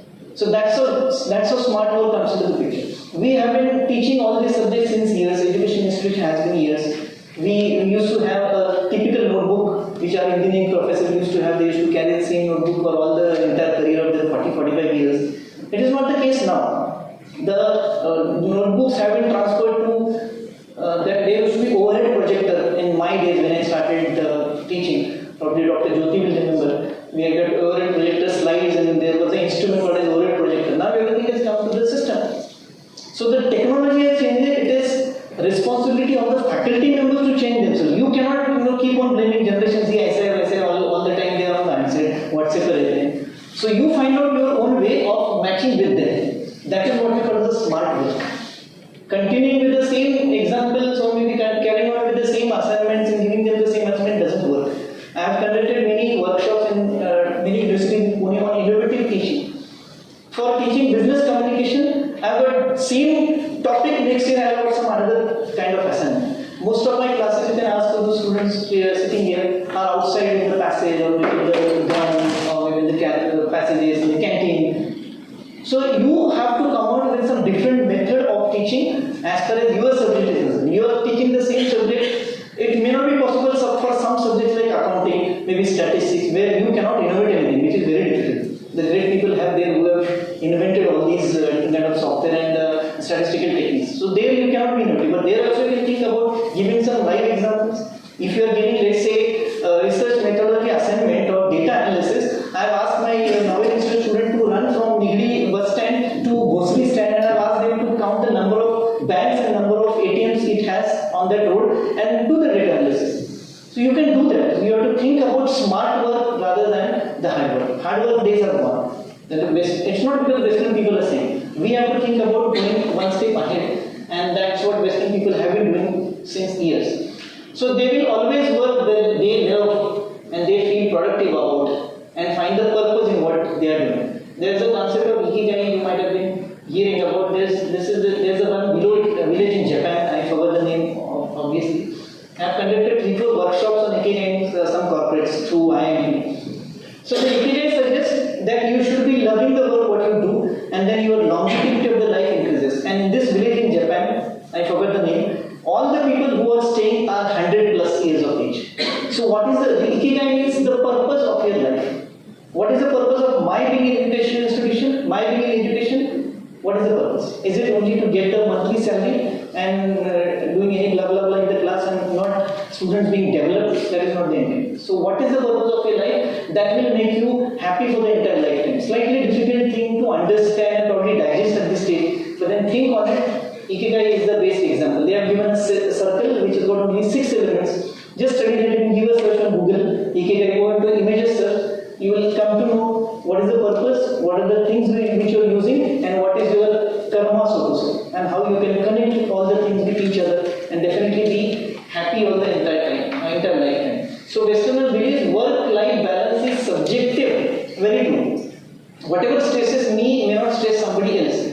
10th standard examination. Somebody might have been stressed too much. We might see that the student who go into the 10th standard examination, some student is reading till the invigilator fetches the notebook from him. Whereas somebody else is very much calm half an hour before outside. He's sitting idle doing nothing, very much happy. So situation remaining the same. How do you react to that situation? That is what the stress is defined. So stress is nothing but your work-life balance. When you say that my work-life balance is getting imbalanced, somewhere you have to think why. Why you should allowing your work-life balance to become imbalanced. So it is up to you. How do you look at work-life and then how do you balance comes later. So it is subjective. So therefore, this has been designed by Chanakya. Our institute is owned by Sri Chanakya Education Society. We have come out with this caricature of Chanakya which reflects on all our logos and all our websites, etc. So he has come out with a balance of Eastern and Western philosophy. Though of course Western philosophies are not there, but then he has seen the two sides of the coin. Westerner believes on acquisition of skill. They talk about SOPs, they talk about standardization, they talk about systems to be followed, they talk about some apps to be developed, ERP, SAP, everything is there. So for which definitely a skill is required. Whereas Indian philosophy, IKS talks about self-purification. So if I develop myself, then it starts from myself. As we discuss, I and we. So I need to develop myself. If everybody in the hall, everybody in my company thinks about developing myself, the entire group, entire team will definitely get developed to the utmost effect ultimately. So if we combine these two things together, I am developing myself on spiritual level, at individual level, personal level, mind level, wellness level, mindfulness level. I'll be working on this. At the same time, I will acquire skills. Skills may be your typing is a skill, operating, putting data into the Excel, entering data is also a skill, driving is a skill. Something which will make you practice and then you will become perfect. Those all will fall under skills. Same is true with the meditation and yoga practices. You may fumble at the initial stages, but then once you keep on practicing,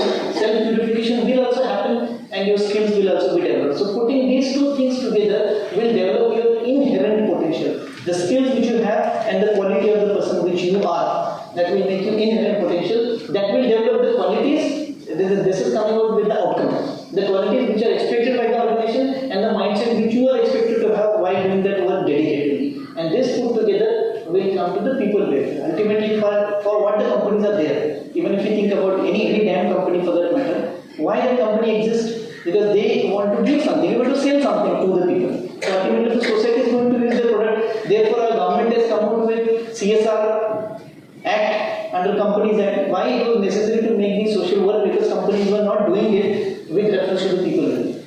So ultimately, why I am here on this earth, that matters a lot for getting benefited to the society. So all these things put together will, then only it is possible that my mindset is good and I've got all the qualities, I've got a lot of money with me and I've got a CSR mindset, then only I can think about people. It is related to the products which you have and the service which you are providing to the society or to the public at large. Some temperature. That temperature it will suck from the water inside. Therefore, the inside water will become cool. The same principle he has used when he come out with the Mitti Cool as a brand name for his refrigerator, which does not require any electricity, does not require any batteries, and crores of turnover. So basic, probably very frugal idea converted to Jugaad, which is an Indian concept. He has come out with this Mitti Cool refrigerator.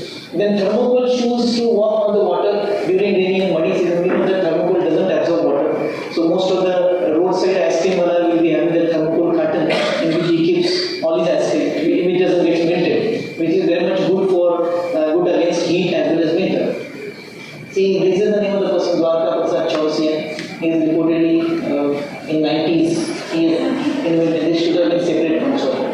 He has come out with the water walking shoes in 1980s. So he can very comfortably walk on the water so it doesn't get wet. Then irrigation system by repurposing empty plastic bottles as makeshift sprinklers. So empty plastic bottles, the normal PET bottles which we throw, ideally to be thrown away. You must have seen that there is a recycle sign on every PET bottle. So it is to be thrown away. That will be collected by the garbage people, it will be recycled and come to you again as a bottle.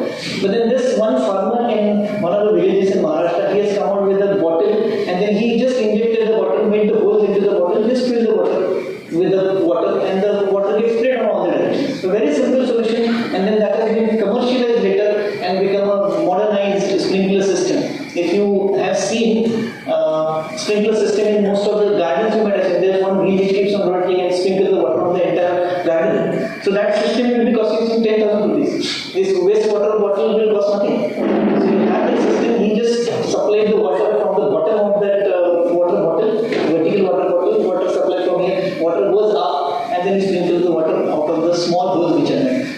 required, no resources required, no investment is required. And then it is later on commercialized. There is one more invention with reference to this. One farmer in again Maharashtra, he has come out with drip irrigation system. Now drip irrigation system is that way very costly. Jain Pipes is the company who manufactures drip irrigation system. It's a costly plant. They will be talking about the cost of the drip irrigation system based on number of amount of acres of land which you have. So number of say 1 acre, 2 acre, they are going to cost 10,000 rupees, 1 lakh rupees for 1 acre, 2 lakh. So they will lay the pipes through the ground, and after a certain distance there are holes in the pipe, and then those holes will be keeping the water, giving the water to the entire land. So this was a costly affair. So some farmer from Maharashtra, he has thought of that he just took out the waste saline bottles. Saline bottle you might have seen when a person is admitted, injected. So NaCl is injected into the veins. So he has collected those saline bottles and then he has prickled it into 4-5 sides. Saline bottles comes with a regulator, if you know. So you can regulate the flow of the water. He has used that, and whichever plants will require more amount of water, he has increased the flow. Whichever plants will require less amount of water, he has decreased the flow by that regulator. And he has commercialized. So that drip irrigation system as well as this irrigation system is very much in vogue in Pune. Not only Pune, it is spread almost in Maharashtra and India as well. So that is again the solution which has come out something out of the brain and out of the box. These are all great day-to-day things which we keep on doing. We have to think something different. Then another example is this is in Gujarat, a type of improvised vehicle made from the scrap material such as wood, metal sheets and bicycle parts. These are connected to a normal two-wheeler.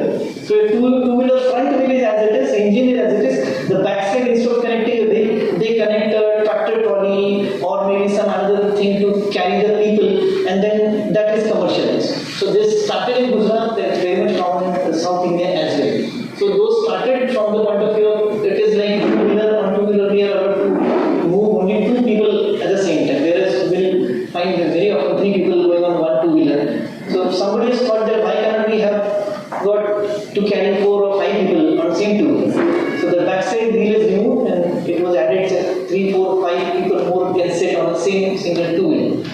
And that business has been made. Then this Jugadu Kamlesh was on a recent television show on Shark Tank. He has come out with an application on this agriculture and Lens Card CEO.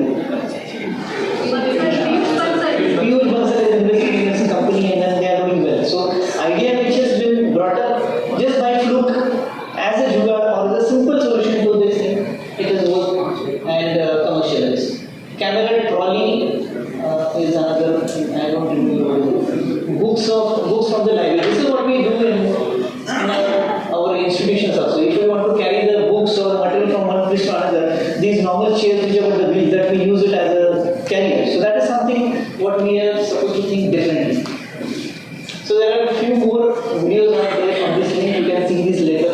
These are few examples for your understanding.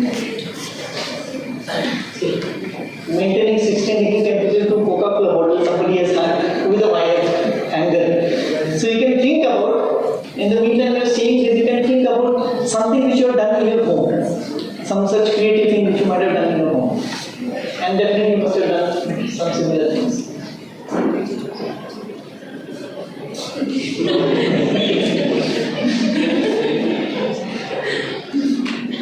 In a way, nobody would have thought of this. Probably you would have switched on Zoom or anyway the laptops come with the camera. So instead of going to the mirror, purchasing a mirror, this may be a solution definitely by a person staying in a hostel.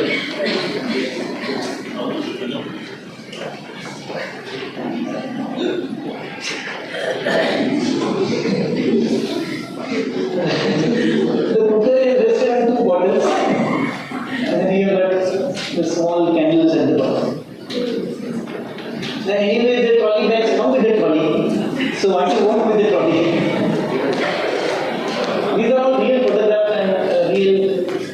See, this is what I told. The base of the IM is used as a hot plate, kept it embedded on Java and then you can use it as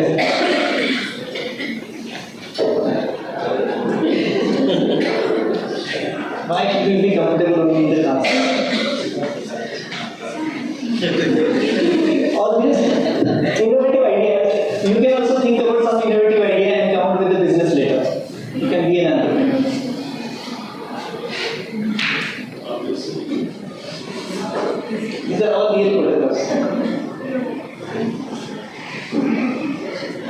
he may be having 4 points.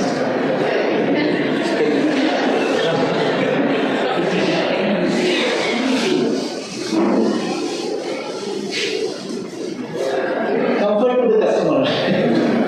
Bullock cart in a village.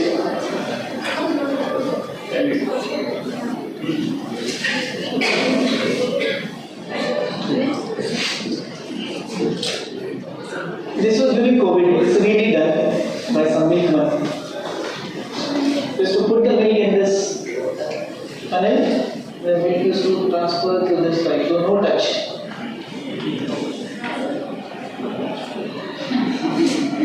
Indian WC in the system. Then Nama tank and the tire is used as a vessel. The balloon slightly filled up with no air inside, so attach it to the tap and just have some holes to use as a sprinkler or shower head. This has been talked of on YouTube.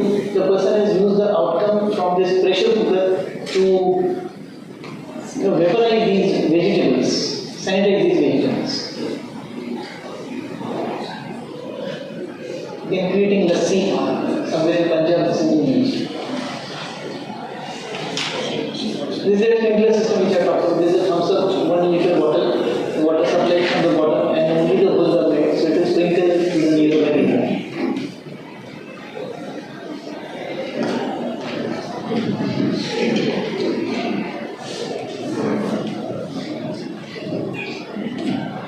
These are actually happening there. These are all real photographs.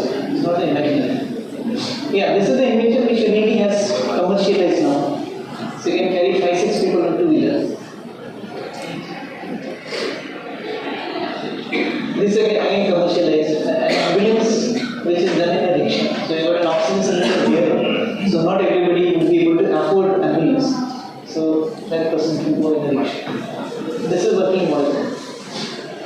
This is again one of the thoughts in Jugaad, that the backside wheel is connected to the motor, which will get the water from the place in the field or yeah, this is the other system which I mentioned. You have this saline wire, which is the control. So you can control the flow of the liquid or the water in there. Yeah, this has become an industry. So the front portion is a 2-wheeler, backside in the wheel are connecting to this would be for transporting people, transporting materials, goods. This has become a business and a manufacturing plant. Yes, this is one of the best jugaad which has been invented and later on become a big business. One of the biggest businesses, social work NGO in India, that is Jodhpur Food, which was initially thought of by a doctor who was an orthopedician in the nearest town village Jaipur Food, used across the world. Comparatively, Jaipur Food or any other paralyzed limbs also they are manufacturing now. So compared to this Jaipur Food, compared to US Jaipur Food available, the cost is somewhere around $10,000 in US, and this is costing some 2,000 rupees in India. Now, after the advent of their business went on growing to such an extent, they have become an NGO, so they don't charge anything for any of the public. So everything you get it free in this Jugaad company and this Jaipur Food company. Now, these are few examples for you to trigger what I have done as a Jugaad. I never knew that this is Jugaad, but when I came to know the concept, I have found out this. What this can be? This is a dining table, and we have designed the dining table by keeping a plate like this. So we kept all the plates, and then instead of having a rectangular table, we cut the remaining portion of the dining table. So this is something creative, nothing to do with the Jugaad. But then Jugaad is one step ahead. Later on, we thought that we are only 3 in our family. So why to have 6 people's table? So what we did is the space was also very much crowded and cramped in our home. So I cut it here, and then we fix the hinges there. So whenever required, if the guests are there, we open that flap and the table will become big, and close that flap, the table will become small.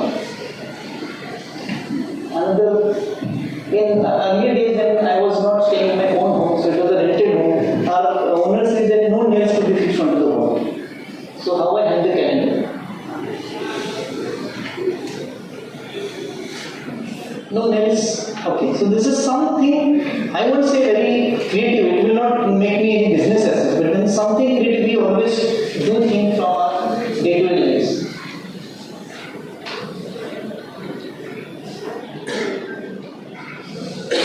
These are all perfume bottles or deo bottles. I have used the caps of these deo bottles for something called as grommets or bushes of the tables, which are there in the center table. You have a rubber grommet at the bottom. Grommets or bushes for the center table. So this is the table which I got in my hand. These are the caps of those bottles, usually anyways to water. Then this is one more jewel which I have done at home. This is called the boom pole for mic. This is intended to fix the mic here. It comes with a rotational things there and threads, and you have to attach it, rotate it, and fix it to this boom pole. This is called the boom pole. So this is used as a spotlight. So in the place of mic, what I have done, I have taken a fixing which is required for a bulb, which I have connected to this with the help of simple Tixo tapes, black tape, and then I have fitted it here. Here the mic gets otherwise fitted. So the same boom pole I have used it as a light source or a spotlight. This is one thing which incidentally just last month only I got this corrected. So this is a wiper which all of us have got for our 4-wheelers. So there is this spacer which is made up of metal, and this spacer will hold this wiper together with that attachment. So one day this started moving and I come to know that this part is missing. So what I have done is I have taken an eraser and I have just simply inserted an eraser there. And it worked for 6 months, more than that. It was during the servicing that person said, "After wiper badalne ka hai, maine badal do." So till that time it was working. It would have still worked. Maybe a very simple solution. If I go to the servicing center, he was telling me some 2,000 rupees will be required, because the entire shaft has to be replaced. So then this was a simple solution. Another simple issue, like those people who belong to this era, where the cycle brakes used to be like this. So we have to pull this lever is to pull it up when the brakes were open. This is the same view from the other side. So once upon a time, this got breakdown. So this got removed from this particular side. This came out of this joint, and then I got no solution. At that time, since because of the financial condition, the cycle repair person told me that usko 10-20 rupees lagega unko paise cleaning. So what I did, I was in 12th science, so I requested my chemistry professor to give me the cork bottle ka jo cap rehta hai, wo cork. I have borrowed the waste cork bottle cork from him, and then I fitted it here. Yes, sir. And then whenever I should ride the cycle, I should pull it, and then brake was applied. So for entire 2 years, I was using that bicycle like that, because I don't want to waste that 10 rupees. Maybe very small thing. So you might have to think, or probably you might have done many such kind of things in your house. Think on it, and probably before you leave, you have to tell me one version which you have done in your house, which you can later on think about, can we commercialize this, and then bring it to the next business level. The difference between jugaad and innovation, we always think what is different in this. It is not an innovation. It is some kind of temporary solution which may be flexible, which may work later or not. Unless and until it becomes a business idea, it will remain as a jugaad. It will remain probably restricted to you as a person, or maybe to your family, or to the user as such. If we extend it to the businesses idea which I have given, then it will become innovation, and maybe you can go ahead and do some kind of modification and sell to the people as an innovation. So philosophy of jugaad is experimentation, improvisation, doing more with less. Whereas in innovation, addressing need of the marginalized groups. So in innovation, we are thinking about, say, for example, this strand which you can see here, a tripod on which the mobile is fitted. So earlier, when this tripod used to come, those were designed only to carry the DSLR cameras.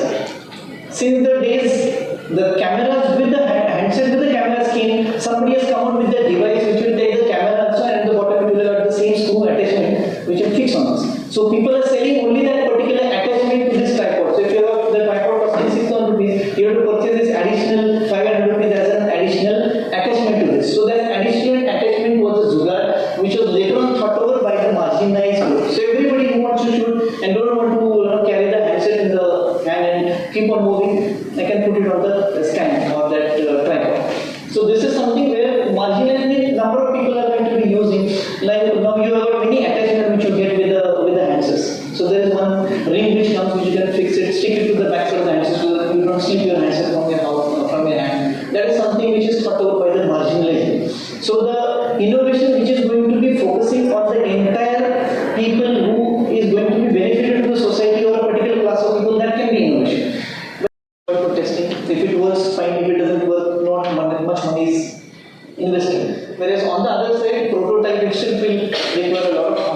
money to be put in.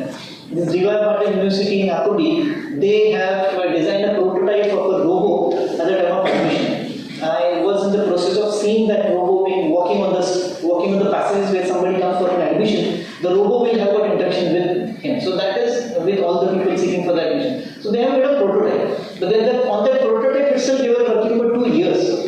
You will go to most of the high-tech airports like Singapore is one, which is supposed to be the number one high-tech airports in the world. If you go there, you will not find any people sitting there for taking your passport and verifying it. There are machines you have to scan the passport and on the screen itself you will be allowed to go in or not. Everything will be scanned. It is total human contact-free operations which are happening there. So that is all innovation. So for that innovation, you need to create prototype for all the car industries. When they come out with the new model, they prepare a buck. Buck is a wooden model which is exactly real size of a car, and then based on that they create a prototype first. Like Tata Nano also, they have created a first. Tata Nano was supposed to be on the Jugaad innovation. 1 lakh rupees में car was the Jugaad innovation, but then that succeeded. So sustainability, we have to think about minimize this environmental impact, whereas there might be many environmental damages done if you may have some such innovation. But of course, innovations are coming up big way from environmental friendly perspective.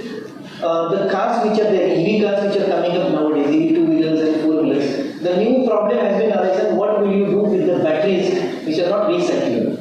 So that new environmental problem the industries are facing. But still, it remains as an environmental friendly initiative, at least you are not creating carbon dioxide and carbon monoxide giving to the environment. Social and innovation and inclusivity fostered by more by Jugaad may not be always innovation, social innovation and inclusivity. It may be related to a particular class of people, a particular group of people. Utility is for local communities that can be extended. There is one innovation. There's one person in Bangladesh, if I'm mistaken. He has come out, he used to travel some 35-40 kilometers every day, and out of that there was a river which he was able to cross. So he used to travel to the river edge through a bicycle, and then he used to travel to the other side of the river and another 1 or 2 kilometers. So what he has done, he has invented, he has put some boxes, hollow boxes on the sides of the cycle. So the same cycle used to float on the water and used to cycle through the water, and on the other side the cycle got converted to the swimming cycle got converted to the land cycle, amphibial what we say. So that was an innovation, but unfortunately there is an unfortunate story of that person who was from Bangladesh, a Muslim person. He couldn't commercialize it. He has invented somewhere in 1980. Because of the requirement of he himself, personal requirement, he has come out with Jugaad innovation, but then he couldn't commercialize. And unfortunately, you will see this video, I will send you the link, it is there on the slide there. So utility may be for local community, only those people who are supposed to cross that river, only that will be helpful for them. That bicycle may not be helpful for the people who are running on the roads on Pune or Mumbai. Mumbai people don't have to cross the sea that way, and probably it will not work there. Jokes apart, but then it is more focused on local community or maybe restricted application, whereas innovations are not necessarily for local communities, in general to the public at large. Investment is negligible, probably repeated point, may require heavy capital investments. Education may not be required, rather most of the Jugaad innovations are being found to be done by the uneducated people and the people who are very much lazy. This Bill Gates has said that if you want to get the work done faster, give it to the laziest person. He will do it faster because he will come out with the Jugaad as such. Outcome is economical, portable, waste from the west. Waste from the west may not be economical always. Fear is that it may have a fear of ownership. If somebody takes nowadays talking typically about the research and development in management, people steal a lot. We call it as plagiarism. So because of that, there are many people who try to take the patent, register the patent on the name, maybe somebody else has done the innovation. So that problem of ownership is likely to be there. That is a fear, whereas copyright patents is definitely filed in innovation and nobody can do that. Market can be disruptive market. The Jaipur food is the best example so far, which has disrupted the market totally. The people who would never be able to walk, they can walk on their foots, and there are other parallels also available. So disruption of the market could be possible. Then in innovation it may not be market disruption all the time. Practices frugal means economical practices may not be frugal, a lot of investment is required. And employability, entrepreneurs are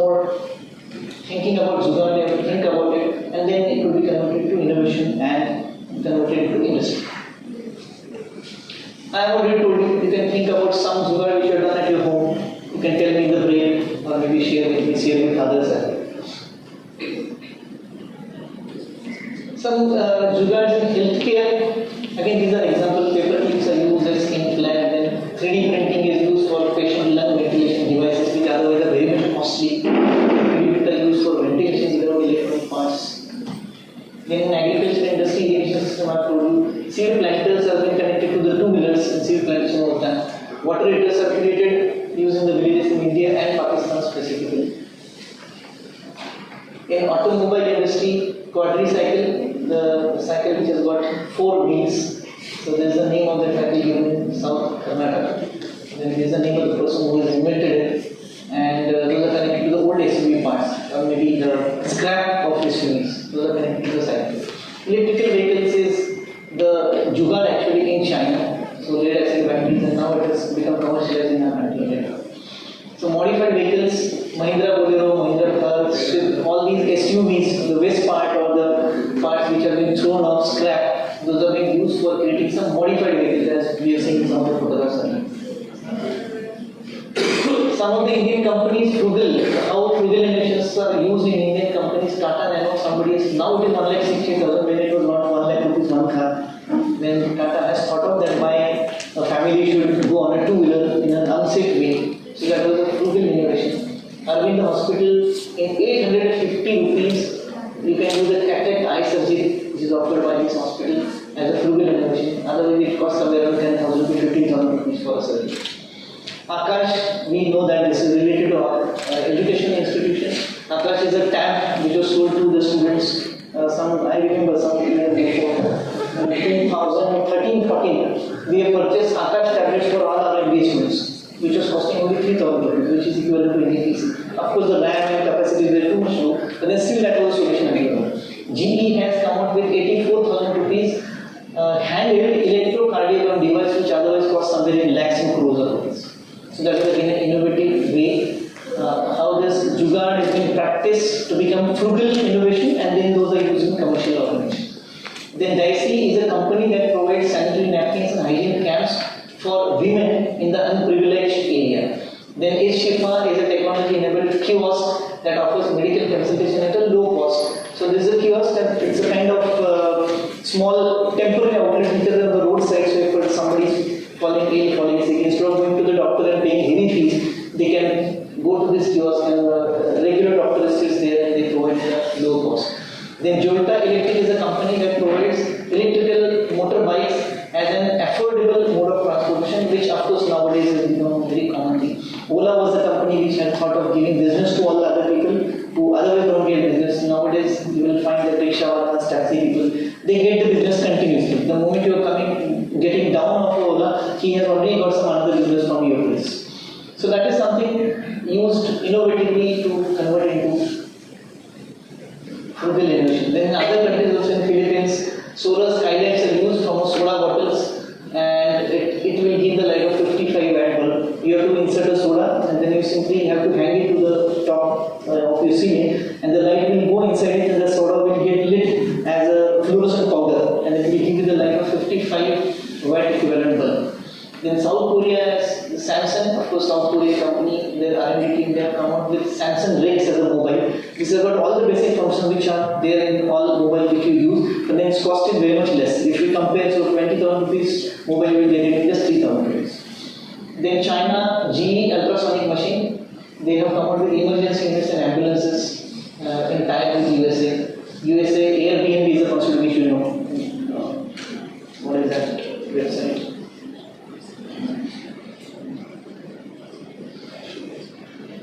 Make my trip.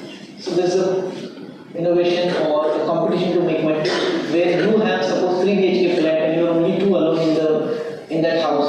So you can separate out 2 bedrooms and you can rent it out to them. So household people have started earning by the website what is Airbnb. There is something different way of looking at it.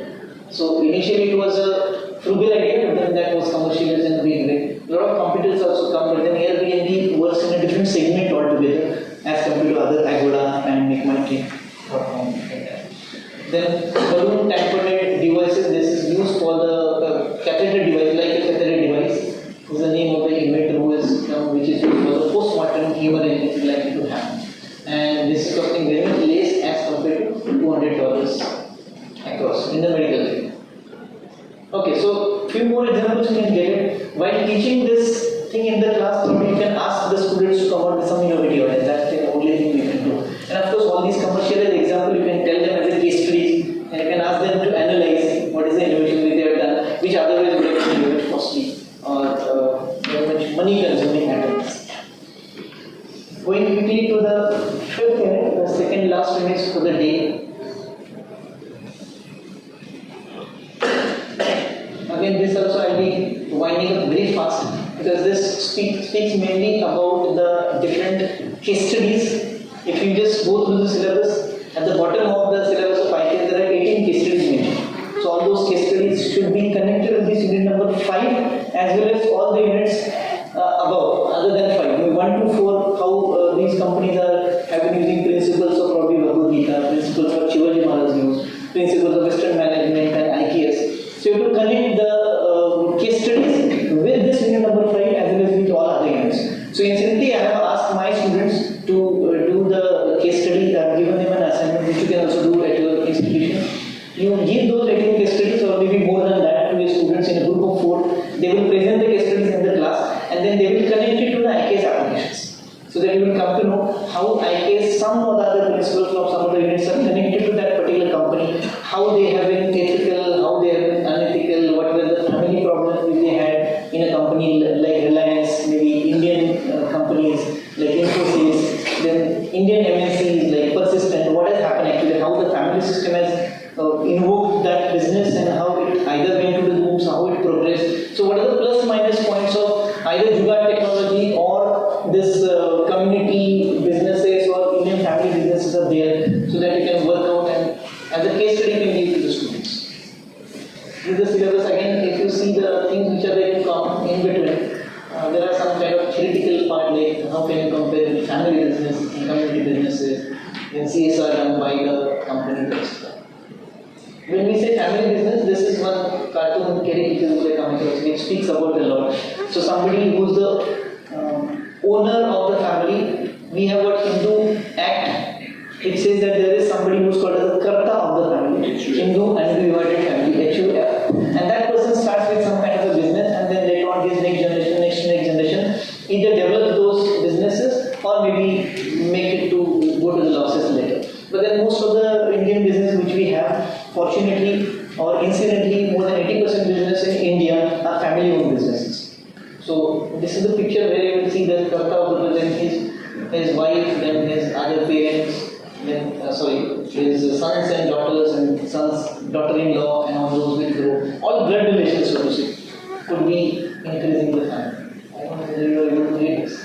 This is the name of the company which is owned by a family, Banta Singh and Sons, daughters, nephews, nieces, grandsons, granddaughters, uncles, aunts, son-in-law and daughter-in-law limited. So all the relations are there in between, which is the name of the company, and this is a real fact in most of the Indian companies today. Incidentally, these are all pictures which I have taken from a very famous book, Family Businesses, by Mr. Pramod Batra. I have reference here. I am not sure whether that book is available on Amazon or not, because I purchased somewhere in 1994. One of the best books. The entire book is all such kind of cartoons and caricatures, which is talking about the typicalities of the family businesses. So I will not, instead of telling you plus minuses and of the family businesses, comparative chart theoretically, I show you that picture, and that picture will make you understand the difference between family businesses and other general businesses. So joint family business systems have got following features and characteristics. First of all, there is a large family size. As I mentioned earlier, in my parents' generation had got, I remember my mother had got 4 sisters, including her 5 sisters and 5 brothers. So I have got 5 mamas and 4 maushis. And that time generation, you may be having your grandparents of that number per se. So there used to be a big family, and that family was having owned by a Karta, and the Karta, his wife, and his 10 children. 10 children getting married, 5 the girls are there, those will go out of the family, but the boys will get more girl members in the family. So the family will keep on giving. Every family member will have got, again, that time I remember my elder auntie has got 5 kids. Next to that, her had got 4 kids. My mother has got then my next auntie has got 4. So that number, maybe our government is restricted it by a family planning kind of a concept. But then till that time, all the family businesses, if you see Tata's, Birla's, Ambani's, those were that kind of generation. Fortunately, like in Dubai, Ambani had got only 2 sons, and they are taking the most of the wealth of the country. Good that he had got only 2 sons, otherwise we would have divided our entire economy more to the Ambani family itself. But then joint family was a large at that time. Most of the joint families were used to be very much large. They used to have a joint property. Then there is a head of family which I mentioned, Karta. There has to be these 2 things to call themselves as a joint family. As a common residence and common kitchen. Both the things should be common. Then we can call that family as a joint family. And then common worship, in all of them will be believing either in one particular god or one particular religion. It will not happen that one family and the family members are belonging to different worship methods as such. So it will not happen that in one family one is believing on Christianism, another is believing on Muslimism, unless you have an inter-religion marriage. But still, it is expected that once a girl gets married, she is supposed to follow her husband's side's religion person. So those who might have come from the other religion, other caste, started worshipping only one god, common worshipping deity from their family. There has to be similar rights and obligation. Everybody in the family, there is nobody elder, there is nobody younger as such. Everybody will get the same rights and obligation. Everybody, all the people who are the close blood ties can also be the part of that. That Banta Singh family has got daughter, daughter-in-law, son, son-in-law. So those who are all who are connected with blood relations, because when you get married, blood relations will be already transferred to the next generation. So that person, next generation also becomes a part of your blood relation. And that's why you will have all blood ties can be the part of your family businesses. Absolute power to the head, still that is supposed to be one of the negative parts of the joint family, that the entire control remains to the karta of the family, and the head of the family. So cooperation is expected and socialistic ideas are there for the joint family. They work basically for the society, not for the family per se. These definitely have got some merits. The economic progress will definitely happen, division of labor, because there are many number of people in the family. Expenditure will get divided, as you have got a new concept in our today's generation, nuclear family. Most of us might be having husband, wife and one maximum 2 sons or daughters, not more than that. So that is a nuclear family. Most of the people who used to be in the joint family, staying in the villages with a big vada kind of structure, big house, big land, property owned by them, they have started shifting, coming to a lot of, because of urbanization, people have started coming to places like Mumbai, Bangalore, and the boundaries of these cities are increasing. To such an extent, Bombay has almost becoming one now. It's except the Ghat section, Pune has reached at the start of the Ghat, on the other side Mumbai starts, Navi Mumbai onwards, or maybe Panvel onwards. So the growth has become because the concept of the society is changing to the nuclear structure rather than having a very joint structure. I have got my family where there are only husband and wife and there may be 2 kids. So the joint family structure has gone, so the probability and possibility of improvising or coming out with more number of family businesses reducing to their fixed. So all those businesses which are the joint families, they have got, one of the reasons is expenditure getting. So if you have got 4 brothers in your family, running 4 different families, the expenditure will be 4 things. When they come together, most of the expenses will be same. I don't need to explain more on that. It provides leisure for the member, all family members, they stay very happily with each other. Ensures social insurance by accounting for divorces, old sick, incapacitated as well. So there may be somebody who gets divorced, there may be somebody who gets old. So all those are very much accommodated. So nobody will be driven out of the family. Then it fosters social values such as affection, care, sacrifice, all that. It avoids fragmentation of the property. So it will happen only when the family members decide to become nuclear family members. Then only the property will get divided. Otherwise, all the assets belonging to the entire family, all the losses will also belonging to the entire family. All profits will be shared by all, and losses will be borne by all the family members. Whether the family member is acting in it or not. Demerits is that non-earning members in the family may become lethargic and idle. They will say, somebody will get let him do it. I will not do it. Individual personality may not be developed. So you don't have chance to improvising yourself because the karta is the person who will decide you are not supposed to do this, you listen to him. So we might have seen many movies on joint family concept as such. So where the top authority or the elder person will take the decision and the youngest will have to listen to that. So it may happen that individual personality may not have time or chance to develop. It hinders autonomy, self-dependence. Children have to follow the rules made by karta. Then there are a lot of quarrels, jealousy, separation of the members is one of the difficulties with the family members, joint family. There are ideas, there are temperaments of the children, whether their wives do not match. And we proven by research the last part. Privacy is affected especially for the newly wed couples, so they have to be there in the family itself. Their privacy getting lost. Individual savings may not be possible because whatever comes to you in your account has to be given to the family, joint account. No individual feels responsible with reference to personal. So everybody will think that why should I do it? When I am supposed to do it, somebody else will do it. So that kind of philosophy developed. So these are the demerits. These are few examples which we all know. These are all family businesses. 80% of Indian business are family business.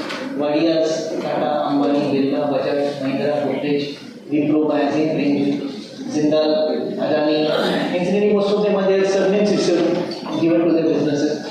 Kirloskar, HCL, Shivanadar, Asian Paints, Dani, Choksi, Hockey, TVS, TV Sundram, Murugappa, Sipla, Abdul Hamid, Shapurji, Palanji, MDH, Masale, Reddy Laboratories, Everest Masala, all these are family-owned businesses and those have grown to crores of rupees and crores of their assets and their worth.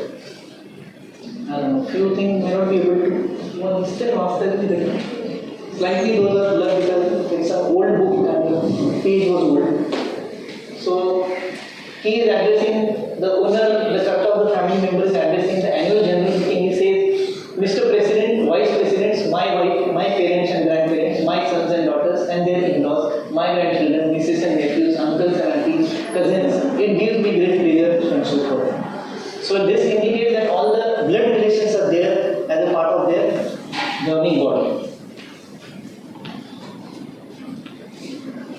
Life doesn't come with an instruction box, that's why we have father. So father is the main karta of the family, he will give the instructions to the next generation, the next generation will work accordingly.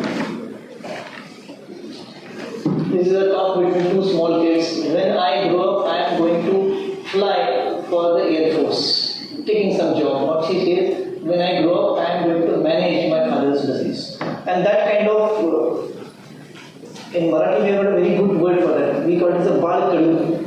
So whatever you have been learning, seeing the environment around, you are likely to get fixed up into that environment. So that happens in these kind of kids. I am tired of playing cops and terrorists kind of a game. So she says, so now instead let us play stocks and shares. So this may happen. Small kids with a lot of apps coming up on share investment. Most of our students, Generation Z, has started investing in shares and markets and probably SIP as well. It has become very much handy. Daddy, I would like to know more details about post-retirement benefits. Mummy's company pays my tuition fee, Papa's company pays my dividends.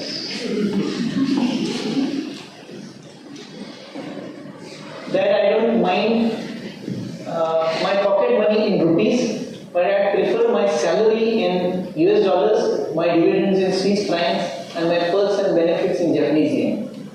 So internationalization is definitely taught to the next generation, which probably the earlier generation might have missed it or might have been falling short of the resources available at that time.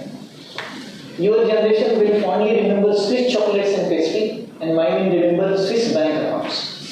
So looking at the same Swiss in different angles.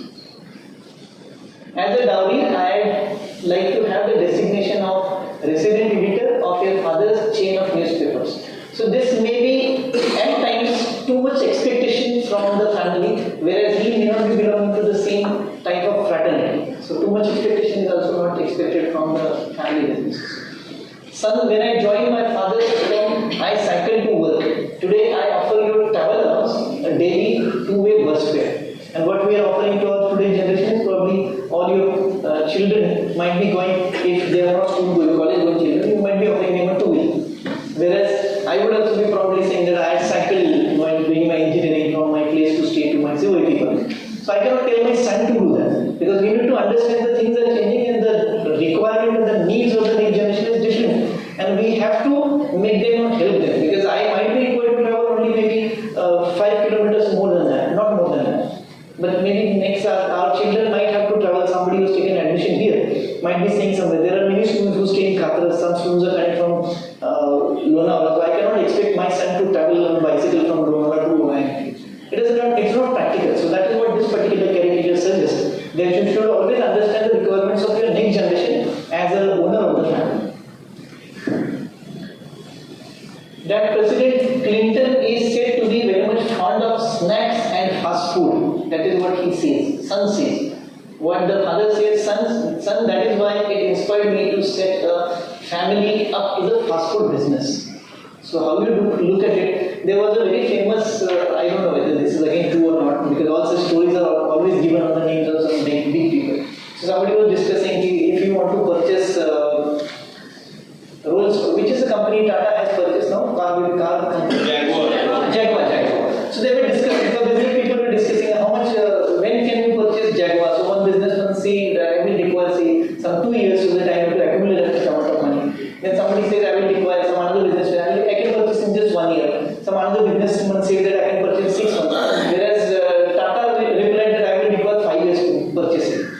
The other businessmen were very much surprised that you are such a big company, why will you require 5 years and this small businessman can purchase in 6 years? Then Tata said it's a very big company. So that is how the difference is there in the vision. People were thinking about, other businessmen were thinking about purchasing one Jaguar car as well. Whereas Tata was thinking purchasing the entire company and they actually did it. So that is the vision of the father as compared to the son.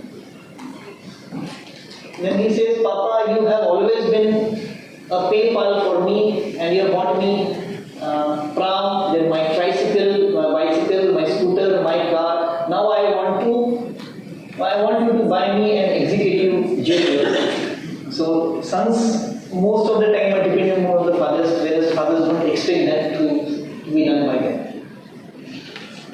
Another girl of next generation, oh Papa, you are simply wonderful. You have told me to dress smartly for the office, so I have ordered the entire wardrobe from Paris on your corporate credit card facilities. So we don't want to have those kind of children as well. It gives me great pleasure to introduce my son, the newest member in the board of directors. So you can introduce your children to at this stage so that he is one of the stakeholders maybe in the future. But sir, the chief executive officer, as a chief executive officer, you are not supposed to have high blood pressure. You are supposed to give it to your family stakeholders or shareholders. So how long you should give importance and promote your own people? He said that I took my wife as a temporary stenographer. She promoted herself to the president's PA and sacked me. So you should not be believing on your own family members if you are not a family business owner. So finally we give a philosophy in the end of the book that if you want to have happiness for a month, get married. If you want to have happiness for a year, inherit health. Inherit means take it from your previous generation. You can enjoy it on the money of the previous generation only for 1 year, not more than that. Whereas if you want to sustain, if you want to have happiness for the lifetime, learn to love what you do. So just grow your business. Don't depend on somebody else growing the business for you. Then there is a concept called as community network. Different communities are there. Few examples are here. Volunteer community, religious community, sports community. There's vegan community coming up a big way where this one step ahead of vegetarian people. They don't eat even any product which is related to animals. They don't eat any milk product. They don't eat honey. So they'll be only eating vegetables and probably natural food available. Vegetarian people don't eat any non-veg. So there is a big community in the entire world called a vegan community. So they support each other. They do seeing a lot of videos on YouTube. Lot of videos are available on YouTube. You see some of the videos, and I am sure and I can guarantee that you will also become vegan if you see those videos. Those are definitely based on certain real facts. But then that is a community. Then there is neighborhood community, there is business community, there is village community, there is supporting community, residential community, etc. These are the examples of community networks. So these communities come together, they start some kind of activity, and those communities will become businesses later. The best example is Rotary Club. Rotary Club is started as a community, it is still a community, and they are doing a lot of social work. Another example could be BNI, it started as a business community, Business Network India, and they have got the crores of rupees of coming to the center BNI probably limited purpose, and then they extended and went on into the business ideas and business activities. So they may have the proper space to meet, or most of the communities meet online nowadays. This is one video which I won't be showing it, you can see it later, which will give you a clear-cut understanding how the communities are formulated, how the communities can grow, and how those to be developed further from business perspective. Then there are different cooperative societies also there. We had India, unfortunately, or typically Maharashtra, has got a lot of cooperative societies cases. We started and those flourished to a great extent, and later on the owner of the cooperative society fly away. And then the cooperative societies were into the tremendous loss, and the people who invested the money in those cooperative societies lost their money. So if the intention is not good, those cooperative societies don't work properly. So otherwise, that will be nothing but a community kind of, but this is more on a level of the business point of view. There is Amul, which is one of the famous company in Gujarat, Anand. So that is one of the best examples of. They started as a cooperative society, went into big business. Another is Mahila Group Udyog Lizzat Papad Limited. Incidentally, I have presented a case on Lizzat Papad in Thailand, and the owner of the current MD is a good friend of mine. They have got their office on Prabhat Road. So it is a very excellent company. It was started by only 7 women, and those 7 women contributed only some 10 or 50 rupees at that time before independence, and now it has become a big business. Some 4,000 crore rupees of turnover is there, and the entire company do not have any manufacturing plant. Those all papads are made at home by the homemakers, and then they get per papad some money, and then that has become a big business.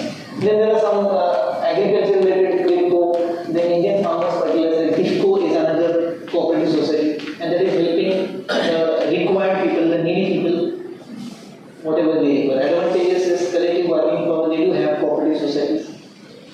Credit facilities, this is typically for the farmers, their TIFCO I am talking about. They can give credit facilities to the farmers, storage facilities, then they provide information online, and that is at a reasonable price.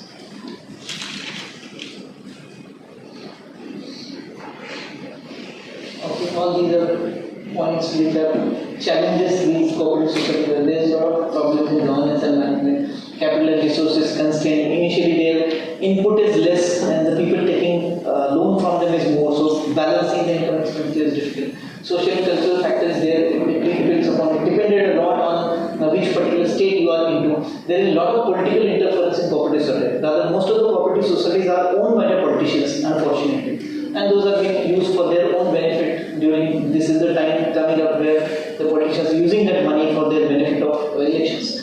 There is a lot of competition, government control. Nowadays, they have implemented a lot of government controls. There are internal conflicts among the members of the cooperative society. Nobody is expert in that, and there is of course limited resources. These are a few examples. A lot of examples are there. Anshul Gupta is the name of the person who has come out with this social enterprise by the name Gunj. She used to close to the people in rural India. She collects the clothes from urban area, then donates to rural India. There is another shared company that study happiness, Happy Education Foundation. It's a teacher training initiative. Harish Hande, Silco India, solar power generated lights and energy solution to schools. Ravi Shankar Foundation benefited 16,000 students for scholarships specifically for the higher education abroad. And this is very much working excellently. Asha Foundation treatment for tuberculosis patients to the unprivileged community, 80,000 plus people got benefited. Zubeda by come out with the eyes as designed and distributed low cost clothes, life saving maternal and newborn health products. Akshay Patra Foundation, so it's an NGO run the kitchen serves 1.8 million meals every day. This is for the school going children, midday meals is the tagline. Lakshmi Menon with the company name Pure Living, environmental friendly cleaning products company. Then Leap of the World, 30,000 plus people got benefited out of it, where the small children from the underprivileged area, they are being taught English. The teachers go to their homes and they teach. So 30,000 students have been taught so far. Miracle Couriers, they have come out with a courier service that employs hearing impaired individuals. Then there is Terrace in this restaurant is in Pune.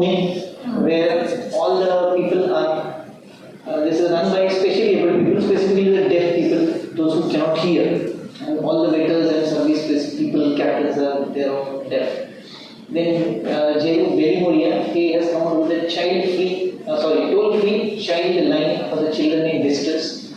Achal is the one who provides alternative to exploitation for the commercial sex slave workers.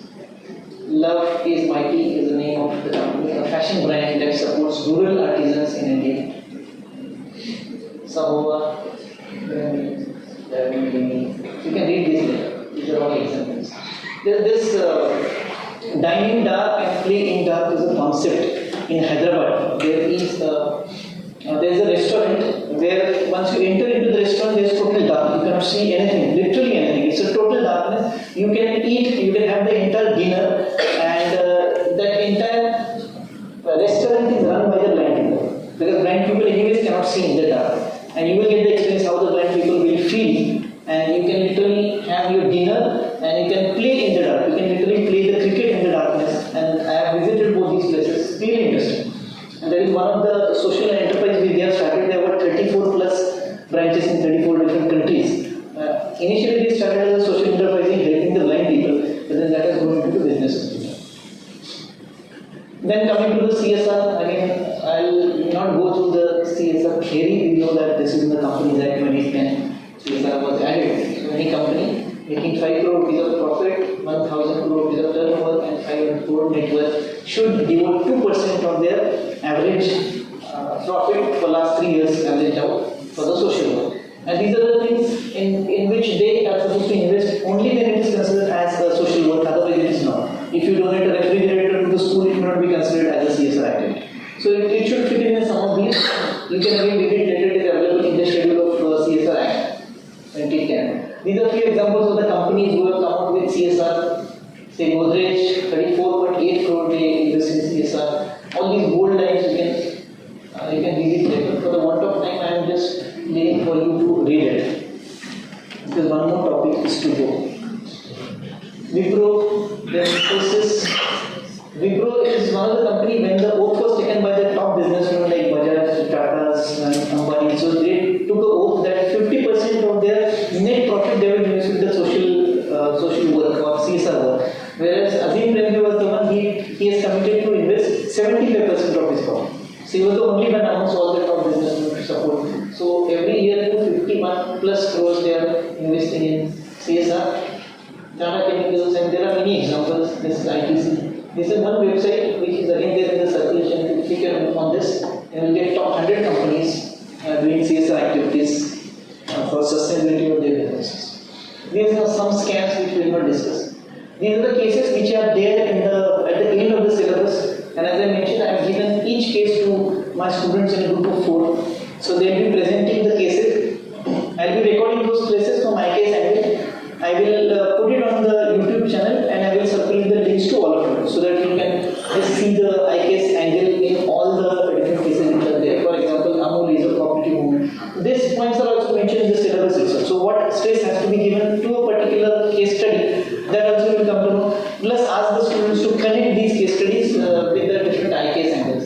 Then Fab India, though why I am saying this because Cafe Coffee Dough is not an Indian company, so I am saying this. Fab India is in fact also not an Indian. The owner was American person, but then he did entire business for India. So these two may be slightly doubtful, but still Fab India is a good business in India, so we can consider it. Then Godrej, Haldiram, all these, most of them are family-owned businesses. Probably Biofun is not family-owned business. Amul is not family-owned business. Godrej is, Haldiram is family-owned business. Infosys is family-owned business. ITC is not family. Jaipur Fruit is not family business. Gizzard Papad is not family. So it is cooperative society connected to fifth unit. Mahindra & Mahindra family-owned business. Mumbai Dabbawalas is one of the best skills taught across the world. Even Harvard Business School has also written there. Trinity Business School has invited Dabbawalas to their campus to deliver the company progress. And that is the company, you will see the graph. I will provide the link of it in the Dabbawalas video, so you might have seen it. That is the company without any technology being used have got a Sigma certificate.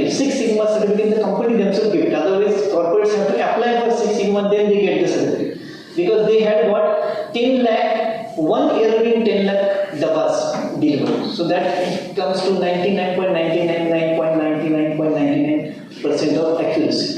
And that is the condition of the Six Sigma. So Six Sigma people themselves came without applying these people because most of the average literacy of this movement above is 8th standard. And there is one of the very excellent case which they started 1890.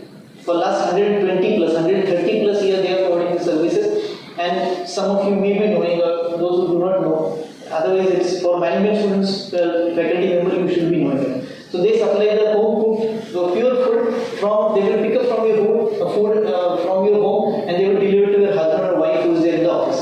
And they will collect the empty tiffins and will deliver it back to the homes. And so they do 2 deliveries and they have got a very excellent comparison, one video of say 2-3 minutes, but then I will not show you right now. We still have got very much less time.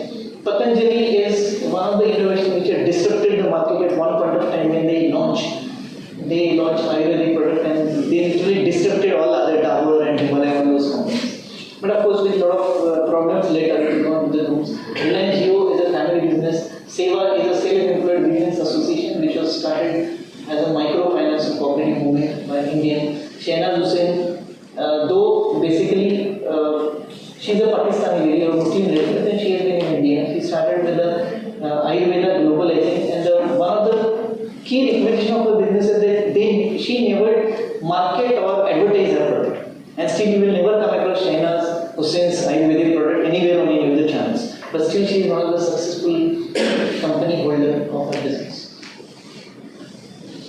Tata CSR, Tata all these are family-owned businesses. Wipro is family-owned business. Zomato is new one which is recently started. Zomato has seen a lot of losses to start with the business. In the last 2 years only, Zomato is making slightly the profits. Otherwise, they started in 2014, and then in between COVID came, their entire business collapsed. They put themselves on the stock market. There they collapsed to a great extent, but then now they are sustained. So that could be one of the best examples we learn. Though not related to family businesses, but they started as some kind of a different activity, innovative activity, when into cases. These are the videos which you can see later. Very interesting videos we tell you about the company.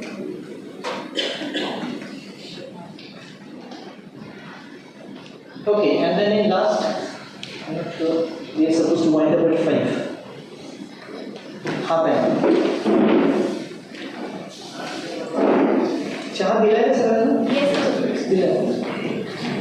तो हमसे बोल रहे हैं इसलिए चहा पे.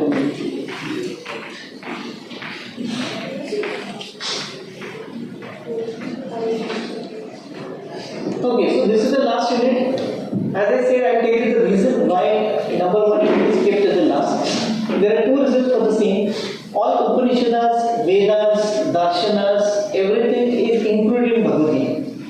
So therefore, if you learn Bhagavad Gita, you will understand all Upanishads, Vedas. Whatever has been mentioned there, everything has been, I would say, translated into Bhagavad Gita. I will read Bhagavad Gita. That is one reason. Second reason is that in my introduction, you told that I have written a book on this. I am very proud to say that this is the only book available across the world. Nobody has written. I have written verse by verse number or chapter number 1, verse number so and so. What is the meaning of that Bhagavad Gita, the original meaning in the book? And the next paragraph you will find the management principle found in it. So I could come across 500 plus management principles which we teach to all the Indian students through 700 shlokas available in Bhagavad Gita. So if I would have put this unit number 1 at the start of the unit, the entire day I would have wasted only in covering unit number 1. That being my forte probably, I have delivered more than 30 hours of classes or lectures only on Bhagavad Gita. So covering that entire 30 hours into half an hour is going to be a challenge for me. But then I will try to give a justice because that is the one topic which is connected to our management to a greater extent. As I said, each verse I could find some of the other management principle connected right from the very fundamental Maslow's need hierarchy to analytics was already present. But then, though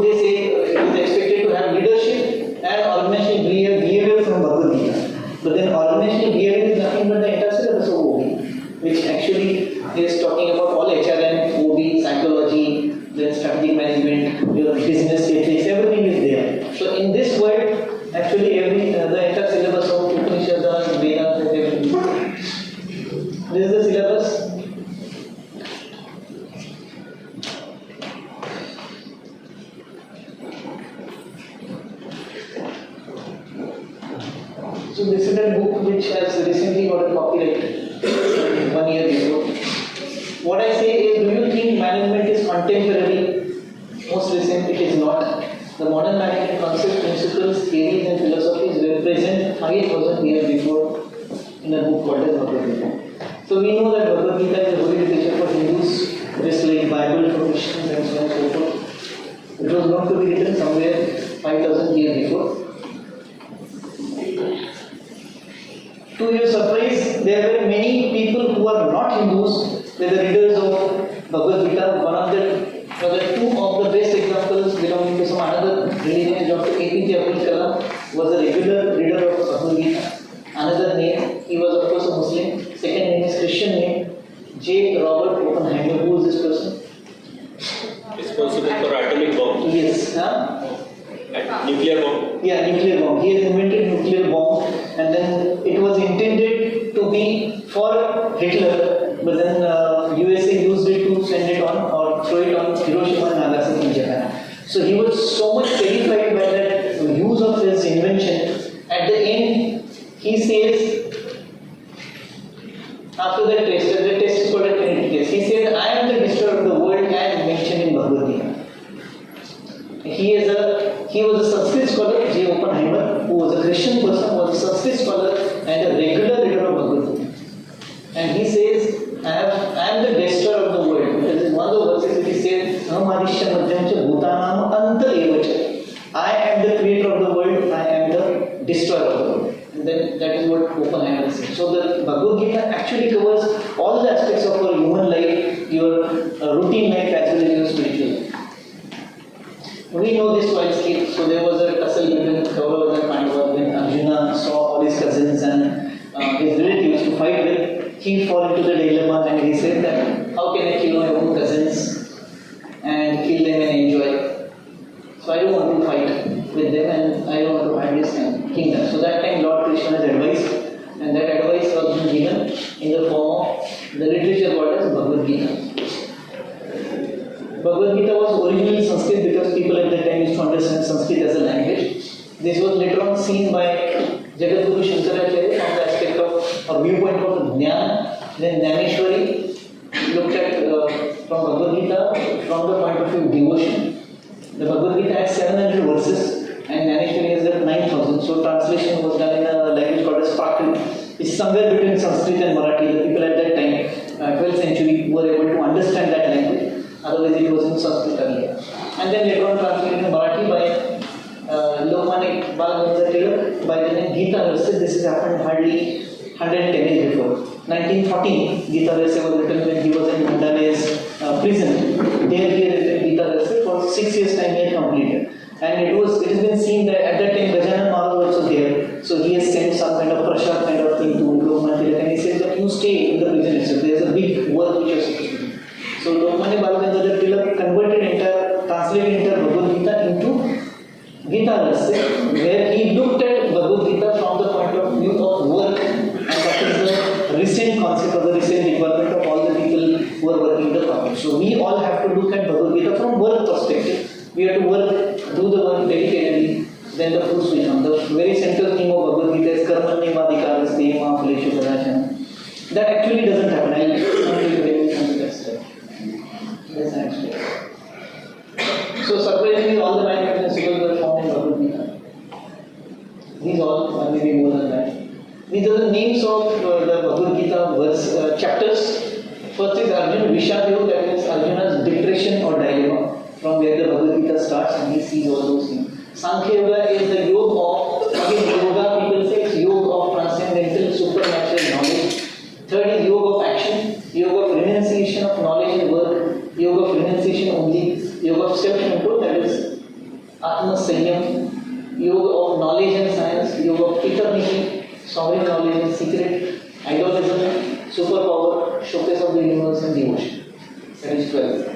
13 is filled and filled knowledge, filled and filled knowledgeable, 3 virtues which I mentioned in earlier time, sovereign being, division of wealth, divine into evil, 3 categories of values, emancipation and relinquishment. That is the last chapter as such. Starting with management principle, which Bhagavad Gita has got a team management.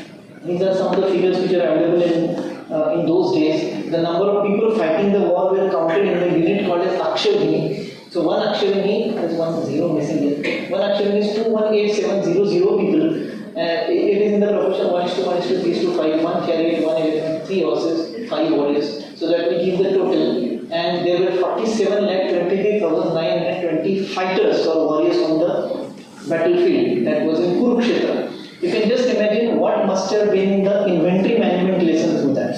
47 lakh people were fighting, and that time it was just like a corporate 9 to 5. So the fights, the war used to stop when the sun used to set. Next day morning when the sun used to rise, the war used to start. So during that time, you can just imagine 47 lakh people used to stay somewhere.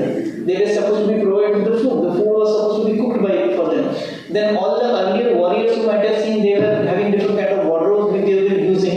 That itself was so much costly and so much time consuming. So for having those wardrobes wearing on their own bodies might have been taken say half an hour, 1 hour to prepare for that. So those clothes are required to be washed next day. All these 47 lakh people were supposed to take the baths on the next day. Keeping aside all the people who died on day 1, day 2, day 3, still lakhs of people are supposed to be managed. So that could be the first base and the first lesson which all of you should understand from Bhagavad Gita. Inventory management. And as I have said, all the different principles related to all the specializations are being included there. First chapter is Arjuna's dilemma, which speaks about team members and their capabilities. The entire world today is talking about team building. So you should be able to know the abilities and competencies of every individual human being. Then accordingly you can assign the work to that person and he will be very aptfully done it. So you need to understand the capabilities, potentials of individual human being. Then in any business you need to do the competitor analysis. What your competitor is giving, you should not be giving that, but plus one step ahead you should be giving something else what your competitor is not giving. Anxiety stress is the one central theme of Bhagavad Gita where Arjuna was too much exceeded on one side and then he decided not to fight. Chapter 1. These are names of the teammates from some serials. We might be knowing some names which are there in board. Arjun, Virat, Robin, Kaurava, Bhishma, Karna, Duryodhana, Dushasana, Ashwatthama. These are the only names we know. Rest are probably we don't know. There are the names of 1,000 Kauravas also available in the literature. But again, those are not mentioned much. We know all these major characters of these Mahabharata and Ramayana as Mahabharata, of course, as Bhagavad Gita. So they were expert in different warfare technique, they were different weapon expert. Just like that, we have our specializations, HR people expert in HR, marketing expert in marketing, like that. Depending on the specialization, you do have certain expertise. Under each specialization also, we do have subspecialization. For example, in HR, we have training and development, somebody is expert in somebody may be in recruitment, somebody may be in compensation benefits, somebody might be in L&D, somebody might be in IR.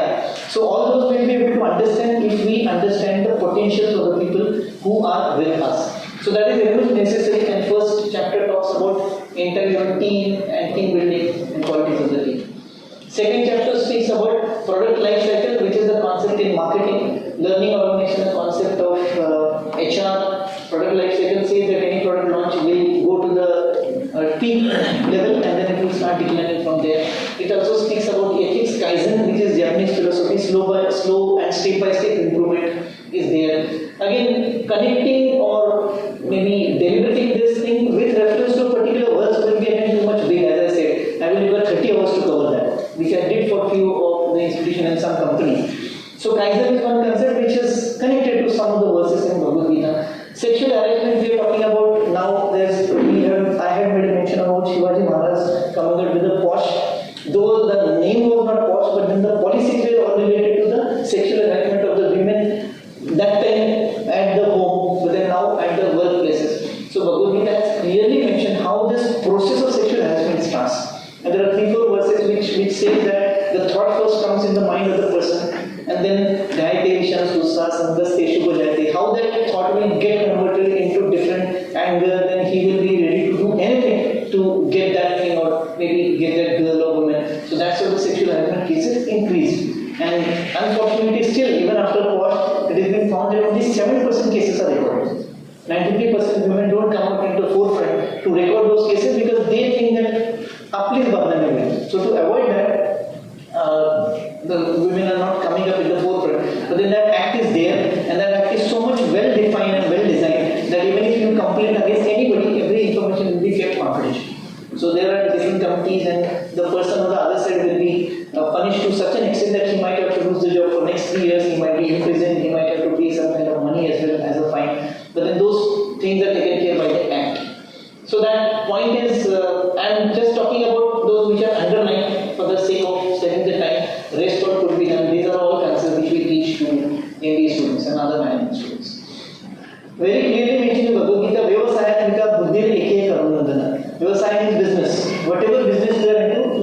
we always say it is none of your business. Business means whatever you are doing, you are not supposed to be peeping into it. So Vyavasaya means whatever you are doing, you should be focusing, you should be concentrating. All the business cases, if you see in the old history and if you think, all those started with only one business as such. Incidentally, Tata and Ambani both started with the textile business. Later on, you take the name of Tatas and you take the name of product which Tatas don't have. So that way they have developed. But initially they focused on their only one business. So once they diversify, they will have somebody else who will be looking after and focusing on that particular business. That is what is suggested and very directly suggested. Vyavasaya, this is the same word there in Bhagavad Gita. Whenever you are doing any kind of business, you have to be focusing on that particular business. I have told about Posh that those verses are here. So it is Karma Yoga where the importance is given to action. Karmanya Vadikaraste verse is not from 3rd chapter, it is in the 2nd chapter, but it speaks that you have to keep on doing your work. Don't expect fruits. That doesn't mean that you tell your institute HR that you don't pay me money because I have worked dedicatedly and Bhagavad Gita says don't pay me. I don't expect any fruits. So it's not that meaning. The meaning is that you do your work dedicatedly. Yoga karmasu kaushal, that's what Bhagavad Gita says. You do your work skillfully, dedicatedly, the fruits will automatically come to you. Means people will invite you, people will call you for that particular work, and you will automatically get benefited. You don't have to expect anything. But then that is the 2nd chapter, not in 3rd chapter. 3rd chapter is known as Yoga of Action.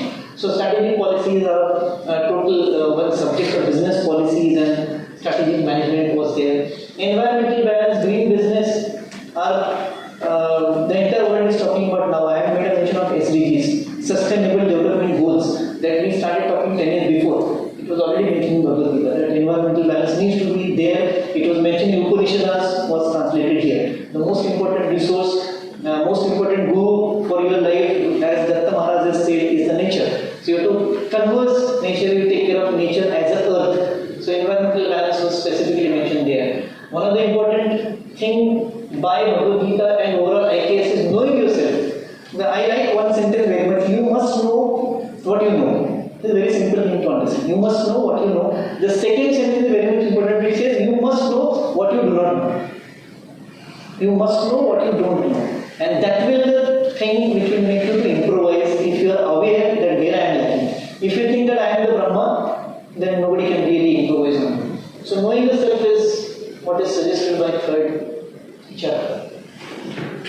4th chapter talks about some important concepts in CSR was already there when the Act came in 2010. JAJSJD are the concept of HR management. Peter's principle is, though not an Indian principle, but still it was there.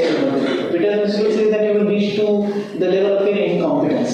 So you cannot go beyond that if you don't improvise on yourself, if you don't come up with more improvisation in your skills, competency, education. So you have to work more to go to the next more level, otherwise you will remain up to that level. That is what Peter's principle says. Unethical practice, business ethics, the entire subject is there in Bhagavad Gita.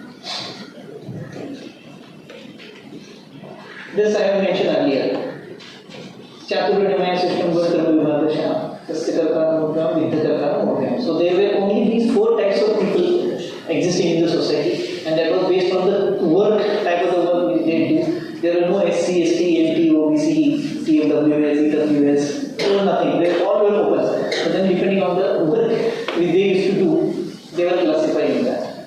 5th chapter talks about renunciation, which talks about skills, abilities, attitudes you need to develop. Egalitarianism is a concept which is straight away related to Indian knowledge system in the syllabus. Egalitarianism means equal treatment for the equal people.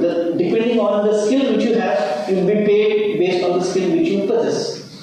Stress and anger management is the talk of the world. All the corporates, I do a lot of corporate trainings, not much lot, but at least once in a month or once in 2 months I do training only on stress management. That is the most demanded topic by the corporate. Because they cannot manage work-life balance. They cannot manage. So stress management, anger management, process they are going to give in the 5th chapter. Going ahead, in 6th chapter they further explain on stress management by self-control. So control yourself, benchmark yourself. You should always compare yourself with yourself only. Don't compare with others. Then there is a stress management process very clearly defined. One of them is meditation. I have told you some of the ways by which you can do it. What we did in the class is only to tell you how it is to be done.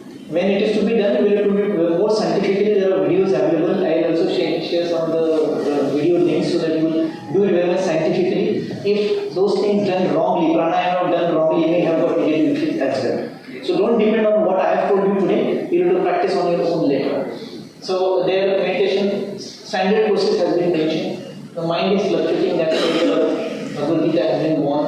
Tukaram Maharaj later said, somebody was discussing with me during the lunchtime. These are the 6 foes we should be controlling on. Those are the 6 foes: Kama, Krodha, Mada, Moha, Matsarya, and Aham. Kama is your sexual desires, Krodha, anger, Mada is your power, Moha is your lust, Matsar is jealousy, and Ahankara is ego.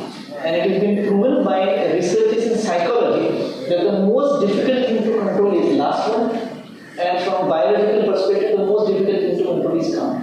And further, the spiritual sciences say that if you can control the first one, you are able to control the rest all others. So if you control the sexual desires, you should be able to control the rest all. And that is again mentioned here in the 6th unit. Atma Sayam is control of your life. It also says that you yourself are your own bandhu, is your brother, and you yourself are your own ripu, is your enemy. So there is nobody else who is your ripu or enemy, it's you yourself.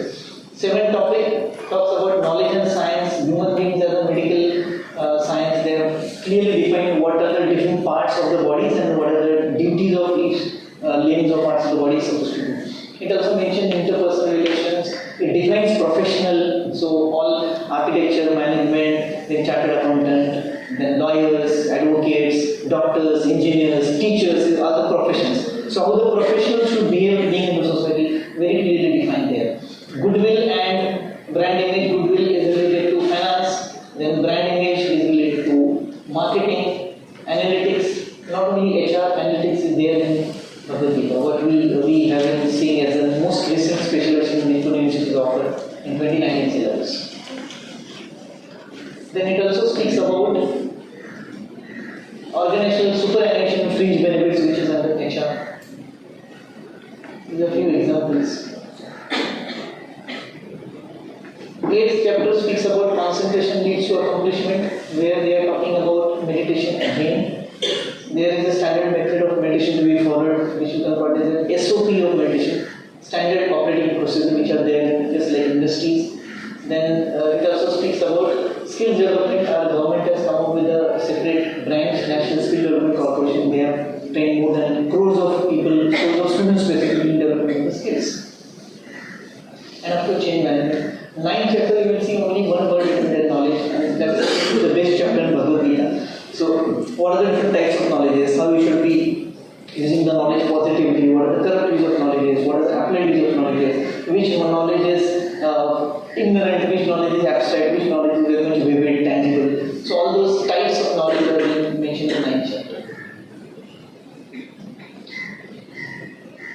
Vibhuti Yoga means superpower or idealism, where it speaks about that wherever you are, in whichever field you go, you try to be always on the apex. You try to be holding the apex or the top position. In the sense, it's not from position perspective, but it is from the point of view of developing yourself and developing those skills and competences in you. It's not that holding that CEO position, but I need to develop my abilities to become a CEO and try to be always on the supreme positions. These are few of the examples which are given in the Bhagavad Gita. So if I want to be Rishi, then I should become like Bhrigu Rishi. If I want to be a mountain, then I should become like Himalaya, and like that. That's a big list. And last but not the least, respect to all the women. It is said that if I want to take birth as a human being, I will be taking the birth of a woman and not of a man. Kirti Shri Vakacha Narina Smritit Veda Dhrutikshama. These are the qualities which women have, I am sorry, men don't have. Specifically last two, forgiveness and tolerance, men don't have. Men don't have those qualities. We will always have that in the mind, tujhe dekh lunga. And that no girl or no woman will say. Rest all may be there, but then it is proven by research that women have got all these qualities much on the higher level as compared to men. Specifically positive qualities. When it comes to anger, we think about that devi of anger, Kali Mata. That is again for the purpose of benefit of the society. 11th chapter, the name itself it suggests it is talking about entire specialization of international business management. The name itself speaks about Vishwa Rupa Darshan. So the view of showcase of the entire universe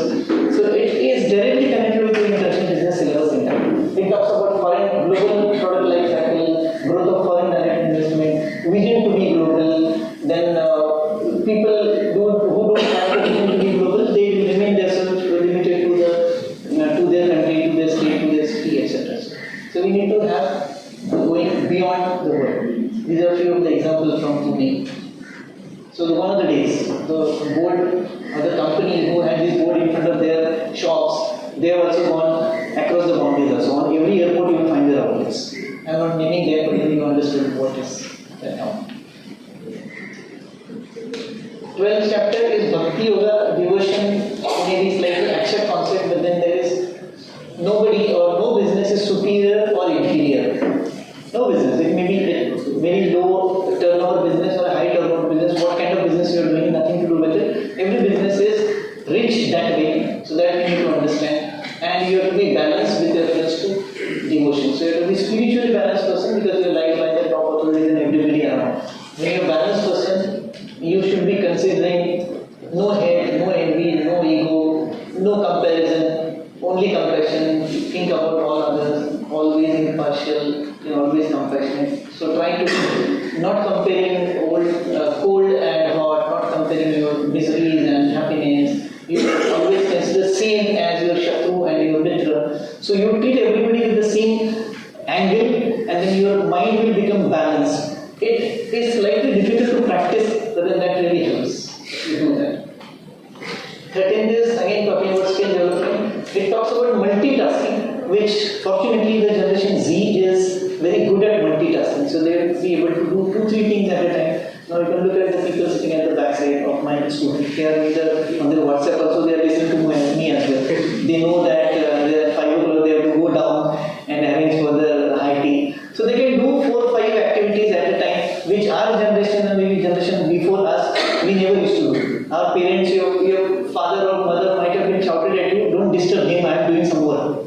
Because they were able to concentrate only at one particular time. Multitasking is a typical feature of Generation Z and Generation Z onward. Generation Alpha is coming in. They are 14 years old now. So that is a special skill which these people have. But then Generation Z is today mentioned in Bhagavad Gita 5,000 years before. 3 virtues. There are 3 types of personalities. These are 3 types of personalities. Sattva, Raja, Tama. All the books which are written by foreign authors on Bhagavad Gita, they are calling Sattva, Raja, Tama. But then it is Sattva, Raja and Tama. So Sattva people are very much pure, very much open-hearted, always happy. Raja people, most of us fall into this particular category.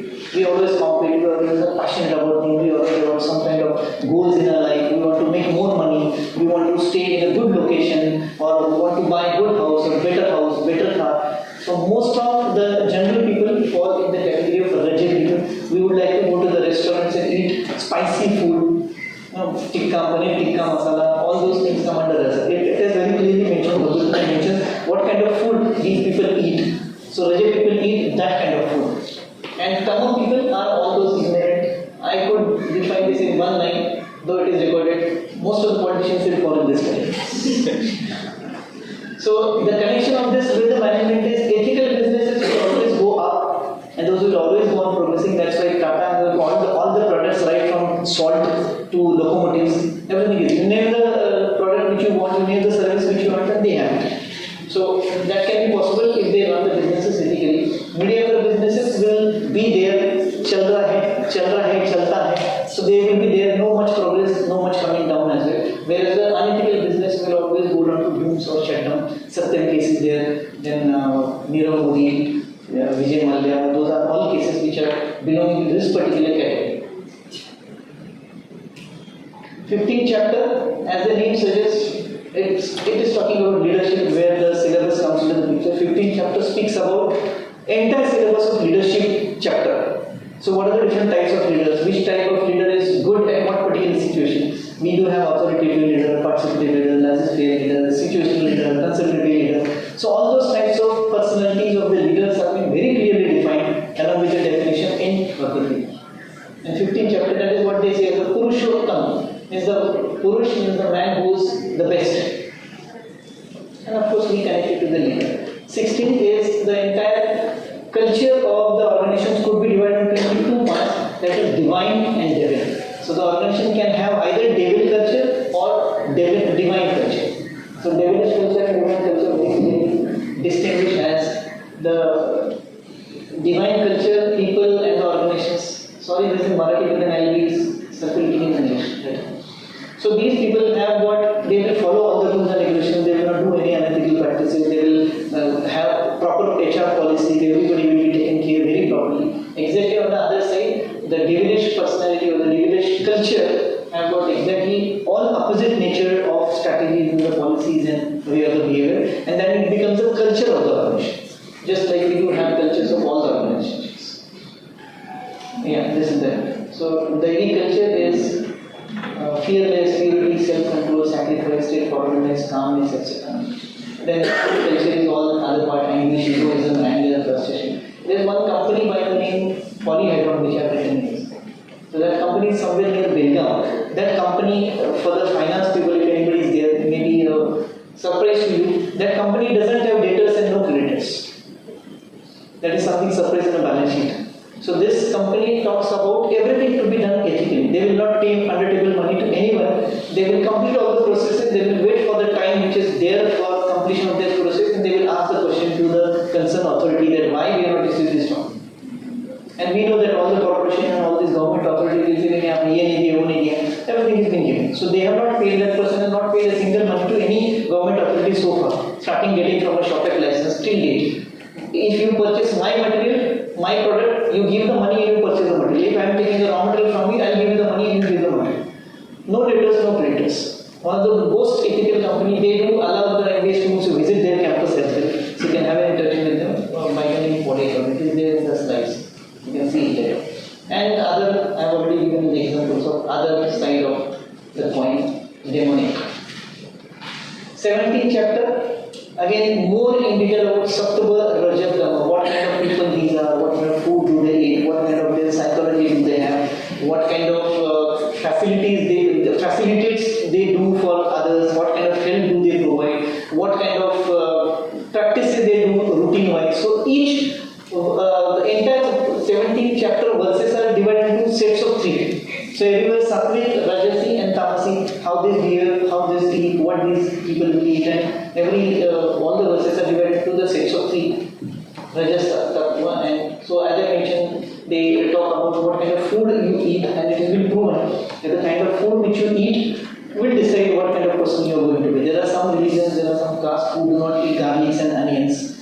So there are vegan people. So that definitely affects your psychological traits, and non-vegetarian people have a different kind of psychology. Again, for some simple biological reason that non-vegetarian food will require more amount of time to digest comparatively vegetarian food will be digested less and vegan food will be digested still less. Milk will take a lot of amount of time to digest. If you don't take milk, you are vegan, so your digestive system will be better. And as I mentioned in the first half, your entire psychological and physiological problems are arising from the stomach.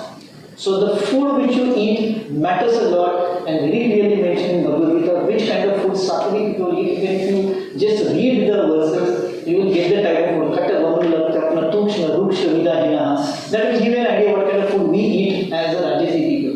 Whereas the Tamasic people eat all the gone food or wasted food or fermented food, and that is how their psychology will become.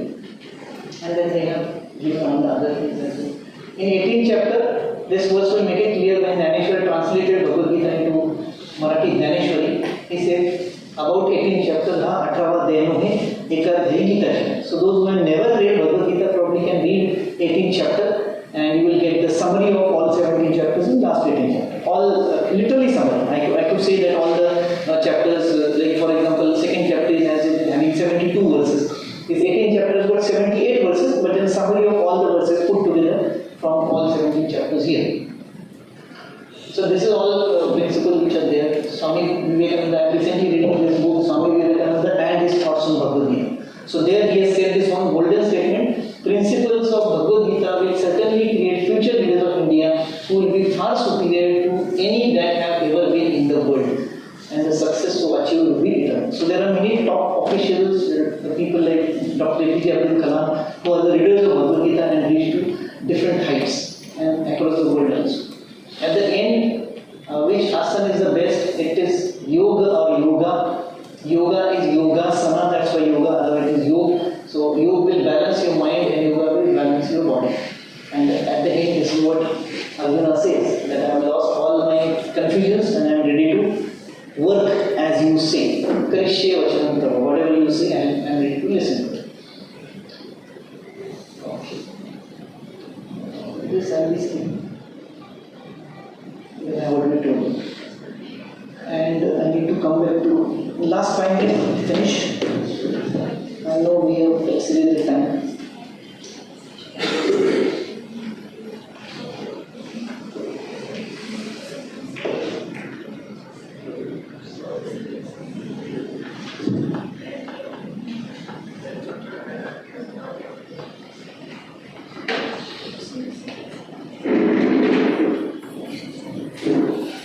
Okay, so this is as per the syllabus. These are the headings given in the syllabus: rules of values, ethics, spirituality, leadership, organization. So what I have done, whatever I have told you in 18 chapters, I have just segregated it out, and in the bracket I have written which particular verse talks about it. So business ethics, laws, and IPS, these are related to values, ethics. In these verses, verse number 4.36, 4th chapter, and 36 and 37 verse, 7th chapter, 20-21. So this is all whatever I have already told you.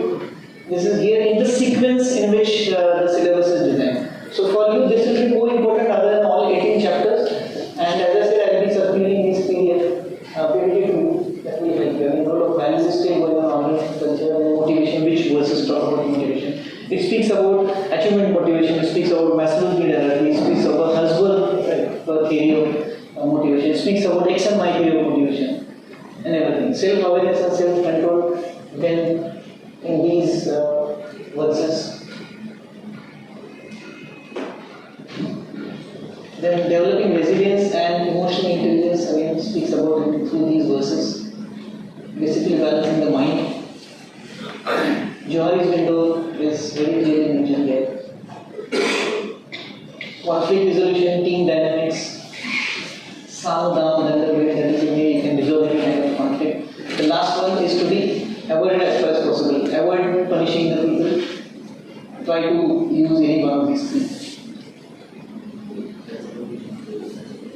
Servant leadership is from 15th chapter, as you see here.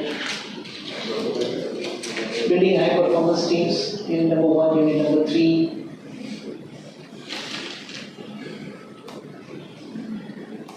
Reflection, personal growth exercises, it's talking about mainly meditation, yoga practices, and how you develop as an individual human being, following more into sattva category from raja. But of course, we all do fluctuate between all these three categories. Sometimes we are sattva, sometimes we are raja, sometimes we go to this level as well. When you are having these kind of qualities in you, temporarily or permanently.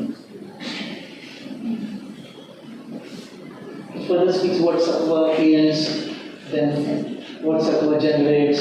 All these three virtues generate. What sattva people will end up with, raja, tamil will end up with. Kind of food, then special characteristics.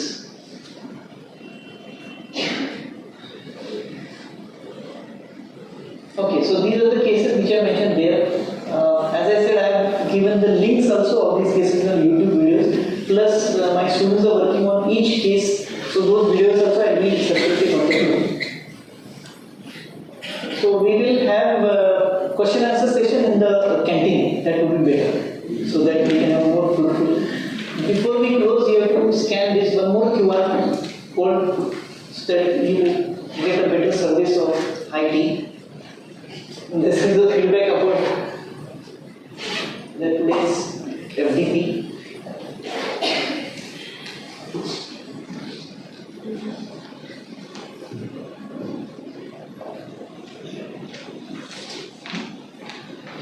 Yeah, though we started late as committed, 5 we did.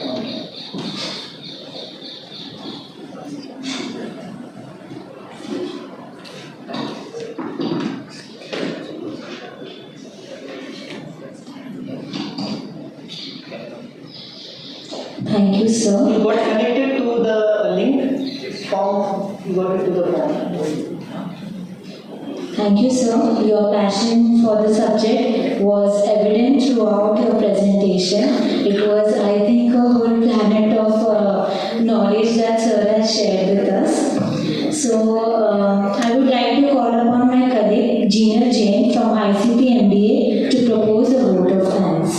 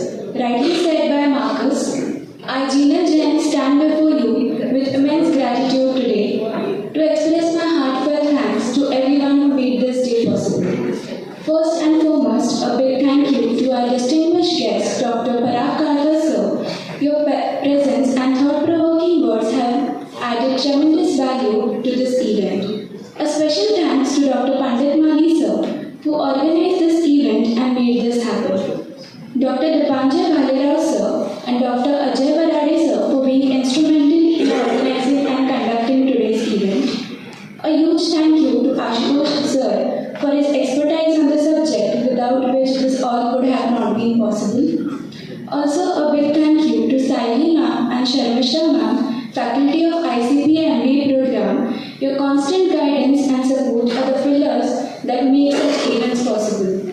To organizing team, volunteers and everyone behind the scenes, thank you for your tireless efforts in ensuring smooth execution of this event. Last but not the least, esteemed faculty members from different institutes all over Pune, thank you for being here today. Thank you all for making this event possible. Have a nice day.